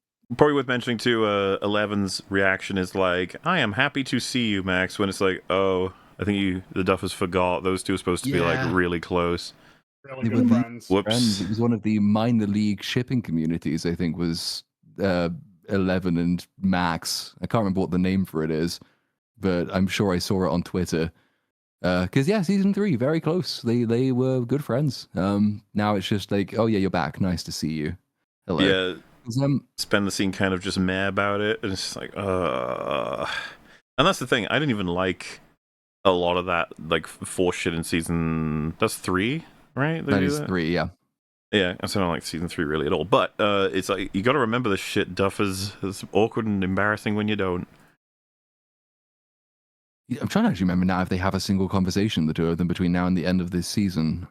I Well, don't it's not think like that they do. It's not like Max was a close friend that died and that 11 managed to reconnect her to a spirit or something that allowed her to stay alive briefly such that they could bring her back to life fully. It's not like there's a conversation to be had about that. It's more like, No. okay, that's done, moving on. It is wasted opportunity once again. So Holly though, she is up, she's awake. She's up in this other strange place that as yet we do not yet know the proper name or nature of according to the show. So she manages to rip the alien reference off her face and she vomits out some mind flayer gas because it's that easy to do that. Oh, Season 2, definitely not. Yeah, Season they've 5, been it's fucking fine. around with this shit. Everyone's just... It's like they knew, oh yeah, we got to account for the stupid gas. It's like, but how are we going to get it? We're not going to have everybody get, hooked up to a heater and strapped and then tortured until it just comes out. It just comes out. It's Yeah. Don't worry about it. I'm surprised we even got that. I'm surprised they didn't just say like, oh no, there's no gas to worry about because they haven't been under his spell long enough or something. Or just the gas does something else. It's just not used for this purpose. Like, it's not how you stick people in memory world. There are so many, because it's so ambiguous. You can make it mean whatever you want it to mean as long as you're consistent in what you deploy, which they are not. But so she wakes up and she looks up and she sees Vecna sort of suspended from the roof underneath one the weird... thing. We have a vintage sort of bit of content here that you can't see on the streaming service anymore, and that is a certain brand icon is on her arm that should not be there. See that? Whoops. A little bit of body armor. They've scrubbed it out since, but we that got wasn't the original. part of Conformity Gate. No. Yeah. They made sure to fix that immediately. Yeah. Why haven't they fixed the color on the dial? It's pretty easy to do. Yeah, true. Oh well.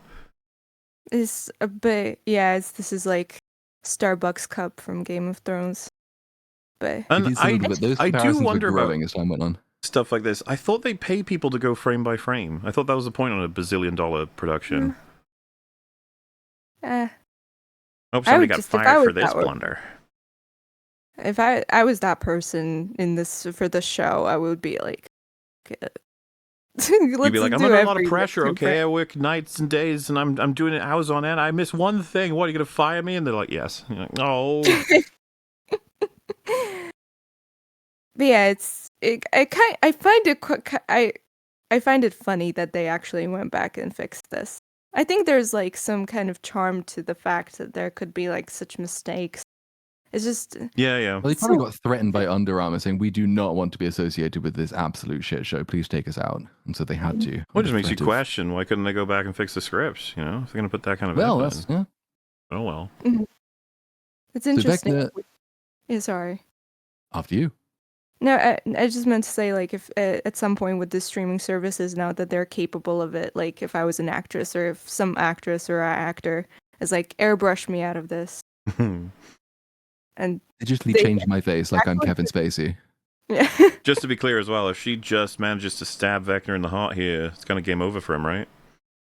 Well, that's an open question because do we know that normal stabbing will work there, or is it just teeth that he's weak to? Those teeth that he seems to be surrounded by. Or is it Maybe that they're his in weakness. combination with decapitation too? You know, you need the full set. Could be. Mm. Then she goes outside and we get this wonderful, glorious panning shot. The Mind Flayer, as everyone remembers, likes it cold, so it lives in a huge desert, and I don't understand why. And for the record, of course, you can have cold deserts. You can also have an usually at alien night. world where everything works differently. But this, as everyone's pointed out, not very intuitive for the audience. Bit weird, Simple way actually. of improving it would be to show Holly's breath misting as she breathes to show how very cold this world is, or have her shiver and note how cold it is. Then you could at least sort of do something to tell the audience, hey, this place might not look cold, but it really, really is. Or you could just design it so it actually looks like what it's supposed to be. Like Ice Planet, that'd be cool. Cooler than generic piss filter yellow They place. couldn't do that because then both places would be blue, and then people who are on their phones wouldn't know what planet they're Oh on. no, that's so fuck yeah, good point. Damn, if only they'd thought of that. You know what? It should have been the same place. We should never have left upside down. That's such a better, like, conceptually so much better than this shit. What is this? What's the purpose of this? There's a giant spider. Also, so this Yes. is like the idea is it's some planet that exists in a different universe, or that it's distant in the same universe, and that the wormhole flesh walls connect it. So we're just lucking out that it's breathable for humans. Yep, Cool. because otherwise Henry would have died when he got sent there. Yeah, that would suck. Or, you know, that they're not being exposed to a substantial amount of radiation, that when they get back to Earth, they're going to start melting. Oh, and also, yeah, because someone just mentioned it. This place is called the Pain Tree, in case anyone didn't know. That's Is that what it's called for real? yeah, that's the Yeah. Pain Tree. That's a really bad name. That's a It really is a bad really name. bad name. It's not a fucking tree, as we learn later. I saw a bunch of people theorizing, oh, this is like the corpse of the Mind Flayer, so that's what happened to The it. Nope. I wish. Better if it was, but no. Correct me if I'm So, wrong, Nick. You, when watching this, said, "I swear to God, if that's the Mind Flayer, I'm so totally done with this show." Yeah, I was like, dude, what the fuck? Mm.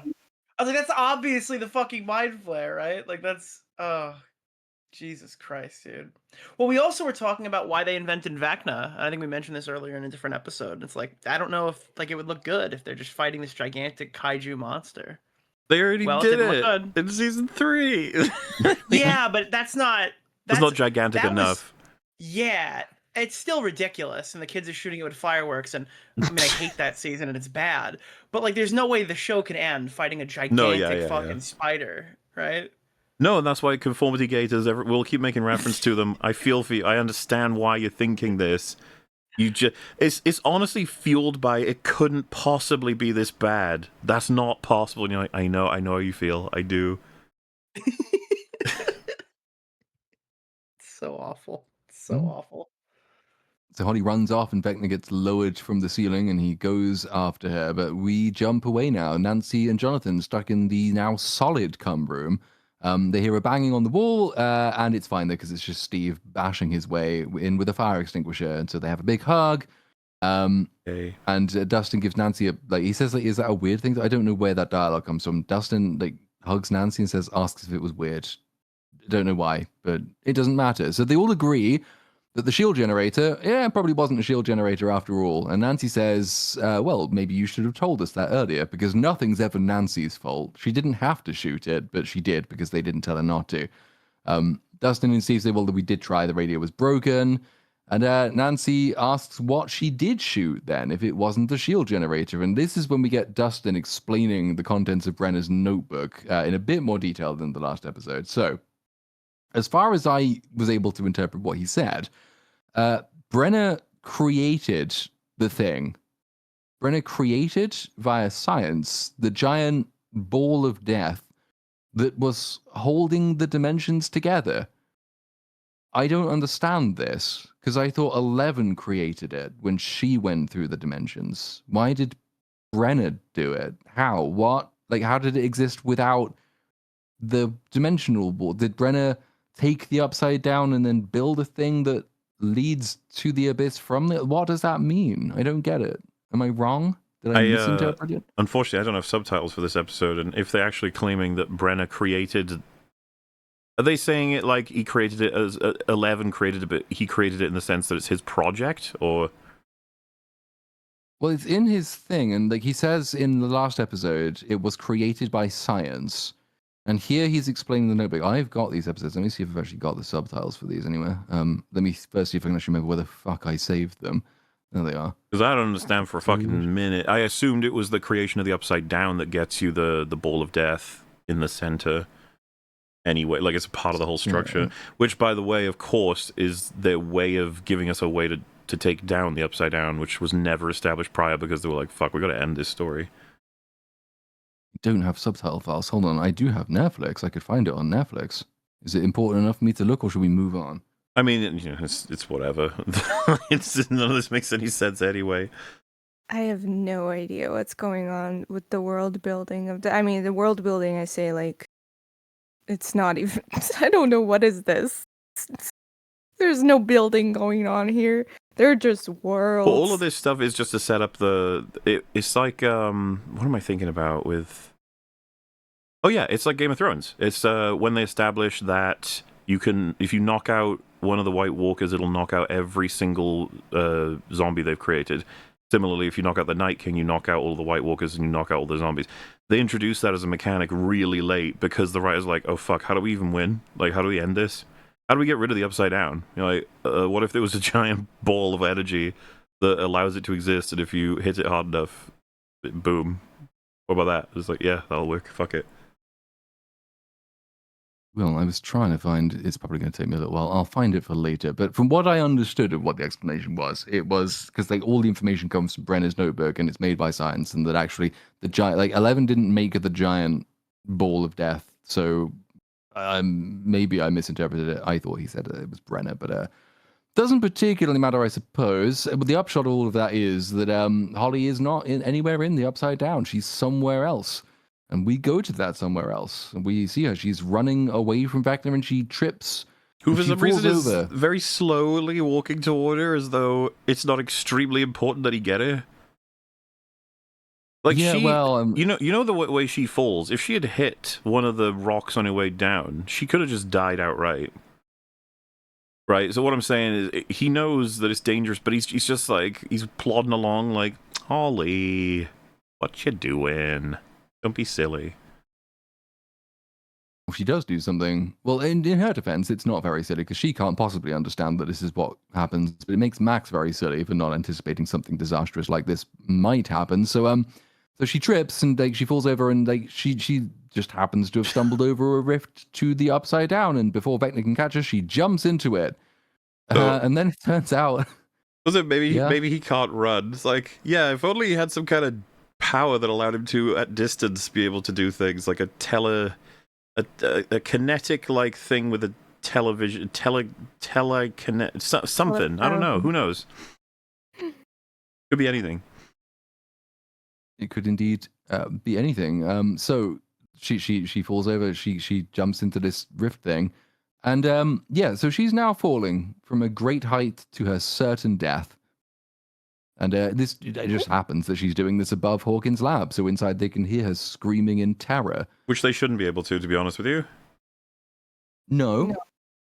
And she falls real fucking far. Like, it's not such a long way. She should have been knocked out. And this is probably my favorite cliffhanger in the entire series because there's just no way she can be saved. She's dead. But you know she won't be killed, so you're like, what are they gonna do? Are they gonna get an emergency trampoline and allow her to hit that and go boing? Or are they gonna maybe Nancy could shoot her and it will counter the force of her falling down. It'll counter out and neutralize, and then she'll land perfectly. That's something that could work. Or something else. So, before we learn what the other thing is, we go away to a much more important plot line. It's Mr. Clark. Mr. Clark, the science teacher, he's building the telemetry tracker for Erica and also Murray for some reason. Asking no questions, he's just doing it because that's what he does. Then he releases some balloons, and apparently this gives like a signal for Dustin to use. This is all like part of the plan to locate the remaining people in the Upside Down. So like back in Hopper's cabin then, Will is remembering Vecna telling him he'd be a spy one last time, because remember that's what happened in the last episode, because we know that because he said it several times. Just in case we forgot though, Vecna, he used Will as his spy one last time. He's relieved to learn that Max is safe and that she escaped, but he's worried that today's going to be the day that Vecna's going to act, and she says, I never stood a chance against Vecna, and that's why Vecna chose me, because I'm weak and he could control me. I did write just Barb ? After my notes for this section. So like, what? Anyone? No? I guess it doesn't matter. So he tries then to still we're doing the whole building the Stranger Things season 2 tunnels thing. And he's trying to explain how he was doing it. And then like that, he's responsible for all the people the tunnels didn't kill. It's not true and doesn't matter. But then now, because that is the case, like Will says, if he's could do all of that with me, what could he do with 12 more of me? Which, again, not established that is what he has, but never mind. Joyce gives him a hug and he has a bit of a cry, but then, it's all fine. So the military then shows up at the hospital, and Max tells the group that she told Holly, to save herself, basically. But then they get a radio message from Erica, and they ignore Erica, which is a wise thing to do, and I wish we could all do it, but we can't. Now they have to get to the Wheeler house in the Upside Down because they figure that if Holly can escape, that's where she will go. So you might remember getting into the Upside Down from the right setup is pretty difficult, right? They had to go through all of that rigmarole of spying on a military base and coinciding there. The crawl, bro. The crawl, the whole thing. They had to jump on the back of military lorries to get in. There's no other way that they could possibly get in. Until that is 11 says, well, why don't we just rip up a sheet from, one of the giant plates that they put down? Go in that way. Yeah, I guess you could just do that. See, I thought you could do that anyway, but it wasn't until the show said you could do it that you could do it. Yeah, so they have to try and explain all of the backstory to Karen very briefly in about 30 seconds because they haven't tried doing this before. But they're running out of time because the military's coming after them, and the military hasn't built a perimeter around the hospital or anything, so they will be able to escape, but they are coming. So there's not much time to fill Karen in on all of the blanks. She insists on coming because she wants to save her daughter, having just epically saved a bunch of people who are not her daughter. But Mike and Vicky say no, so she stays behind. And anyway, it's way more important because we've already got new characters on the team. We've got Vicky and Mr. Clark now, so we don't need Karen as well. Who, Mr. Clark, wow, he's just on board, Wow. You guys remember Ted was in this show? I do. Yeah. Nobody cares. He's out. So they go to meet up with Mr. Clark and Erica, and Mr. Clark knows about as much about any of this as Karen Wheeler does, for example, but they're not going to try and explain things to him very much, because he's just going along for the ride. So they use the telemetry tracker he built. This gives them contact with Dustin, albeit with a slightly janky radio, though they do listen enough to be able to learn that they say in the Upside Down they have found Holly. And so they think that's good news. Correct. Yeah. Not quite. Yeah, well, they did find Holly. Just not in the way that they wouldn't necessarily have wanted. So yeah, they go to the right side up version of Hawkins' lab. They take out one security camera because that's the only security there is at this very important place. And then they lift up 11 does it psychically, and Mr. Clark's never seen this before. But Harper says, "Oh, you ain't seen nothing yet." So he just goes along with all of this. I don't remember seeing, but this was an image that they got roasted for. Particularly this. I don't know if you saw it shit on Twitter a whole bunch, but everyone's making fun of them for this. Yep. Just hideously crap blocking. The shot itself looks so flat. Everyone doesn't look like they know what they're even doing. And you just are reminded of just how enormous the cast is. This isn't even the full cast. No. It's just... There's more to come. You're just so why are we even here? And then, of course, it's really stupid. They haven't done this before. Yeah, I mean, the absurdity, I think, of this scene is like, why are all these people out spectating like Eleven doing this? I guess it's fascinating, but why does Max have to be here? Just let her rest. I don't know. Like they dragged her out with a wheelchair. It's just like, okay. And like, wouldn't it be more, you know, just I don't know, why Mr. Clark? Because unless they have explained everything to him, this would be quite a sight to behold. I think you can just leave him in the room, just like distract him or something. And I have no idea what Murray is even doing in this season, so anyway. I don't think he knows. No. Yeah.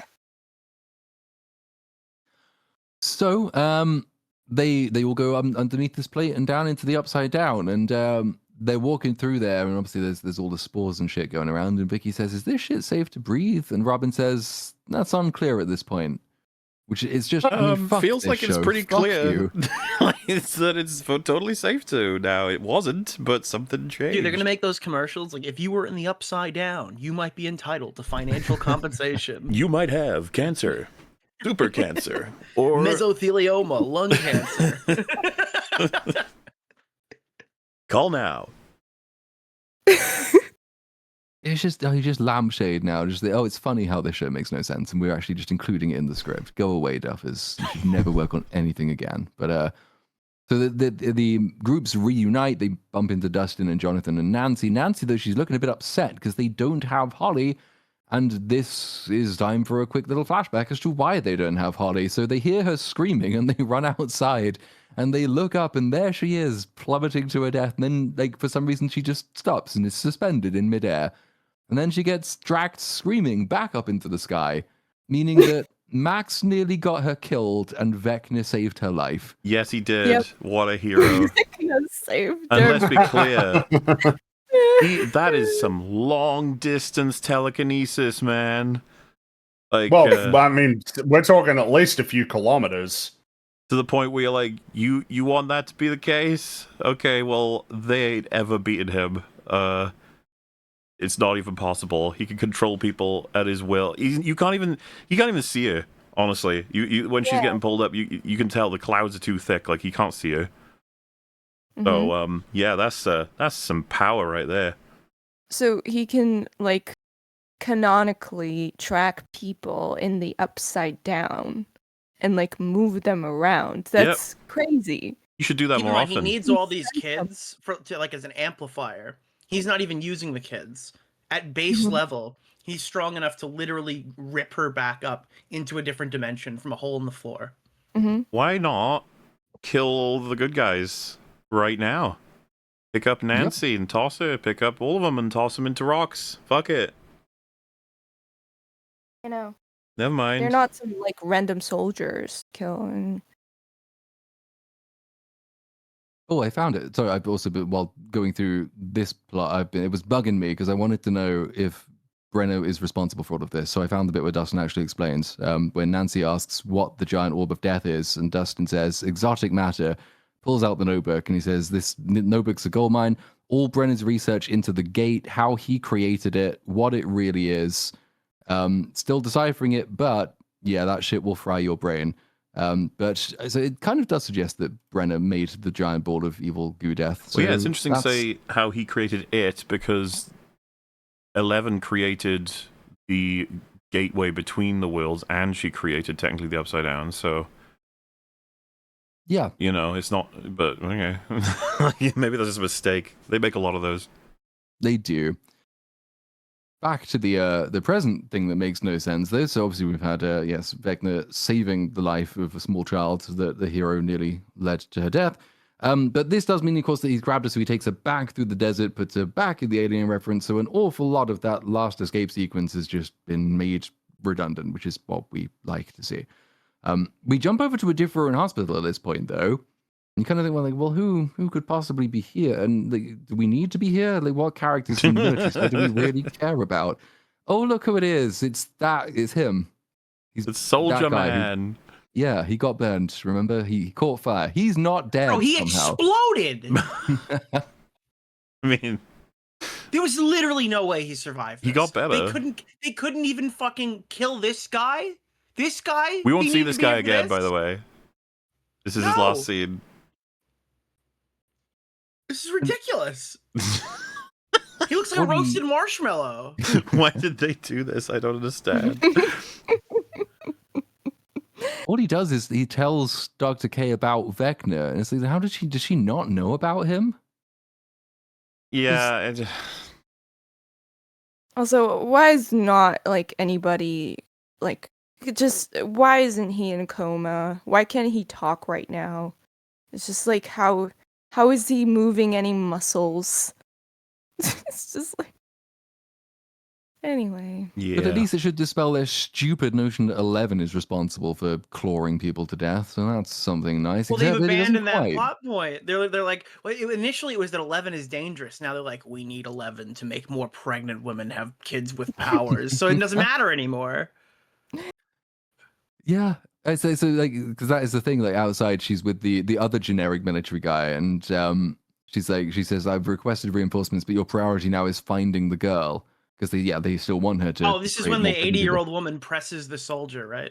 Because he quite understandably, I think, takes the piss. He says, "Find the girl, find the girl, find the girl." That's all you ever say. And so like then she grabs him and slams him against the wall, even though she's like half his height. And then she tells him how shit and useless he is.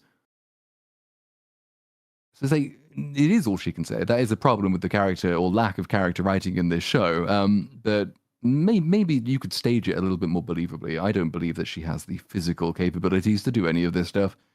Also, hello, Rags. Hi. I'm about to have one of the biggest cases of quality whiplash y'all have ever seen. You know, we got a whole episode done without you. Did you? Ew. Oh, all right. I'm glad I showed up. No, we then. did more than that. I'm sorry. No, we did. I'm just fucking. Okay, with you. because you said that, and I was like, I've heard of the show before, so I realized that what you said was totally within reason, and that might actually be the case. I'm certainly glad you've been able to cover more for all of our sakes, though there is obviously quite a bit to say. There is. We're on episode 7 though, so we're nearly halfway through all of the Ooh. things that there is to say. Maybe. How I don't know. exciting! I know. So to catch you up, we've just got past the bit where Holly was almost led to her death by Max, and then Vecna saves her by grabbing her with telekinesis and stopping her plummeting to her death. So Yeah, why? And we know that like that wasn't required. He didn't even need her. That was just like a good deed he did. Yep. That's what a complex villain is. That's a quality of the writing. Is you can't quite figure him out. You know, you think he's pure evil, but then he does something like that, and you're like, oh, okay, maybe there's layers to this guy. Maybe there's The something best going on villain- here. Yeah, the best villain never really peels all those layers. Like you'll never actually know why he did it. The show I'd say might be the- over, but it's ambiguous as to why.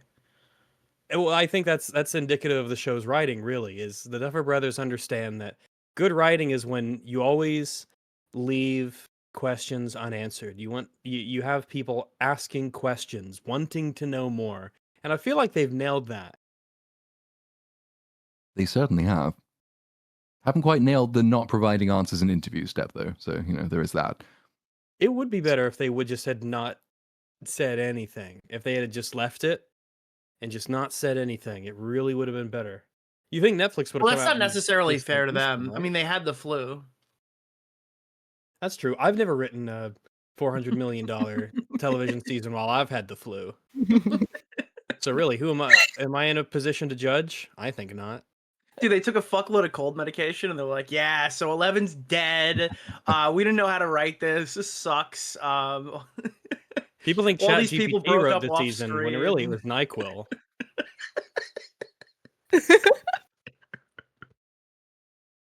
A good So, the clarification as whole- well, by the way, because you have written a $400 million show before, but not while having the Oh yeah, flu. well, it's not gonna say like Rags in the writing credits. I used a nom de plume, pseudonym. as they say. So yeah, I wouldn't use my real name. I don't want to steal the spotlight from the good Also, good Rags, people over at wherever would it it was. shock you to know we're probably halfway through the stream, if not that, even? No, it doesn't. It I don't think it should. does shock me at all. Should it? Because, Well, I yeah, mean- we got plans today. I don't even know if you know where we're doing. So we're like halfway through this episode. We got one more to go, and then we're gonna split the stream in half, or rather in recordings. Oh, okay. We That got sounds exciting. we got more Stranger 'Cause we gotta Things talk- shit to do, but it's taken up I way ca- too much of our timeline. So when are we talking about episode 9? I That assume will after... be after 8, and we're gonna do some Kathleen Kennedy updates as well. It's gonna be really fun. Ooh, that's right. There's been news. There's been whispers in the dark. There's been cheering in the streets, depending There on sure has. who you listen to. A bit of both. But, These are exciting times, interesting times that we live in. Yeah. These are stranger times. The people if got to you will. suffer through these wonderful writing choices before they can see the behind the scenes and have it all explained to them, which we got prepped. It's gonna be great. Well, there's a reason why you have dessert at the end. Of course. Of course. But first, we have to finish the main meal. So the rest of the group joins up together. They're all together now. Will, there's a whole scene, like this big shot where like he goes and hugs Max. And this is another one of those cases of the Duffers reading Reddit and noticing that these characters have never spoken to each other before. So that's why that scene exists. It's pointless. Could have done it with characters who do know Max, but never mind. They give each other a nice big hug. It's nice. They go back to the radio station. Max has a chat to Lucas about Holly and says, oh, maybe I should have stayed there and kept her safe. Yes, you should have. But Lucas says, no, you've been in his mind. You can help us beat Vecna. And she says, no, I don't really know anything about his mind. Which is, like, I mean, I guess probably true, but anyway, luckily Dustin knows. So he explains that there are new rules to how everything works. In the penultimate episode of the entire series. Everything If there now was has ever a changed. better time to introduce the new set of rules for how everything's going to be resolved, then Yeah. now seems like a good a time as any. Why 5 not? seasons in. Though I feel like So- we've already kind of tread that ground before, where people will introduce a new, like a new dimension or a new, oh, you have this connection, so you could do this, or you can do that because of this thing that happened, and it's like, I don't know, some character will just bring up a thing that now is just the rules for how the universe works and how powers kind of interlace. And I'm just sitting here as an audience member going, okay, this is just the writer telling me that this is how things work now. You're just using a character as a mouthpiece to tell me that. Message received. I salute you. I understand. Gotcha. This is how things work now. The message in this case is, per Dustin, the Upside Down is an interdimensional bridge that rips through space-time that is held together by exotic matter created by Dr. Brenner somehow. On the other side of this dimension is a new place called the Abyss. Henry would have been lost forever, but Brenner made 11 find him, I think Dustin says, which he didn't. And then when 11 made remote contact with the Abyss, that's what formed the Upside Down. Then when they defeated Vecna in season 4, he retreated back to the Abyss, and Erica says, what a pussy, because she's just such a terrific character. So that's You how just it all laid works this now. out, so you say that so confidently. So do the Duffers. They I'm just planned this. relaying This the is how it shit. was always working, by the way, since season 1. This is how it was all laid out. This is all part of the plan. The Abyss, the formation of the Upside Down, Exotic matter. exotic and- matter. That was this was the plan all along. This didn't come out of nowhere, actually. Yeah. Joyce says, all this time, Vector's been hiding. And Nancy says, well, that would explain why we couldn't find him on all of our crawls. And Levin says, well, that could explain why we couldn't find him in the bath. And Jonathan says, well, that could explain why Holly fell from the sky. Hopper then I says, think the like, fact that Vecna has legs explains why you might not have run into him. Because well, yeah, they didn't just account walk for that. around. We did.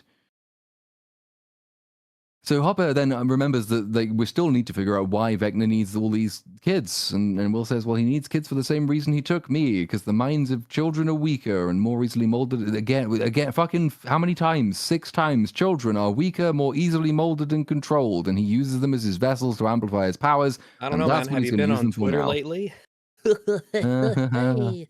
Why? I know earlier on they said that the reason it was these specific kids was kind of like how in season 4 he killed people based off of the fact that they had some kind of a past trauma. Mhm. Was it any reason why it was these particular kids? Because in any No.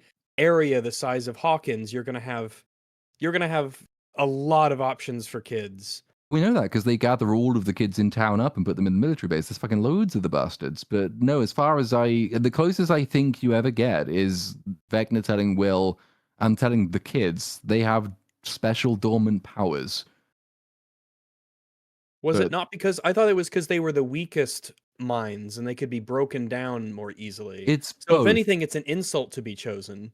Yeah, so he tells Will it's because they're the weakest. Then he tells the kids it's because they have special powers. Yeah, I guess that makes sense. He wouldn't tell all the weakest. Well, y'all are the most y'all are the weakest mentally. You're the most easy to brainwash. So that's why I brought you in here. Yeah, If but you had like, been a bit more steadfast mentally and possessed maybe more virtue, then I wouldn't have picked you. But at least you're getting picked for something, which for some of you I'm sure is a very exciting prospect. what bugs me about him telling Will that is I don't understand, like, do we understand being weak-minded as like mentally weak? What even is that? Like, what does it even In the mean? context of this show, I don't Go- think there's I don't You think were- it they don't do anything weak-minded other than No. I guess if you're a kid, then I don't think it says much about really anything that you could be tricked by this magical, hallucinatory, illusionist, like supernatural entity. I'm not Mhm. going to hold that against you, especially if you're a kid, to get tricked by this magical being. So I don't know. They don't seem to be like they don't seem to be traumatized. They don't seem to be like he's not exploiting any particular character flaw or element of their history. He's just like, hey kids, come along with me to a magical realm that's the 1960s Yeah, for it's some reason. it doesn't make sense to me, and I don't understand how to define what doesn't mean that they're particularly because they're kids, like their mind is weak, because especially like telling Will that, considering how he sort of how Will acts in season 1, because he seems to be a very strong, very intelligent child at the time. Like, he's the least weak you can. I mean, he Well, I does don't think look Holly's very tiny. intelligent, certainly. Yeah. Or you'd have like because we know that he really likes he likes spiders. So you would think that there would be some spider-like. I guess the fact that it's spiders is purely arbitrary. It could have been any number of misunderstood animals, like rats. Fringy would be behind that because rats are our friends. I But like rats. the kid rats are pretty great. But like the kids, you would think that they would exhibit some kind of a trait that is similar to maybe the rat. Like they're misunderstood, they're social, but they get a bad rap, or it's something along those lines, or like spiders, and like he sees some kind of a connection in behavior, the way they think, and that's why he chooses them for some kind of maybe even sentimental reason, and you give him a bit of personality. Well, if I you don't remember know. too, it's like the ending. They make a point to say that Vecna essentially made a mistake going for the buyers. And it's just like, Mhm. well, that doesn't work very well, does it? It's like if he's got basically like full access to everybody's mental scape, and he chose badly, like really bad, like catastrophically badly. Hmm. It's like kind of undermines it a bit.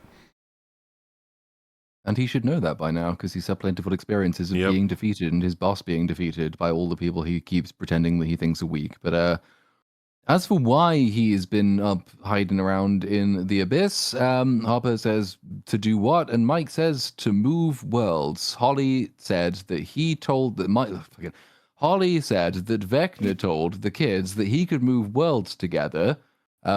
Mike says, like, crash worlds together, and Will says, no, merge worlds together. He wasn't licking his wounds, he was creating rifts to weaken the abyss, just like he did in Hawkins in Season 4, though in Season 4 he had to kill people to do that, and I guess we've kind of forgotten. But he's doing that, so when the abyss collides with Hawkins, they can merge into one. This is an insane reach based on a single line that he told some kids who may not have reported it accurately. Because Obviously, this it is like going to exactly be a what he's trying to literal do. thing. This isn't going to be some kind of a figuratively. He's going to bring his version of how things should be to the real world and transform it bit by bit, or his influence seeps into it. It's going to be very much this is, oh my god, it's going to be like Moonfall. Have you guys seen Moonfall? Which one is No. that? It's the one where the moon is going to hit the Earth. No, that helps. Rags, It's who, not- who made it's- who made Moonfall, Rags? That was- It's not the Roland Emmerich one, is it? Damn it! I was asking Oh him. boy. Well, here was the thing. I was gonna wait because I know that we had kind of talked about it before, and it's the most Roland Emmerich-y film that Roland Emmerich has ever made.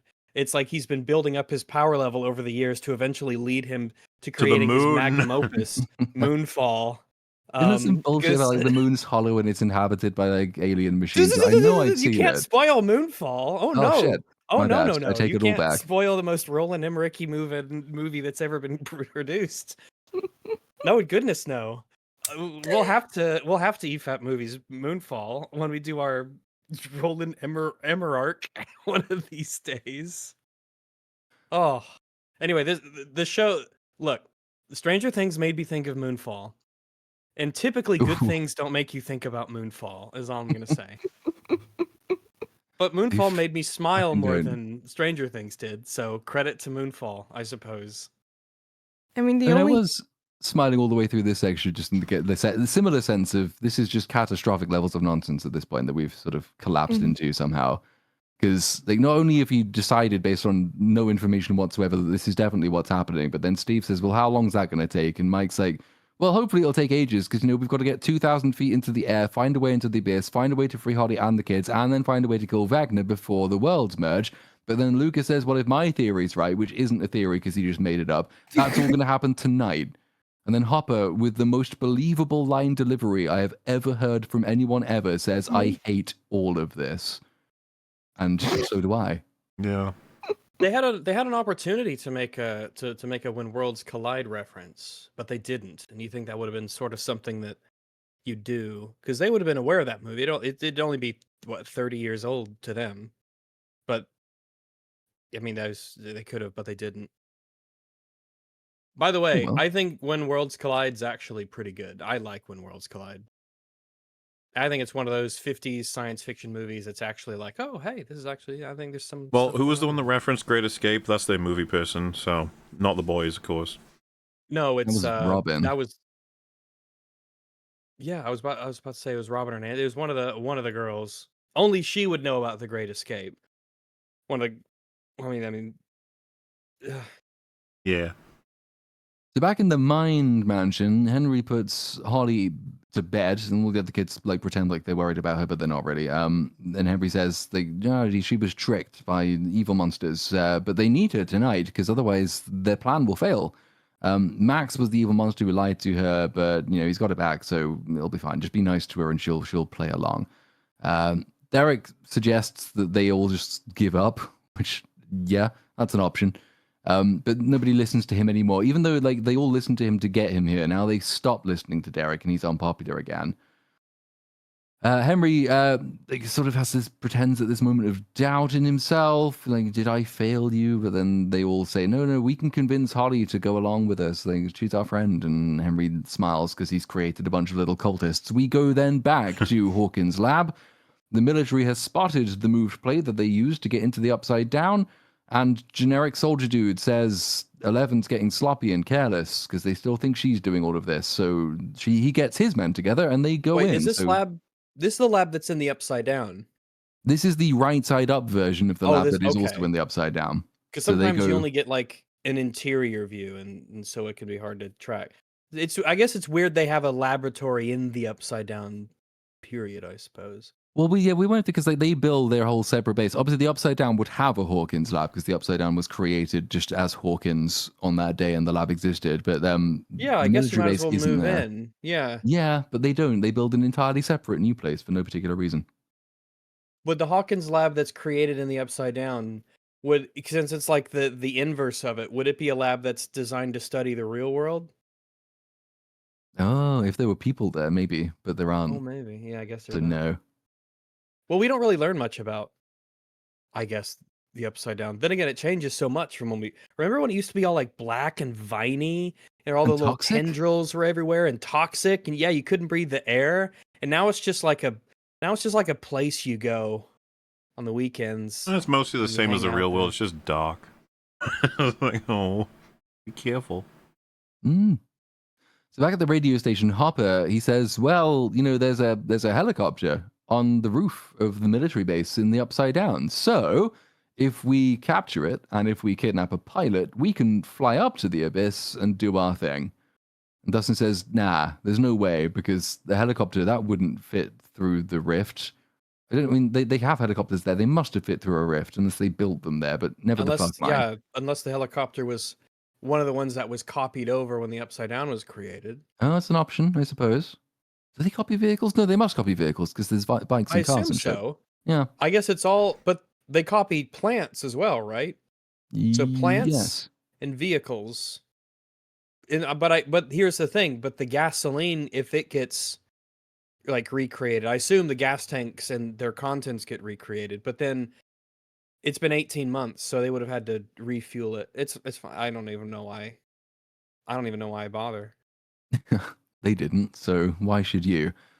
So It would be a cool thing to explore if they're just like, if they're really getting to the nitty gritty of stuff was created in the Upside Down world, and here's how we can use it, or here's what we will have access to, and it's a whole copy of Hawkins. Think of all these tools and things that we could use that are here, things that are what it kind of like they really kind of only used it with like Eddie's guitar is really like the most noteworthy thing, where he finds the Upside Down version of his beloved guitar, and then he ends up using that, and it's like, yeah, that should be something that kind of comes into play all the time, where it's like, oh yeah, we get the Upside Down versions of the things from the real world that we're familiar with.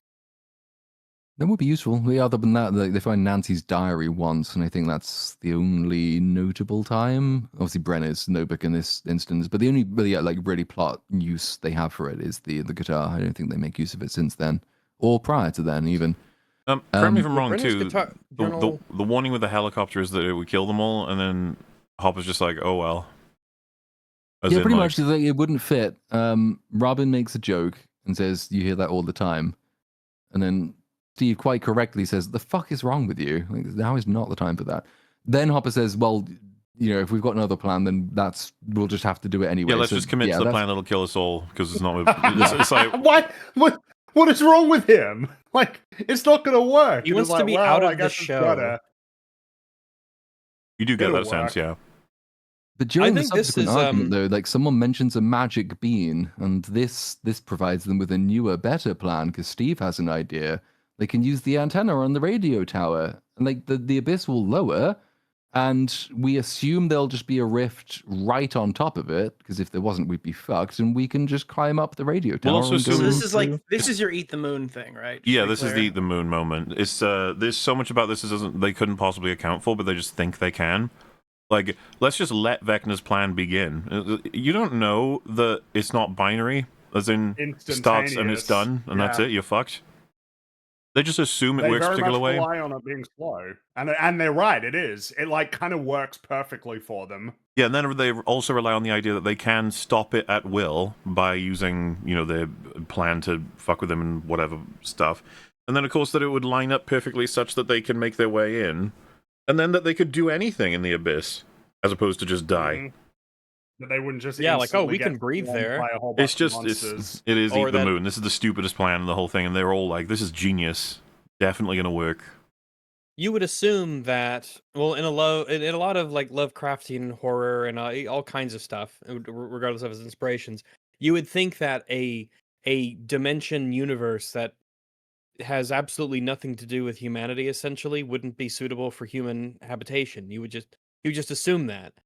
And wouldn't it be cool if the gravity or laws of physics or something along those lines was completely different in this totally alien extra dimensional space? Well, Rags, to where it's like they used to keep the difficult Upside to- Down somewhat like that with the hazmat suits, but they gave up on that too. Yeah, they Oh, sure well. did because, well, I don't even know. Actually, I don't even know why. Because the suits that they use, they have the really big frontal face thing that's open, so you can always see the actors' faces. So I don't even know why they bothered changing it. Too much effort. Clunky for action Yeah. scenes, hard to run around and shoot guns in, which is what we like doing now. So Mike points out there is a slight hitch in this insane plan with all the hitches in the world, which is that 11, she can't reach inside Vecna's mind. That's the problem he thinks that's the reason. Yeah, none of the other problems. That's the reason.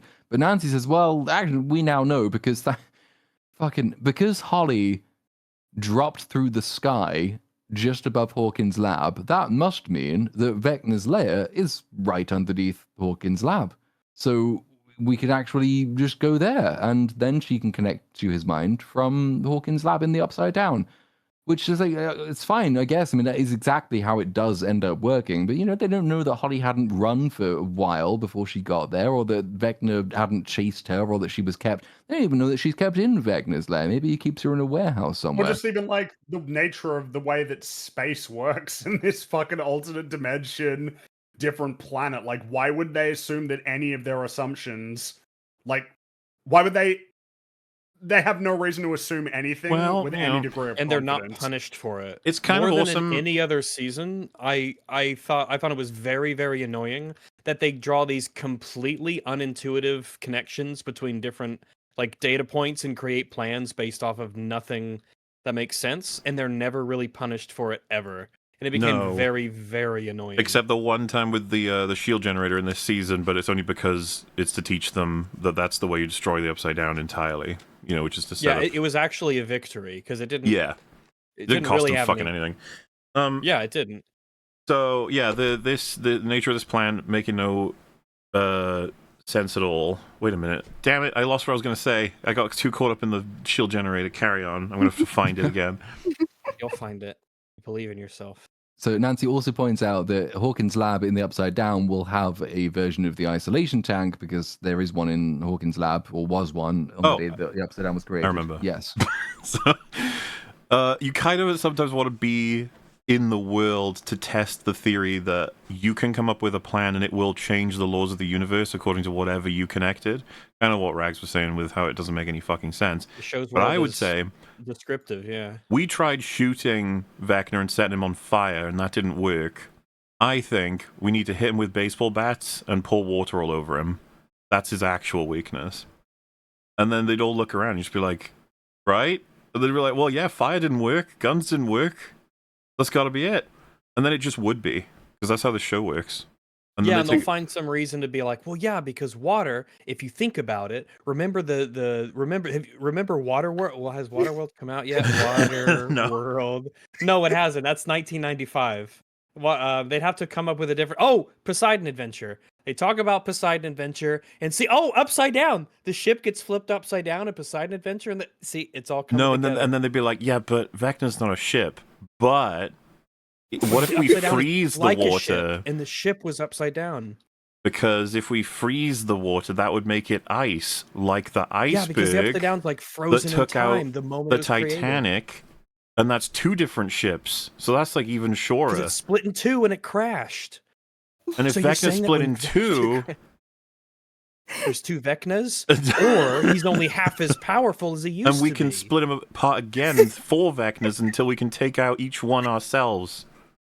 But what destroyed the Titanic? An iceberg, which is made out of water. It makes so much sense. I don't know how they didn't come up with this themselves.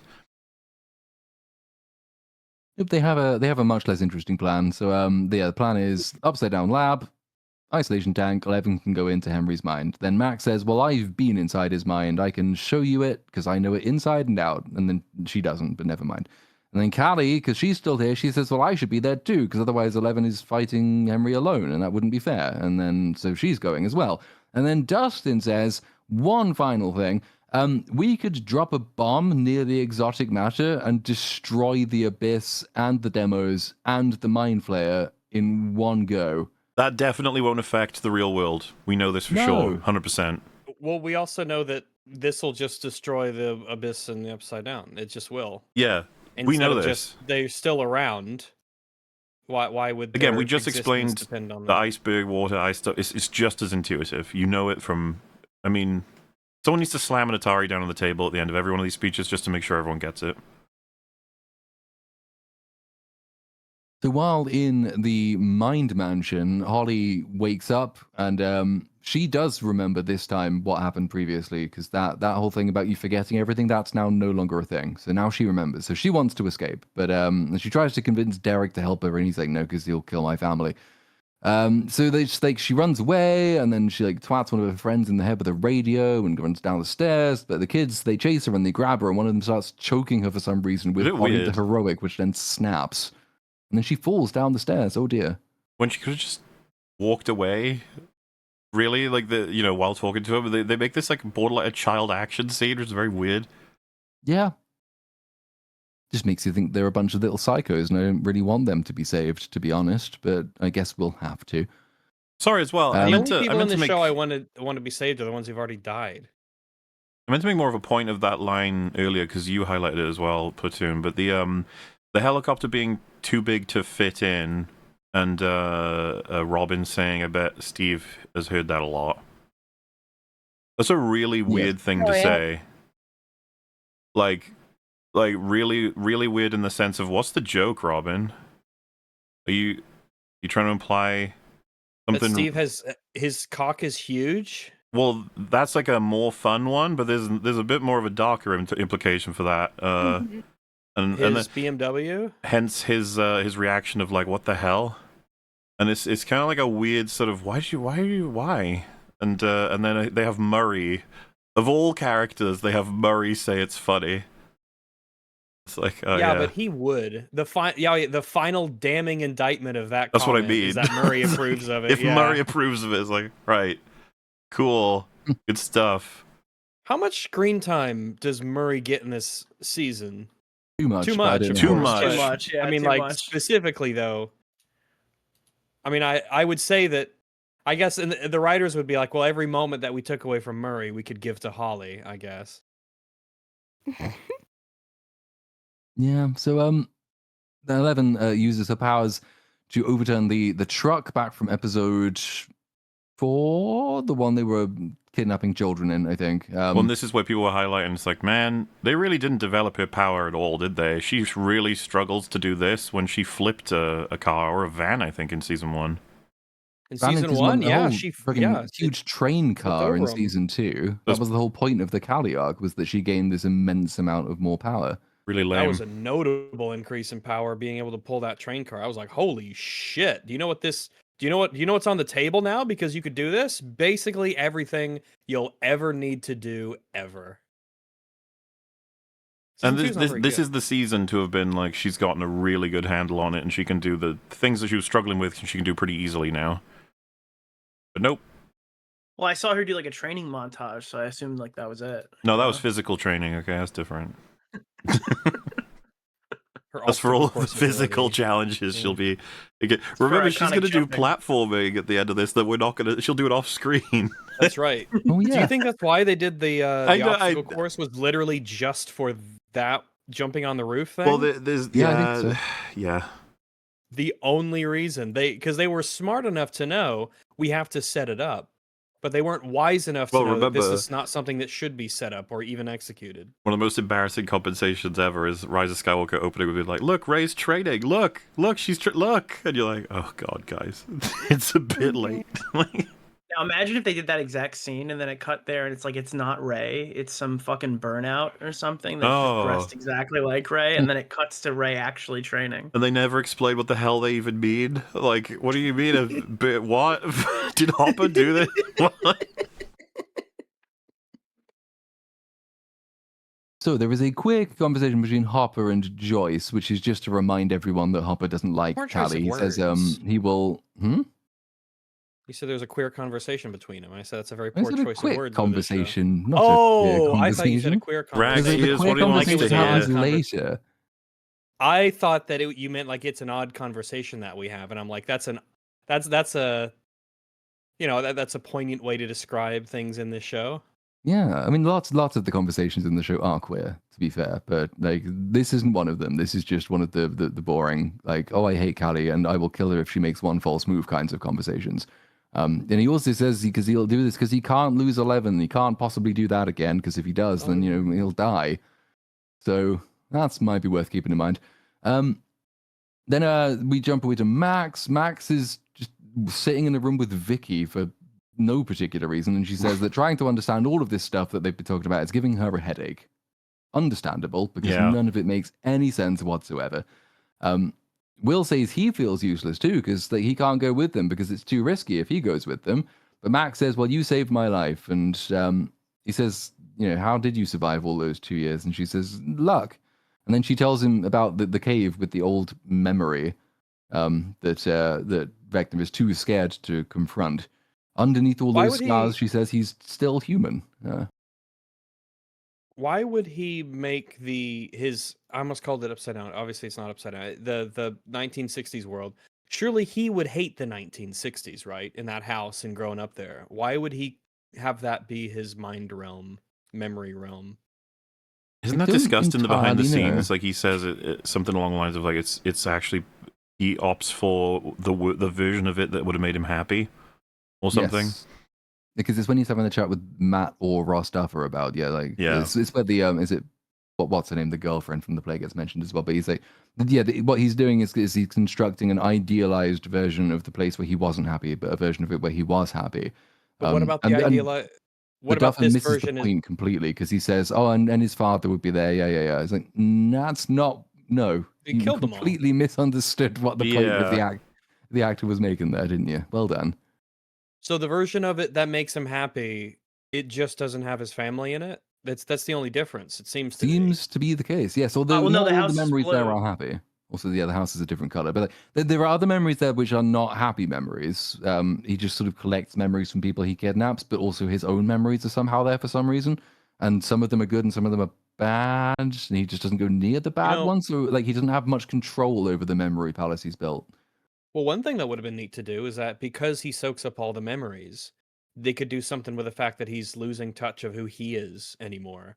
Like Vecna's sense of identity is sort of being like diluted because he's absorbing everybody else's memories, and who he is and his own memories just sort of get lost, and so his personality changes or he becomes more like the people he's absorbing over more time, which could have created it could have made for some creepy stuff where they go to like fight Vecna and they're like, oh, Vecna's like he's recounting things from the memories of other people, including maybe people we know, or he But knows you know, if they things about our actually did personal that, lives. Vecna would blurt out like "suck my fat one" and then look around and be like, "What the fuck did I just say?" And like that would be Oh, played I as a mean, joke, look, like Nick, awkwardly, and like the. I was already sold on this idea. You didn't have to.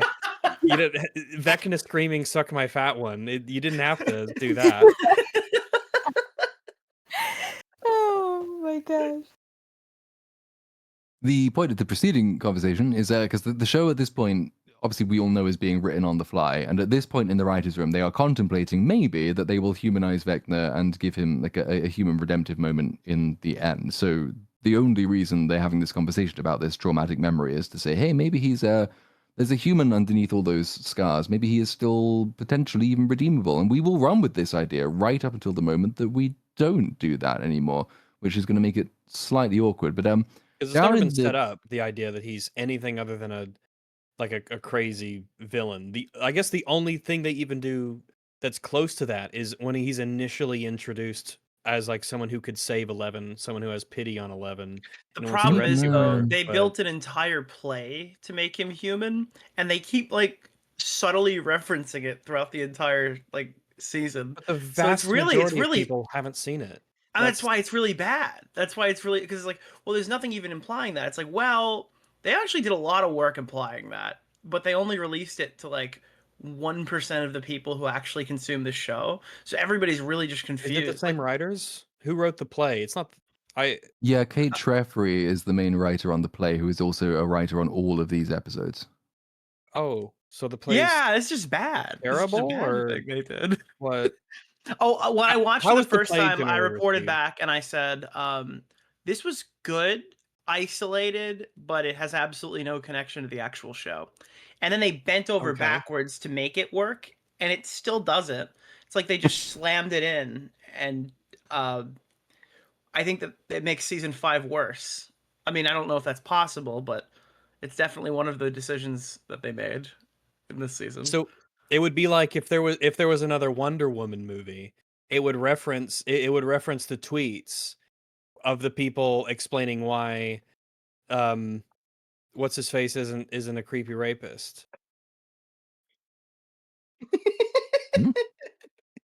Wait, what? Ignore me. Carry on.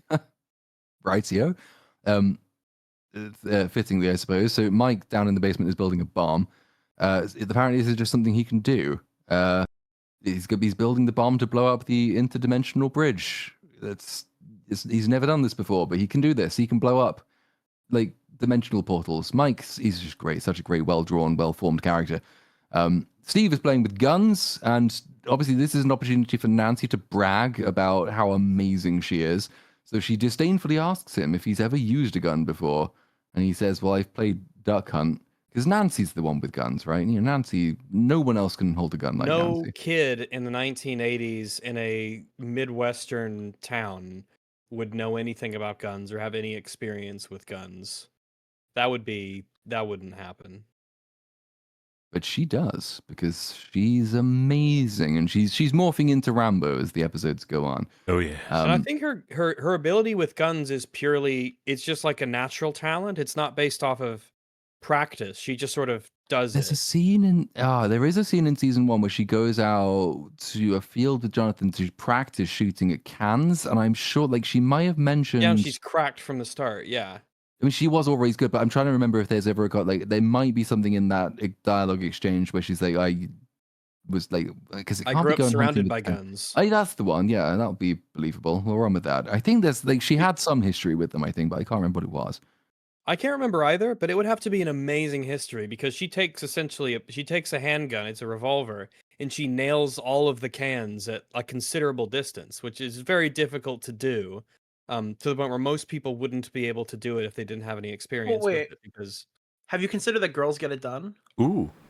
Ooh, no, I hadn't considered that. But now that you bring it up, all the pieces are falling. Oh my god, I'm like Rain Man, and I'm seeing all of the numbers, and it all makes sense now. True. Oh my goodness, Ico is playing in my head. If we were to, our group right now, had to face down an immortal being, I would be the only one trusted with a gun. True. I I'm just the don't know only why one they who think can use guns it. would be like a tool. Well, it didn't work last time. I mean, did it? Oh, well. I think the folly just sort of begins with the idea that we're going to fight some sort of extra dimensional being that's beyond our comprehension in the first place, as if there's anything you could possibly do to hurt it. But Also, I like the image of a little baby Yoda walking around with a shotgun. Be fun. Yeah. Yeah. Mandalorian and he's Grogu holding it like releases above in his head, June. like dumbbells or Yeah. something. Oh god, it's not far away. No, it isn't. It's coming. It's Hell coming. It's gonna yeah. be great.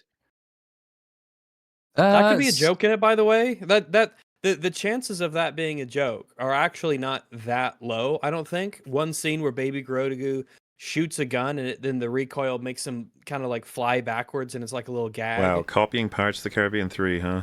True. Mm-hmm. Yep. While Mike is building a bomb and Nancy is bragging about how good she is with guns, Dustin's much better idea is that he and Steve should use the same kind of shitty melee weapons that got Eddie killed in the last season, because that will be very effective against the giant mind flayer. Well, I mean, this is not going to be better now because there's no bats. Yes. Oh yeah, good point. And they No know bats. that. Well, they don't know that. They know that. So... They know that. Oh, they do know that. They've yeah. know, spoken, yeah, they've they know spoken to the everything. writers, they know. And it gives an opportunity for Steve to apologize for being mean about Eddie, even though he was totally right. But he says, "Oh, I really miss Dustin," and Dustin says, "Yeah, same. You die, I die."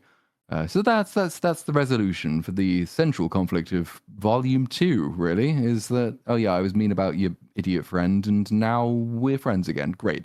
Yeah. So we go away, and we find that Erica is now spying on the military base again, and Mr. Clark is with her. He's just going along with Yeah, this. he's fucking just random fully into science this. teacher.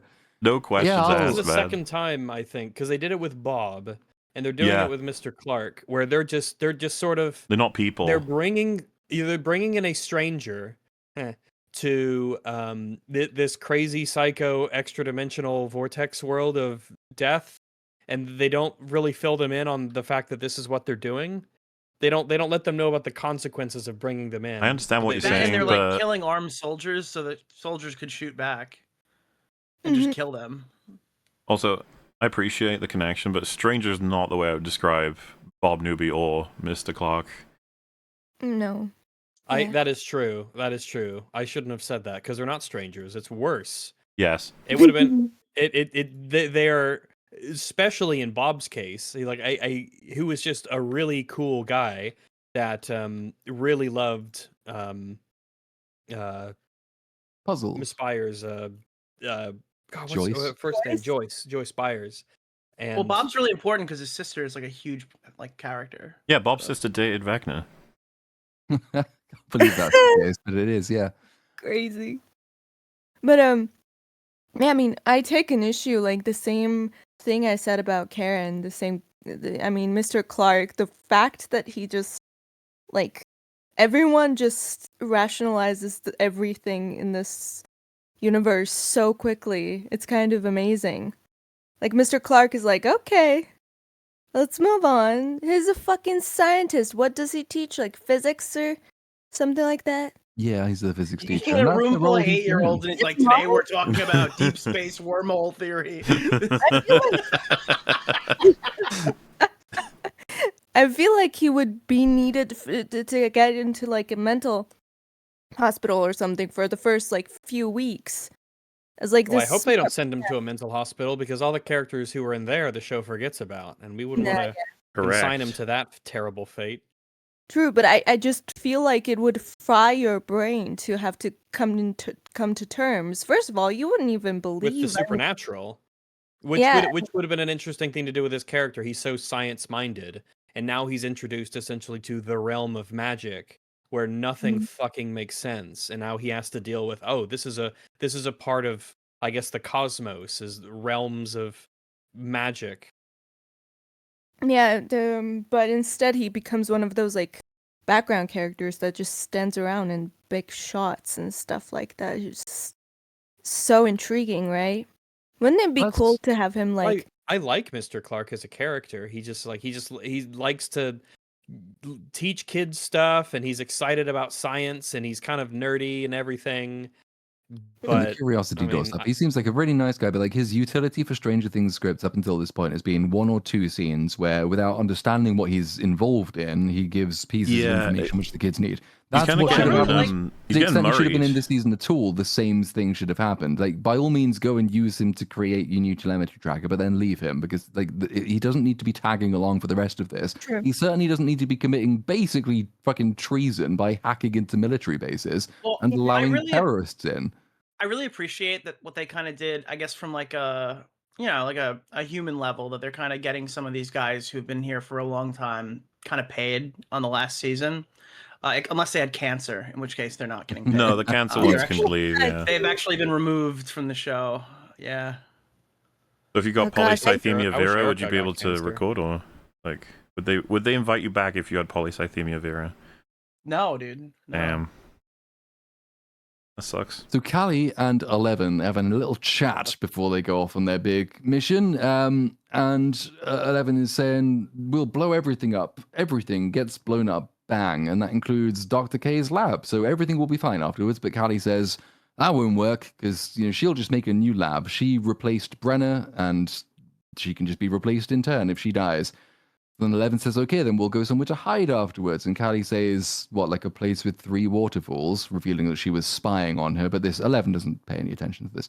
It's only a fantasy, she argues. It's they will find you, they'll kill Mike, they'll take you and use your blood to make more psychic kids, to open more gates and more dimensions. It's a vicious cycle, and only we can stop it tonight.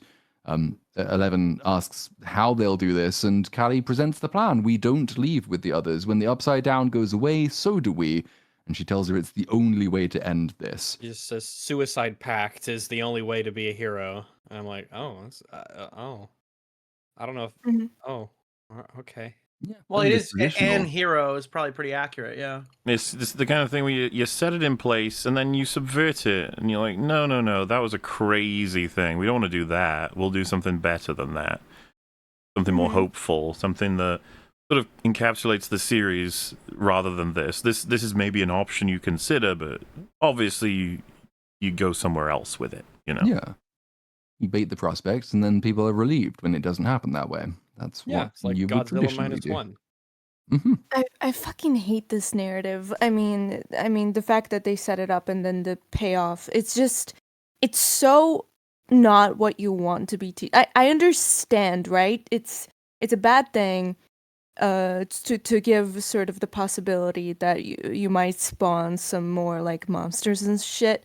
But isn't it much more powerful to like give the message of, but Eleven like lives on, and they try to protect this girl who is, in this No. very But the message of suicide fragile, isn't the answer. vulnerable state. No, Boo. I agree with what the writers are trying to say. They're saying that if you're an abused child, you Kill need to commit yourself. suicide so your family can move on and thrive. So you're not a And I think burden that's a to your really family. strong. Yeah, that's like a really strong message, I think. Yeah, the world Yeah. will literally be better off without you. So you should kill yourself. It's an interesting theme. I've not seen it really explored properly until now. Can't wait to see what they have to say about it behind the scenes. I'm sure they'll throw some fantastically illuminating light on the thought process that led them to this dramatically novel approach. Indeed. For now, But yeah. though, Mhm. after you. No, I meant to say 11. It's just another part to self-suicide stuff. It's just that the fact that the ending of the show teaches you that just give up, stop fighting. Especially after They're the Max after you. allegory in season Yeah. 4. Yeah. They're coming after you. Just you're gonna get captured if you just don't give up, and if you stop. Max's favorite Just don't song give wasn't It's up. running it's up like a hill, yin it and was yang. suicide is painless. Yeah, you can either run up that hill or dive into the abyss. It's like yin and Mhm. yang. You have to learn both lessons. Don't fight against it. Just He's loading give up that gun. That's all I wanted to say. Speaking of, so fighting against things like your inner nature, we're coming up to the big scene that made this an incredibly unpopular episode. So Will's having a little chat with Joyce. Oh, God. So Oh no. you might remember in the previous episode when Vecna used Will as a spy to learn that sick people go to hospital. But it turns out that actually that wasn't the only thing that happened. Something way more important than that happened, but that was off screen, so we didn't get to see it. And what happened was that Vecna was kind of weakening Will's mind, and he was trying to fight back with happy memories, but Vecna managed to overpower his happy memories and showed him bad things. And Joyce says, well, yeah, but he tells lies, which he does. But Will says, no, because what he showed me, that came from me. He saw everything, thoughts, memories, secrets. And Max had told him that Vecna's afraid, which means that Will can beat him, but, it's not going to happen if he has this great secret that he knows about Will that now the world must be made privy to. But this is this makes a flaw in the entirety of all of the plans they make ever, is that they can't tell Will anything about anything that they ever intend to do. They can't tell anyone Surely. anything. That's been the case for a while. Vecna can get inside everyone's heads. But they So just it'll have to don't be- remember this, nor does Vecna. No, because he never even tries to do this. No, really. I mean, well, he does he does it once for Once, Harper, right? yeah. And that's why would he not? We've just this is one of the things that pisses me off about the scene that's coming, right? Is that we not only have we forgotten what characters' power levels and power sets are and what their motives to use these things are, but we've also sort of started contorting the plot around this. This scene you can remove from the episode and nothing changes. You can remove from the series and nothing changes. True. And it never comes back again afterwards. Vecna doesn't even try to use something. So the conclusion of the scene isn't that Will has learned anything which gives him new power to resist it, because he doesn't have anything to resist. So all we're doing is going to do a long 12-hour rehearsal fucking speech, which throws everything out of whack, and have to invent an entire off-screen series of drama to justify its inclusion. It's insane. Well, and additionally, it's just a creative but easier thing for Vecna to do than sending a bunch of Demogorgons to kill people is to just, when Hopper's got a gun, preparing for a fucking crawl or whatever, just, create an illusion for everybody, by the way, simultaneously, why not? Or if it's just Hopper, whatever, and a Demogorgon comes in the room and he's like, rah, and goes to attack Will, and Hopper's like, oh my god, shoots it, and then hallucination over, he just shot Joyce. It's like, wait, what the fuck? And it's like, yeah, he could have just doing that the whole season, the whole forever. Illusion powers are one of the most, they scale with creativity, and there's a lot of cool things that you could do with them. They're like, oh, you think you're going to cross the street because you don't see any cars coming? Well, actually there was, and you just stepped out into traffic. And it would torment the shit out of these characters. They can't trust a single thing, ever. They'd end up like the crazy lady in Final Destination Bloodlines? Yeah. Hell yeah. Specifically, somebody that in one, chat yeah. said he has the reality stone. It's like, no, it's more powerful. He can use it from dimensions away. He is the It's insane, mind yeah. power stone. If he has that power, and I've noticed a lot of people specifically point to the Hopper in the tank where he thinks that he shot 11, and I'm like, he should be doing that all the time. Yep. They should constantly be second guessing everything that they hear and everything that they see. But then it's like, oh, you've just given him a power where he can't lose. But I guess we've been in that realm for a long time. But Mm. that's why you got to give him some limits to his powers. He can't just you have to be close to him physically, or it only works if your emotions get really high and you're weakened, and like maybe you're distracted or something like that to balance it out. Just for the sake of, again, you can't give the villain a power that makes them essentially guaranteed to win. But think of all the creative, cool stuff they could have done. He could have preyed on people's insecurities and their fears. And Hopper's would specifically be losing 11 or being worried about 11, and that's what Vecna preys on. And for Will, it's being gay or something, and for Steve, it's about being forgotten in the show and all sorts of stuff. And it could be very character-specific powers that would be awesome. But no, we can do this instead. So, Pretty good. it's basically the entire population of the town is summoned into the room just to make sure that it's as personal as possible. And this is the big famous speech that everyone is broadly, well, at least one line of which everyone's familiar with by now.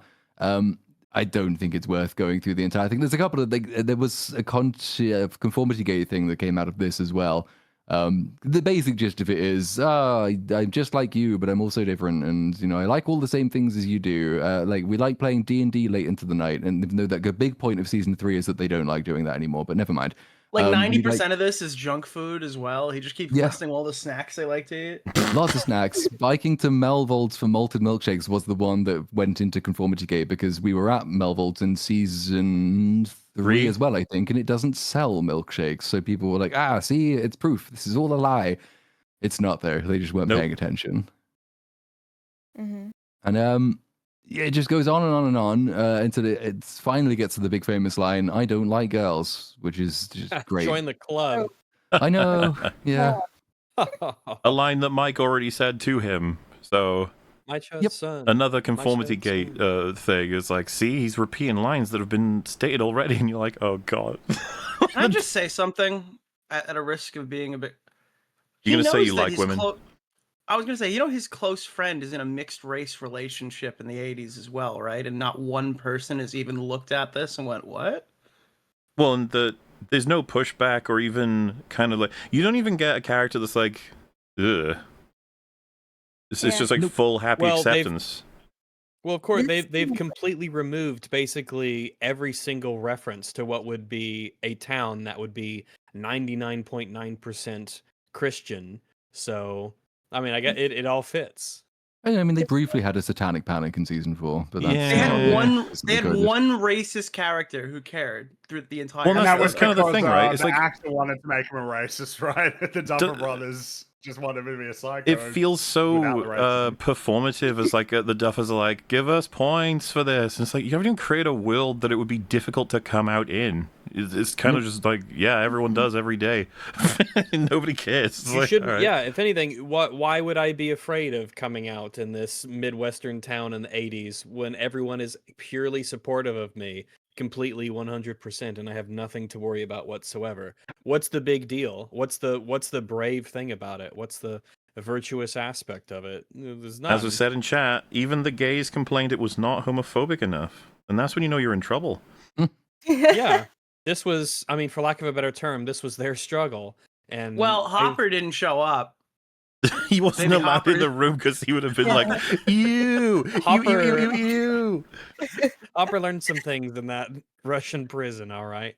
This scene is like statistically impossible, but also like, I wish to know.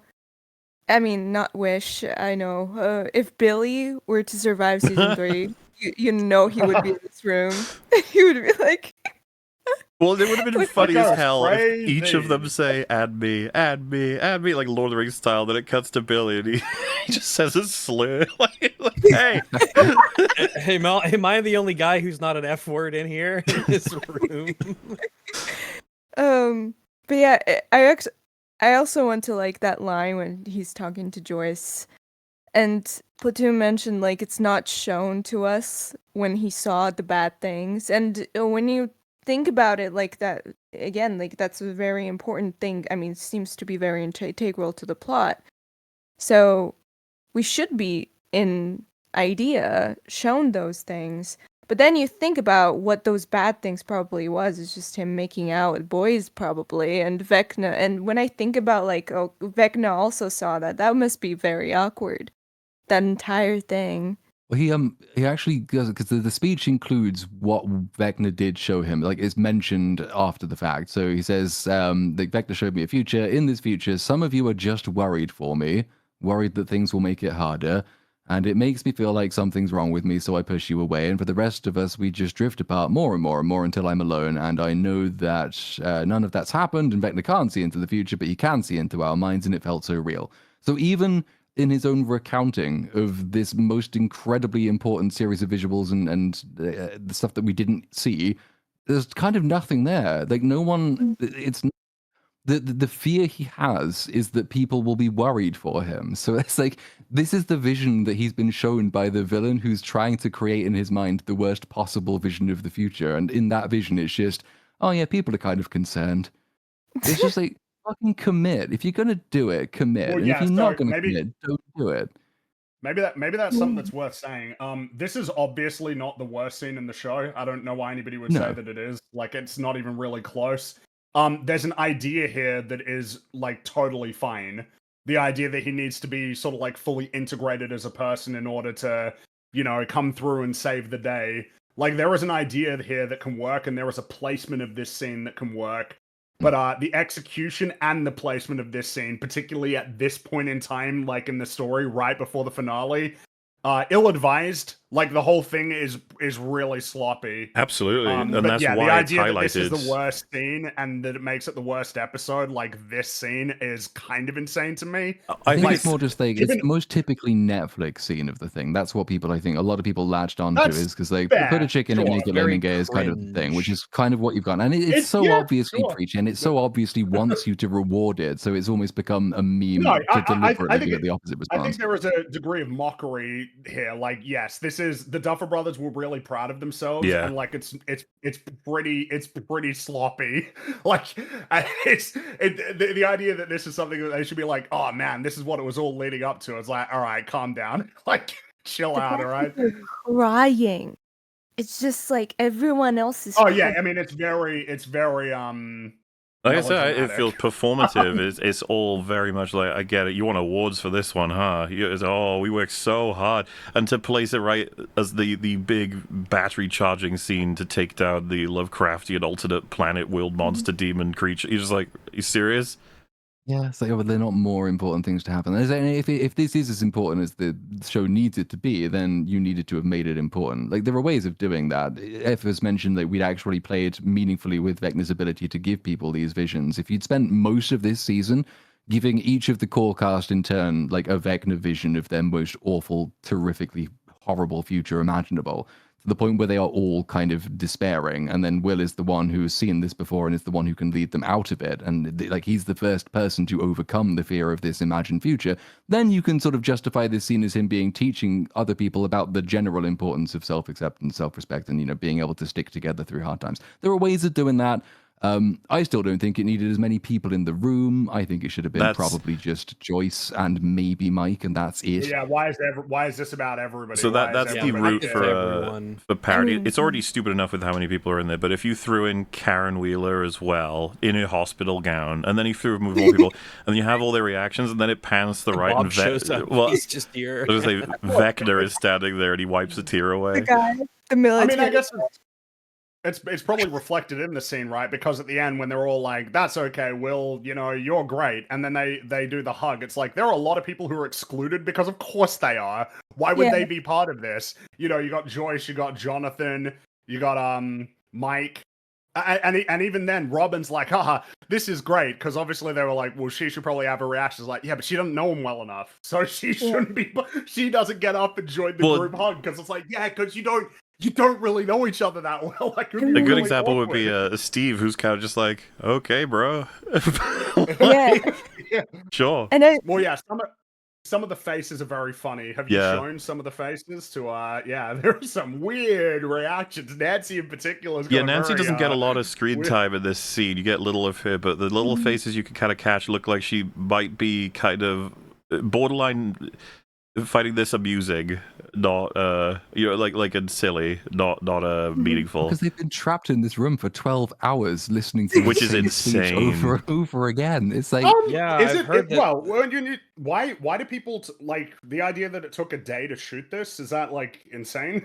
Is that like a crazy? not a barrage. So the This reason scene? that's I mean, does it insane normally take is a day? because it already shows just how overwritten all of it is. It needs to be way leaner than this if you're going to actually do it. It needs to be way less Well, people yes, I saying agree way with less that. things. Doesn't need to be like 5 minutes. And then, of course, Or drag longer than in, like, this is supposed to be the emotional high point, not only for, like, some of these characters, but kind of a fucking series. Like, they see this as, like, the peak of what it's all about, guys. It's about the marginalized, you know, the weirdos, the strange people. They come together and they find their found family. It was like, what a wonderful sequence this is, and this is what it's all about. It's like, it took you, like, you I don't know, just you fucked up in so many ways. Mhm. Well, I mean, clearly it didn't work as they expected, right? Because this was Yeah, look scorned. at Nancy's face, but it looks kind of like Yeah, it's a bit like, oh Jesus, Nancy, okay. and then Joe Is that- Keery just kind of like, okay. Yeah. And like Steve is What a- funny because like what you're thinking because of his characterization, and he has known these kids forever, and you're like, why isn't he hugging? Because Steve's a pretty warm I think- guy, should be all supportive. But then you think- realize that Will and Steve never share a line in this entire show, Which is absolutely fucking insane. They keep fucking this Yeah. up. And That's, I Dumpers, they were probably aware of that, and they were like, "Wait, I don't think we've built up this relationship, so it wouldn't make sense if they hugged." So Steve stands there awkwardly this whole scene and kind of comes off homophobic. Because why wouldn't Steve hug Will, right? But He If has he no- went up and shook his hand, that would be like even Robin- weirder. Yeah, Like, that good would job be coming out. weird. Good job It coming is, out, it- bro. But I mean, it is highlighting that problem, which is you've got characters that you can't really do anything with because they don't have a relationship that we've seen on screen with Will. You Fucking know, the Vicky's group in hug the room. includes some. Well, she is, and it's like I said, Robin's like, this is great, but even she's like, oh, I probably shouldn't get in on that group hug though. We don't Well, yeah, really. and then know, everyone, especially in chat, Murray. Why is Murray Murray, here? Who the fuck are you? You'd expect them to tell some really off-color joke when he Probably. comes out or Yeah, something. no way they do that. No way would they have anything. I and can't believe I'm that- saying this, but they ruined his character by Does not that having not- him tell some stupid sex joke. That then tells us, it's like, so, as you can see on the screen right now, it's like, so we're knocking out at least 4 people with ease. They don't even add anything to the scene. Just get them out. Mhm. Give them the day off. Yeah, like the idea that they all have to stand there for 12 hours just because it's like, you want me in the scene? Yeah. Okay, cool. My character doesn't Oh, I know the like gay that. kid, so can I go home? Can you put up I've been turned what are you, I've like a been turned paper into a version of me? cow. Just a cardboard cutout? Like, that would be good enough. Yeah, you can get a PNG of me and just have me there in the back. No one would have noticed. Also, I remember people mentioning, I don't remember the exact monologue of his, but doesn't Will like out Robin in this scene? Because a lot of people So he don't. says, "I I had a crush on someone I thought I know they're not like me." Then I realized he was just my Tammy, which I think would be the closest you get to outing. Mm-hmm. I'm trying to think because I've got it, but I don't. I think that's the closest you would get to him outing Robin. Okay, so not completely. I guess Yeah, that's the only fine. person who'd know that story would be Steve, unless she told other people. I have a question. Do you think that people would have reacted to Stupid. this scene more positively if Stranger Things was made quicker, if it finished quicker, if they did like 1 season a year? So this ended up airing in like 2021. I don't think it would have hurt. I think the better question Would is, it would people have? have reacted positively to this if the season as a whole was just good? I thought that's where Sure. I thought that's where the question was What do you going. think? No, that's not what he said. I I know. But we that's- could change it to that. What do you think if the whole season was good? No, I think that people would generally find this to be a solid, if not great, scene if everything surrounding it were, You know, like. Well, the only reason I say with the time span is just because the longer Stranger Things has gone on, the more that the fact that it's taken so long for the show to come out feels like it's contributed to the If it all comes rising out negativity on towards it. time, I don't think the show's reputation changes. Maybe not. I mean, I think there's also, I mean, there's more Maybe. cultural baggage that gets brought in with it as well. Obviously, the more years pass, the more other shows do similarly unartful things artlessly, and Well, so and the fact it's that Netflix more has such typical a- than it is now. Yeah. Okay, fucking Netflix's people aren't listening to me. reputation has They're gone- like, it's not a necessary scene, Waller. When the fuck did I say that? I said it was a bad scene. Like, it's badly done, it's overwritten, it's poorly executed. I'm saying, in a season filled with good shit, people would be saying this scene is good. Generally Yeah. speaking, especially on Twitter. You guys are wrong Also, if you I think would otherwise. think so. Yeah. I think Oh, yeah. anything would. this scene would be like cheered on as fuck. And it would be Absolutely, yeah. worshipped if not even in a good season, if this happened like in the first or second episode of this season, I honestly think that For it It- set in. Yeah. if I it think was so. some kind of side plot, right? If it was not integral to this weirdly entangled with the main plot, if it was kind of like Will's moment of coming out just for the sake of it in the first few episodes of this season, I think people would worship it. But that's not how it went. And even if people were disinclined to like that sort of thing anyway, it might be less objectionable if it wasn't the Or, sort of the moment toward which everything was ramping up in the penultimate episode of the entire season. It's like someone I remember making the point, like it almost resembles some of those really shitty faith-based movies, which kind of pause the plot every now and then just to preach at you. It's kind of the same thing. Well, and as we Uh, noted, Anyway, right? I know we have to go and Well, blow like- up the world, but let me just briefly tell you about how amazing Jesus is. Okay, Yeah, now that's done. Back to the story. It's always God's not dead. The whole thing of like, I hate God. Well, how can you hate God if you don't believe it? And then they all stand up and say Holy God's not shit, dead. Fringy. He got owned so hard. And- He Oh, did it. man. And then he got hit by a car, and they were like, quick, say that And then you love everyone, he Jesus. got hit by a bus, and then the bus clapped. Yeah. And then he's like, yes, Jesus, I love you. I was like, oh, it's okay. Even though he's had all of his organs smushed up, and it's He- okay. He's he going did to a- heaven now. He did a Scott Adams. Well, he. Well, that was That's not. I don't think that's what they go for in God's Not Dead. It's like the character actually thinks, like, you know what, you were right. I do Yeah, believe. that- Scott the Adams whole- just the whole said, point yeah, is- I'll say it just in case. He This did is the, Pascal's he did wager. the Pascal's wager thing, right? Yeah, Yeah. Whereas the whole point in God's Not Dead is that he does hate God. It's not that he's an atheist who doesn't believe in God. He hates God. Yeah. And then he needs to be convinced, nah, God's awesome, man, and Jesus, just say you love him and you'll be all good. And wasn't the thing in that movie that like the Christian guy was like it was really going bad for him. He lost his girlfriend and everything was going wrong. But then he did the big speech and it all turned around. And everybody did, oh, He just Captain, has my that Captain. kind of power, Fringy. Mhm. He could turn your life Well, I around. mean, but in any case, yeah, I mean, the placement of before this, hose. because like this episode's nearly over. Like this is like the penultimate sort of, it's all been. This is like the. When they leave this with you I want the for Duffer Brothers would how pitch long as is the it? thematic core of the What's that? Sorry. they leave this as like the big For a week. moment for. Is it a week? This Yeah. is for a week. It was a week, so this is what you get as your like on Christmas Day. This is your Christmas present because this was Christmas Day, wasn't it? Yep. And people were already pretty dissatisfied with the state of Volume 2 anyway, so to have this be the end, it's not as though Brilliant Season leads up to Scene, which is controversial. It's Season which seems already to be unraveling, quite clearly has priorities wrong. Oh shit. And now Well, yeah, there's only because, one left. All the stuff that we this, haven't answered that's never going to get answered, we've only got one episode left. So we've taken all of this time to do this instead of trying to fix things people still hoped might be fixed, which is I guess, not ideal. Maybe because of course Breaking Bad is an easy thing to the ending of the penultimate episode of Breaking Bad is very hype. It is. Yeah. It's a very exciting. There's it's like, oh shit, we're going. That's like that's the feeling that it instills.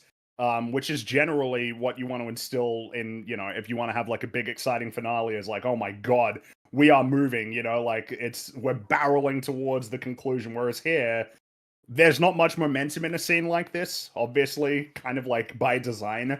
But even then, like in terms of an understanding of what's about to happen, there's not really much momentum either. It's like, what is the finale going to be about? It's like, well, I guess it is Steve's fucking plan. That is what the finale is going to be. And it's like, I don't think I have a good grasp on what any of this means, and I don't feel like we've got much energy or vitality coming into it. But and so with that in mind, like I think it explains why people felt so negatively. There's an expectation of revelations or For an sure, exciting yeah, 'cause reveal, but as we there's nothing like that. as we noted, once this and then the next episode came out, everyone became obsessed with plot hole hunting, which is Yeah. fascinating because you can find so many in seasons 4, 3, 2, and there's some in Yes, 1 as well. true. Even in 1, but all of a sudden with this season, everybody decided that they wanted to analyze stories. Well, it just this it comes way. across to me as like it made you feel like shit, and so now you want to make fun of it, and you can't just say like I don't like it. You need to find more things to hit Appeal it to on. internal And of course, what consistency. bothers That thing me that and you by say doesn't extension, I matter. assume us, is that it's like, well, hey, these things exist in a lot of stuff that you would otherwise hype the hell up. So why is it a problem now? Mm-hmm. Where did it bring Well, you?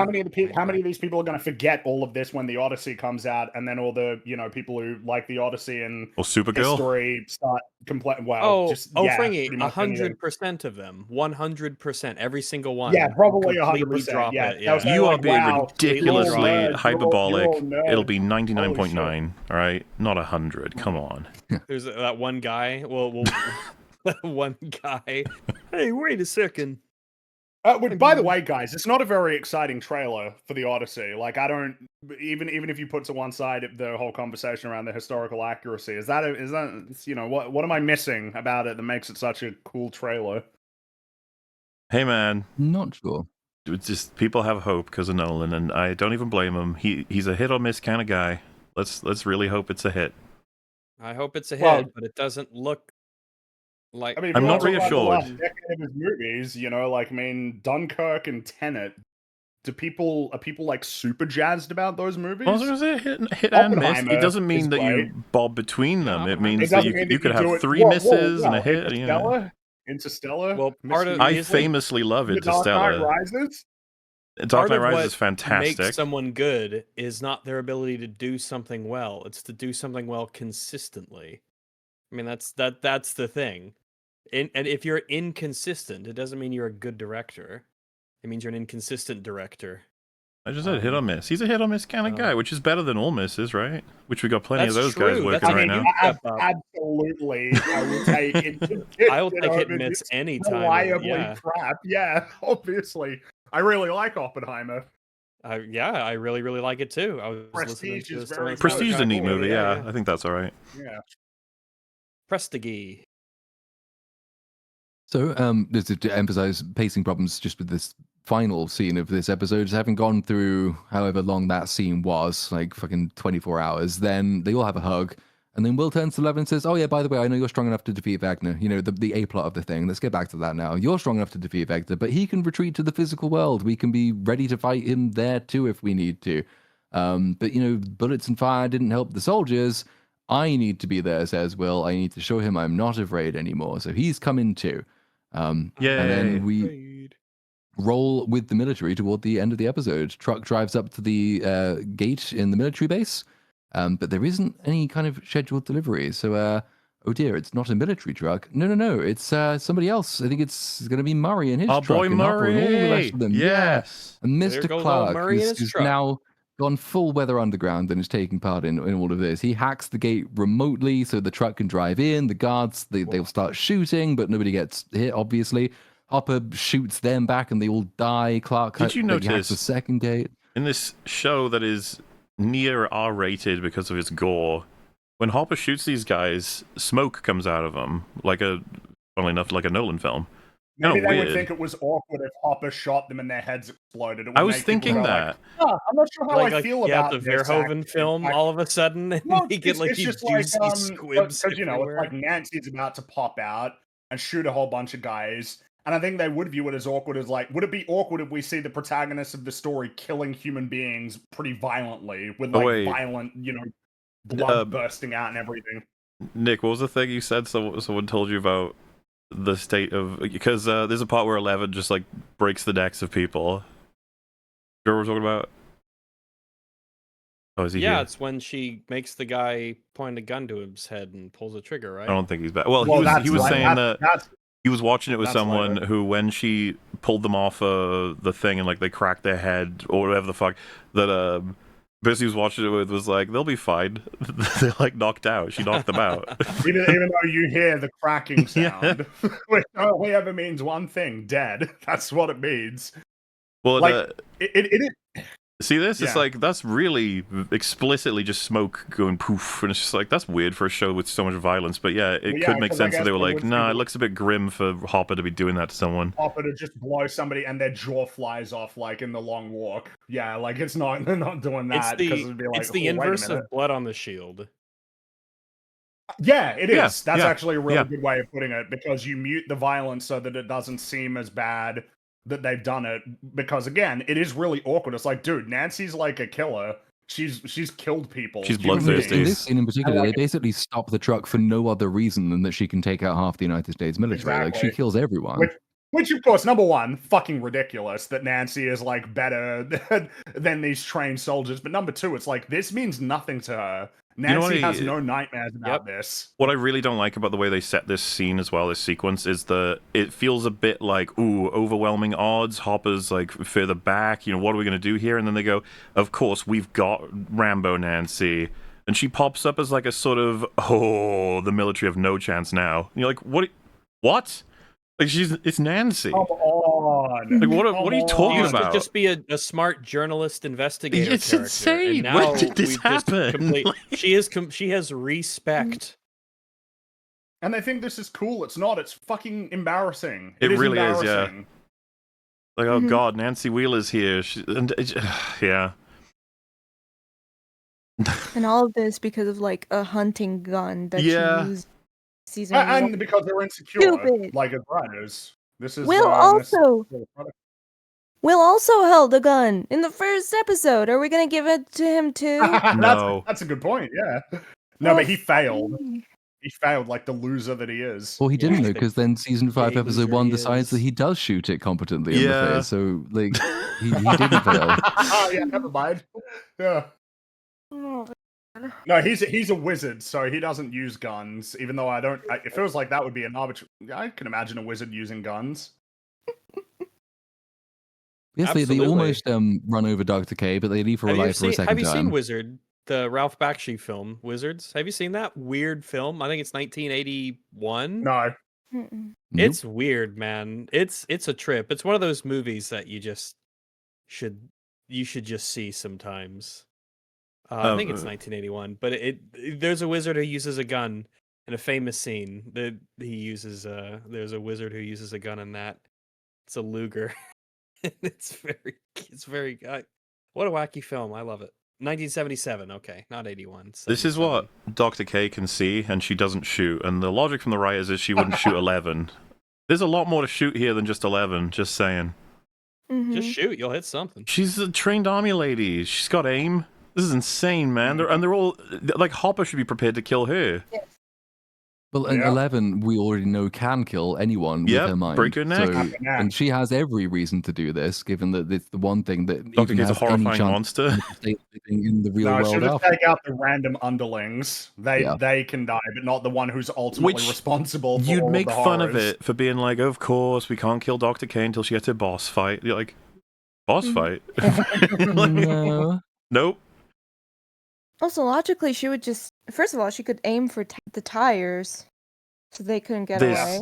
It's just so Um, bad. It's so awful. Also, like, she would be interested in getting Hopper, like killing Hopper, because if her objective is to get 11, I mean, take out the caretaker that is like messing things up, right? I don't know. Yeah, well, Oh, fuck it. yeah. Yeah, but the episode ends with Henry in the mine mansion, and the kids are sitting around a table, and he says, "It's time." They all link hands, and there is an ominous clock ticking, because remember the clock and how significant that used to be? That's symbolizing something still. Don't know what it is, but it's time. The thing Symbolizes is twink death. occurring now. Is Yes, it it definitely finally does the that. time? Is it finally the It's time? finally the time. Yes, finally the time for the finale. We have made it all the Episode way 9, Well, we're here. to the last If I may, almost episode. maybe Yes. it makes sense to split here. 'Cause Maybe it does. Oh, We go yeah. for 6 it'll be hours, really first half heavy, if you will, if we did it, like if we wait for this to be, because I don't know how much time we're going to get out of the other two subjects. So yeah, I was going to say the feigning thing, but there's no need. It's just like, that is for the stream chat. Don't you worry, we're not going anywhere. Calm down, all right? Don't get mad. It's not next week. For the VOD people, this is it. I'm so sorry. That's it. Unless, of course, it's already out, the next part, in which case you could just go watch that next. But which it we- will be for the vast majority of all of time, except for a handful of days. So, worth keeping that in mind. So I guess we'll, what I'm going to do is stop recording and then start recording again. So this is goodbye, quote unquote. But we'll see you again real soon. Don't you worry. Mwah. Bye. See you later, everybody. Bye bye. Oh Yeah, God. bye, everyone.